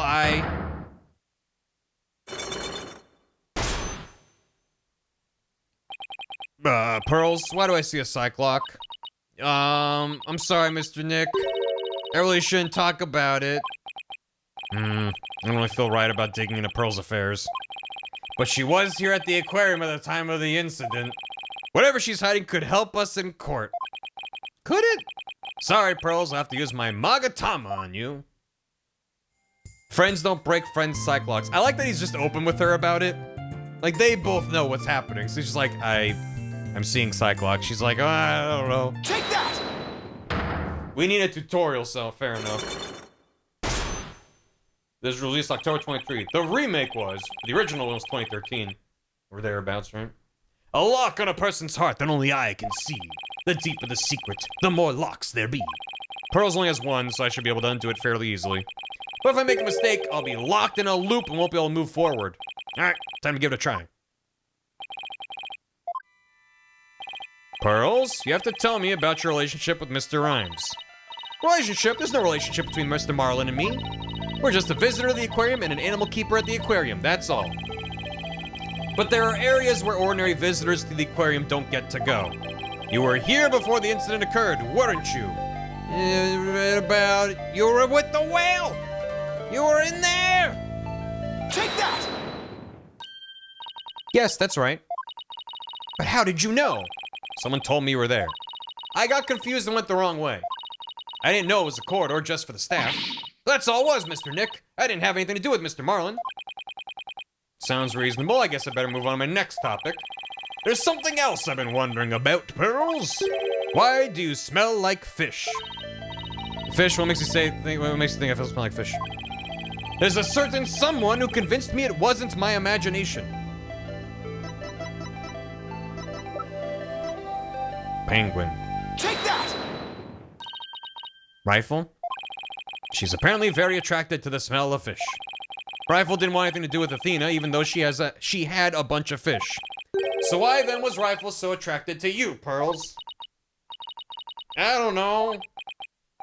Looks like she's still not ready to talk about it. Don't point a rifle at Pearls. You had an object with you that smelled fishy too. I think this has something to do with your secret. Take that! The fishy smelling calendar has something to do with your secret, doesn't it, Pearls? I can't lie to you, Mr. Nick. I'll tell you about me and Mr. Marlin, and about the calendar.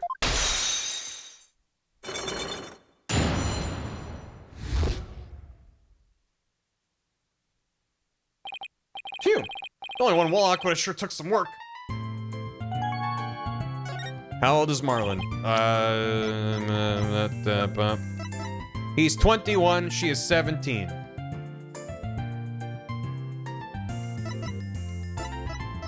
Yeah, well. I became distracted by the gift shop almost as soon as we got to the aquarium. Before I knew it, everyone else had moved on and I got lost. I was so embarrassed to be lost at my age. Pearls, I know big crowded places are hard for you. I sort of panicked and went down the wrong corridor. It could be worse, yes. I ended up in the food prep room and that's where I met Mr. Marlin. I really startled him when I called out to him. He jumped so much he startled me too, and I lost my balance and fell down. Oh, Mr. Nick, I spilled so many fish all over the floor! One landed through her hair, too. Dang. I guess that explains why you smell fishy, pardon the pun. And my calendar fell off my bag and got buried in all the fish, too. Doesn't explain why Pearls wanted to keep it a secret. Why did you hide it? Why did you want to hide your meeting with Mr. Rhymes? Well, I didn't want him to get in trouble over feed sanitation regulations because of me. And Mr. Marlin said he didn't want anyone to know he was in the food prep room. I thought that's one of his jobs. Why not? What was he doing in there? Before I spoke to him, he was staring at a calendar. But because of me, he dropped his calendar too. We had to search for it among the fish. Wait a minute. This calendar of yours, it already has writing in it. It does, but I didn't write anything in it yet. There's something written here under today's date. Meet the captain at the Orca pool at 7 a.m. Maybe my calendar and Mr. Marlin's got mixed up. Pearls, about what time did you run into Mr. Rhymes? I think it was about 10:15 when he had the info desk announce I was lost. So I must have first gone into the prep room at about 10:10.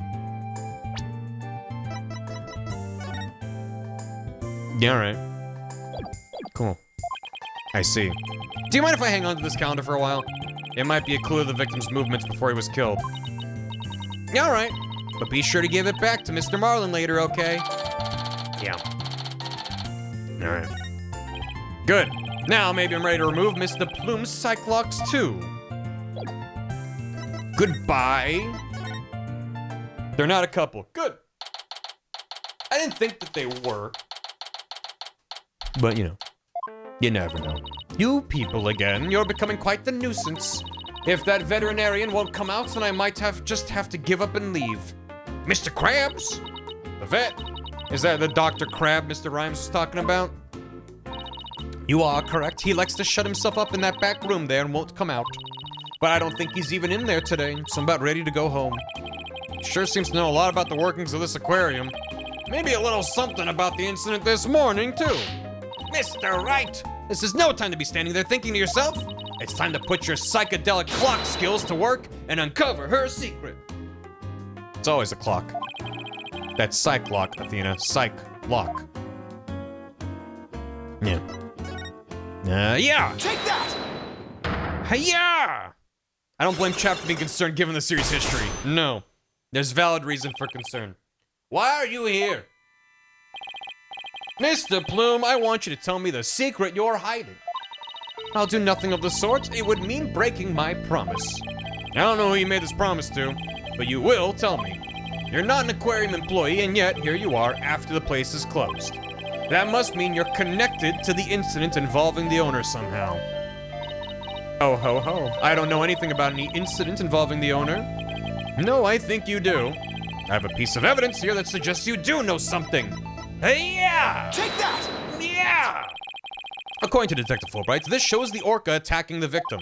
And the person in this footage is wearing an outfit just like yours, Mr. Plume. I suppose there's no hiding this bombshell figure, is there? Yes, it is I. And I think I can guess why you're here at the aquarium. You aren't simply a visitor to the aquarium. What you really are is a police investigator, a witness to the murder, a ship-shape employee. I mean, this seems to have been witness to it. Is that... Your visitor also happened to witness the death of owner Jack Shipley. That is correct. Oh, I want to say it, but I promised the police. It's not good for you to keep things inside, you know. I'm sure you'll feel much better once you get it all out. I give up. I'll tell you everything. Her secrets were that I clearly had her in footage and that she saw what I know she saw. Those were very easy secrets to figure out. If she wanted to tell me this badly, why couldn't she just done so from the top? I think anyone would agree that I held it in for as long as I could. But I couldn't be expected to withstand this commoner's badgering any longer. Calm yourself, Mr. Plume, and that's top-class badgering to you. You are correct. I witnessed the killer whale's crime with my own eyes. You got a problem with that, Blue Boy? Boss, Mr. Plume's anger is so powerful. Even I feel like I'm about to explode. You have to do something, quick! Please don't explode on me.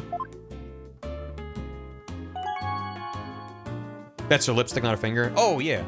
Yeah, it's her lipstick. Why are you here? Could you start with telling me what you saw?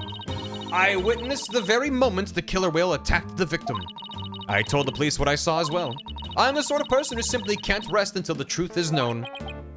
So both Mr. Plume's statement and the footage point to Orla's guilt. Pardon me, but you seem pretty pleased that you witnessed this incident. Pleased? Shame on you. Are you implying that I'm happy about an innocent man's death? Of course not. I just don't get the sense that you were afraid of Orla. More like you were interested in her. Are you? You know, I wasn't sure, but I was thinking that maybe. Are you perhaps one of my fans? Is that how you knew?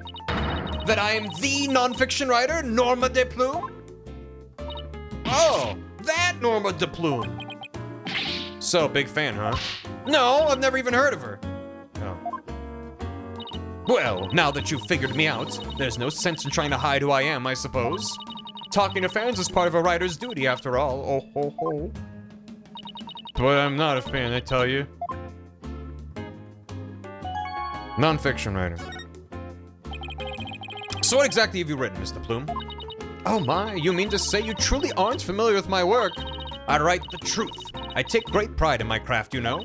I've been gathering information on Orla the killer whale for a year now. I've been very worried about Orla's violent tendencies. And today, my concern was proven to be well justified. Orla isn't violent, she's a sweet and gentle soul. Oh, the moment you let your guard down with that killer whale, chomp! Shipshape's aquarium has always denied the killer whale's violent streak, but it has been rumored to attack people. Rumors are just rumors, they aren't necessarily true. Yes, I realize that, but only write the truth. That's why I questioned the owner directly. But you refused to allow my research, and you'd even had the audacity to say to me, "You're nothing but a nuisance coming here day after day. Don't ever come back again." Sounds like her research was a bit too much to take. But then, how did you get in here if you've been blacklisted? I have my methods, oh ho ho. This lady is shameless. How did you get in? We won't let you speak badly of Orla, we're gonna defend her.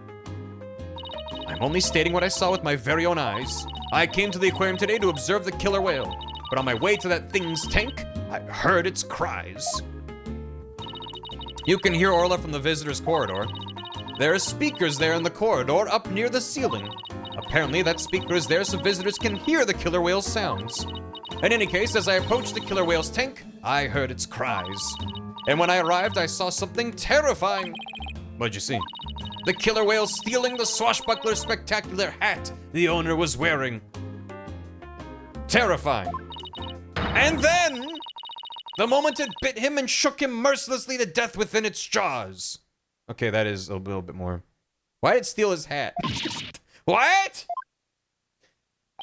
Orla bit the owner to death?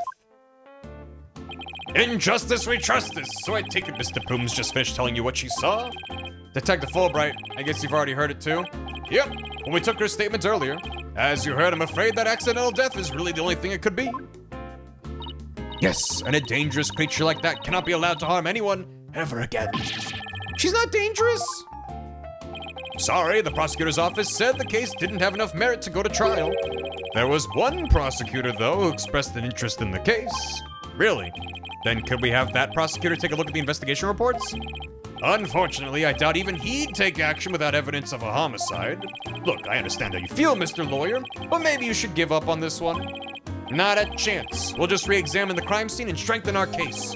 If that's your version of justice, I won't stop you.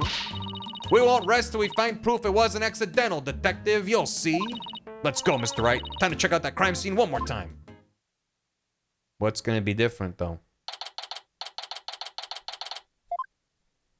Alright then, let's start the re-examination. Pronto.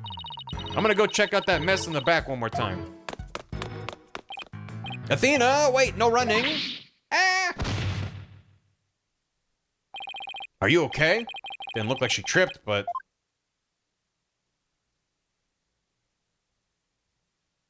Hey, remember that thing that was like, that seems important on the floor. I slipped. Huh? Orla, what is it, girl? She's gonna get jaws. Athena! She's crashing all that stuff behind her. Incredible.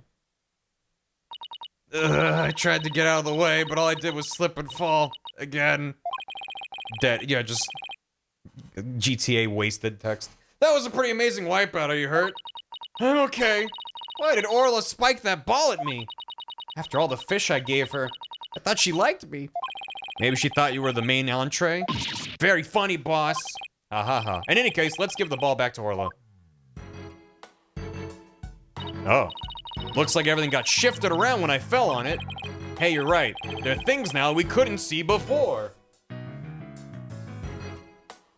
I'm fine with it for video game pacing reasons, but like, hey, there was a pile of stuff knocked over. Let's not touch any of that and see if there's anything underneath it that might be important.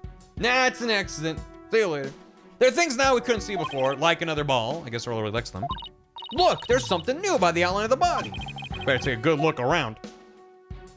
Probably should play water polo. Do I have to? How do I get to? I want to look. Let me look at the new. Let me look at the stuff. Oh, it's just like that. Take it over there. There we go. Hey, look at this mark on the floor. What do you suppose it is? That's where we stand when we want to play volleyball with Orla. Volleyball, huh? Yep, if we stand there, she'll spike the ball right at us. So when Orla spiked the ball at me earlier, that was one of her tricks? Doesn't mean she hates me? Nah, she wanted to play with you. She loves volleyball. She used to play with the captain all the time. Aww, Sasha looks so sad. Okay, time to snap out of it. This is no time to be all dejected and mopey like a blobfish. They're not mopey, they just look like that. That's right, time to put on a smile and stay strong. What's a blobfish? Do I not want to know? Gamers at home, make sure you Google blobfish. What's this? A coin? Is it a hint coin? Mr. Wright, there's blood on it. You're right, but it's dried. Think it could be the victims? What was it doing all the way over here in the first place? I'm not sure, but now that we found blood outside the pool, just might help us prove that there's more to this case than just accidental death. You're right. Orla certainly can't leave the pool after all. Or can she? Speaking of coins, take a look at this. There's a few coins around the body here too. You're right, boss. Where'd they go? They aren't here anymore. You don't think somebody picked them up, do you? Yeah. Nice whale legs. Mm-hmm. Just steps out of the pool with normal human legs. That child is hurt! What? Call an ambulance? Hey, it's just a dummy. It is? Oh, I mean, of course it is. I was testing your response to an emergency. It's cursed Aztec gold. I guess we just found out that you don't bluff well under pressure. I guess I'll just have to keep practicing then. I wonder what the dummy's for anyway. That, we use it to train Orla. It's smaller than a human, but it does the job. Some of our tricks can be pretty dangerous, so Orla practices them on the dummy first. Forget the tricks, those bite marks look pretty dangerous. Been chomped a bit. Hey Sasha, would you happen to know anything about this coin? I guess I missed one. I just finished cleaning up the rest of them. You picked up all the coins already? That's right. After the police finished their investigation, they gave me the go-ahead. I haven't found them all yet, though. I'm still missing a few. Well, if they aren't beside the pool, maybe they're in the pool. Let's go to that ladder over there and take a peek at the bottom of the pool, boss. Bye. I can't see anything from here. Is it a ladder, though? I'm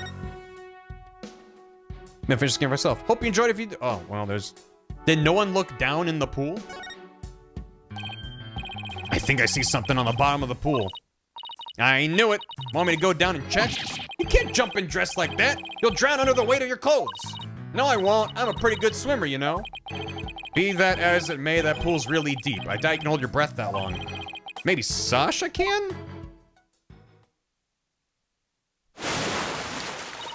Phew!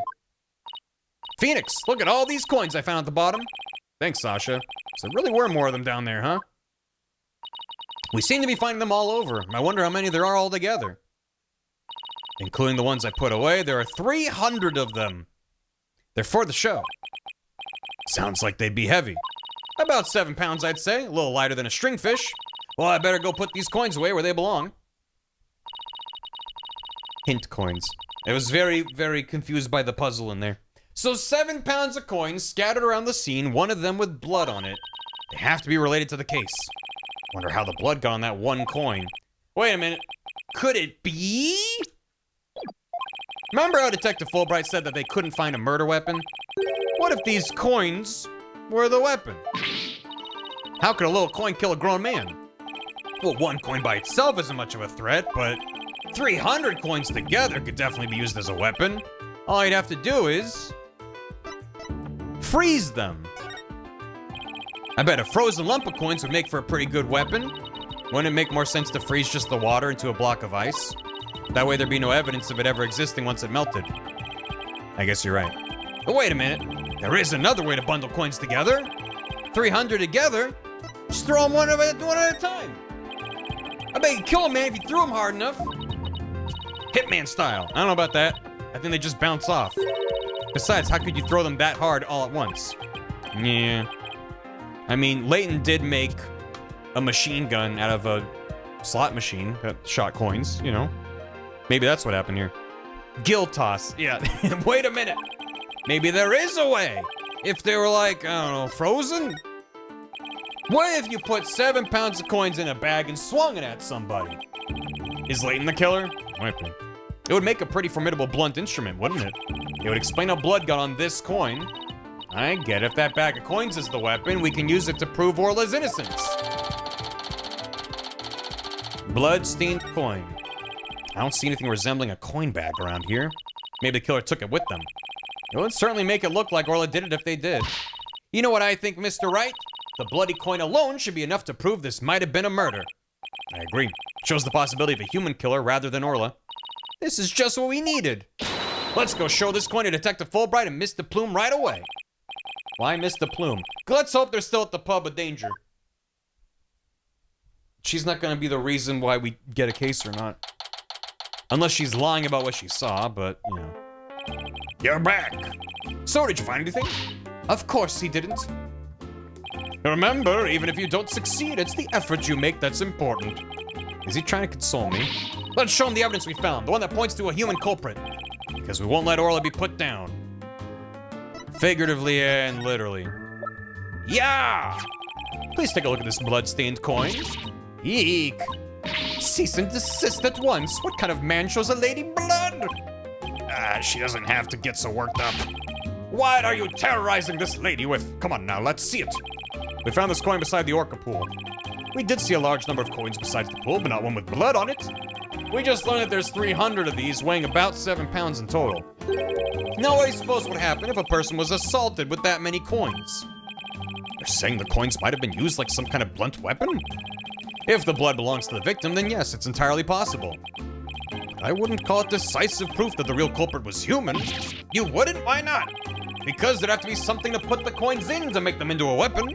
Without that something, it's just not going to be enough to pass muster. But I will say your theory does seem to warrant further investigation. I'll call the prosecutor's office and ask to reinvestigate from a possible criminal angle. You will? Thank you very much. I really hope Detective Fulbright can convince them.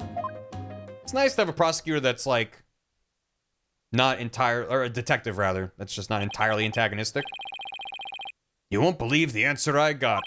When I explained your passion for this case and the police's investigation, they said the prosecutor I mentioned earlier would be willing to take this to court. Really? Does that mean a new suspect has emerged? Nope.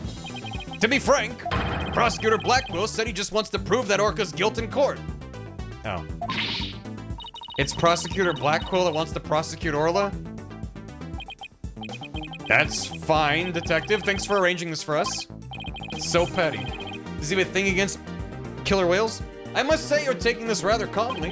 Defending Orla in court was my idea from the start. And I'll do whatever it takes to save her. In that case, I'll do whatever I can as well to see that justice is served. Mr. Plume, will you be a witness for the prosecution? A trial for a killer whale? I've never heard of such a recklessness before in my life. But I will reveal the truth about this killer whale and then write all about it. Haha, sounds like a plan. Now if you'll just come along with me. I imagine him putting her in handcuffs for no reason. Come along with me now. We have to prepare for tomorrow and I still have to arrange for an autopsy. Ho, ho, ho. I look forward to tomorrow. Until then, blue lawyer and yellow fan. At least there wasn't a gun used in this case, that we know of. Or her animations would be in very poor taste. I am not a fan! Well, at least we managed to get the case to go to trial. How in the world do we defend an orca in court, anyway? be honest, I'm not really sure myself. Plus, Mr. Plume said Orla bit the victim. This trial sure isn't gonna be easy. But I love a challenge. Haha, but we ought to be just fine. Guess I should go over that swashbuckler spectacular we're watching this morning. Yeah, we can have a formal viewing back at the office. There's nothing decisive against Orla on the security tape, but that doesn't mean much. I'll have to find a more concrete way to save Orla at tomorrow's trial. Or else. There is a rifle. To be continued. Yeah, we're gonna do a watch party. Ah.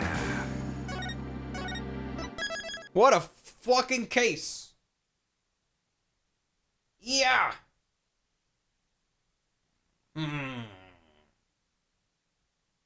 I want to start the trial? I'm kind of leaning towards saving the start of the trial to next time. Literally all we did was the I mean, we finished case 2. But, it's always tough when I'm like, I could stream a little longer, but if I start it, it's going to be like another hour and a half, 2 hours, and I'll be like, I am a zombie. And my throat will turn to dust with all this reading. So I think I'm going to call it here. But, what a stupid, stupid case it's been so far.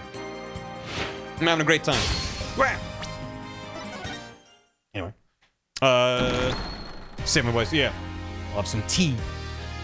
Thank y'all for hanging though. I hope you're enjoying what the hell this case in game are. A stupid case today, I know. But here's your client and then point to an orca is pretty good. Case DLC, am I right? There you go. Yeah. Thank you. I will pick this back up next time. Appreciate it, y'all hanging. Not expecting me to join this game as much as I have been so far. Same. I'm quite enjoying it. Yeah, I did enjoy the end of Case 2, and Case 3 seems to be a drastically different case. It's been fun. Let me get caught up and stuff. We got Pearls back. Yeah. I appreciate that, you know, considering they could have said, okay, we're making a new Ace Attorney game. Shu Takumi's not really directly involved. They could have just gone full... I mean, it's not like they shied away from, like, fan service. Like, bringing back Phoenix. And he's you know, back in the saddle. Bringing back, like, Magatamas and stuff like that. Like, I don't know. I feel like they struck a decent balance so far. Only having seen as much as I've seen, of course. It could have just been like, yep, it's Phoenix and Maya again, and you're going up against Edgeworth, and, like, that's the game. But, I don't know. I feel like the way that it's paced so far, if they do bring back some more of these fan-favorite characters, and, like, I'm pretty sure some of these characters do come back, but I don't know if it's game 5 or 6 or what context or how much, but, regardless, I don't know. Seems like it's well done. They make you earn the cameos. Yeah, it's like, after all this time, we're seeing Pearls, but, like, is, like, the first kind of major character to come back in a long time, so it's cool. Never played back in the day. Yeah. Seems cool. Maya still doesn't come back. Let her out. She's been imprisoned for her many, many crimes. She ate every burger in Los Angeles. She's out? No, where'd she go? She's back. She's home. She's out. Where'd she go? Raining Mountains, thanks for 49 months. Prep my room for paint. Yeah, thanks for keeping me sane through the egregious amounts of sanding and drywall repair that I hesitate to share exactly how many hours I put into. I am not done. I hope it goes well. Synonymally, thanks for 20 months. What better way to celebrate my sub anniversary than with Black Quill, my beloved. Rival Link, thanks for 69 bits. Are you gonna do the DLC after this one or save it for last? Yeah. People recommend that I do it after Case 2. I don't know exactly why. I'm sure it'll make sense at some point. People are saying specifically before Case 4. And again, I don't know why. But in terms of it being like, you know, it's Phoenix's first case back as an attorney, and Case 2 showed us him sort of getting it back. So it seems to make sense around here. So we'll see. But I appreciate chat being like, do it now. Because I trust y'all. Implicitly. There's a reason why I won't say TB. Yeah, of course. I wouldn't want you to spoil it for me. Just chronology. Yeah, even if it just flows better. That's all it really needs. Yeah, Arkun, thanks for 17 months. Jovial Jovian, thanks for the raid. Main Critic, thanks for 17 months. Maybe the real monster was the treasure people gave along the way. The real monster is it's not the journey, it's the destination, and the destination is a treasure that kills you.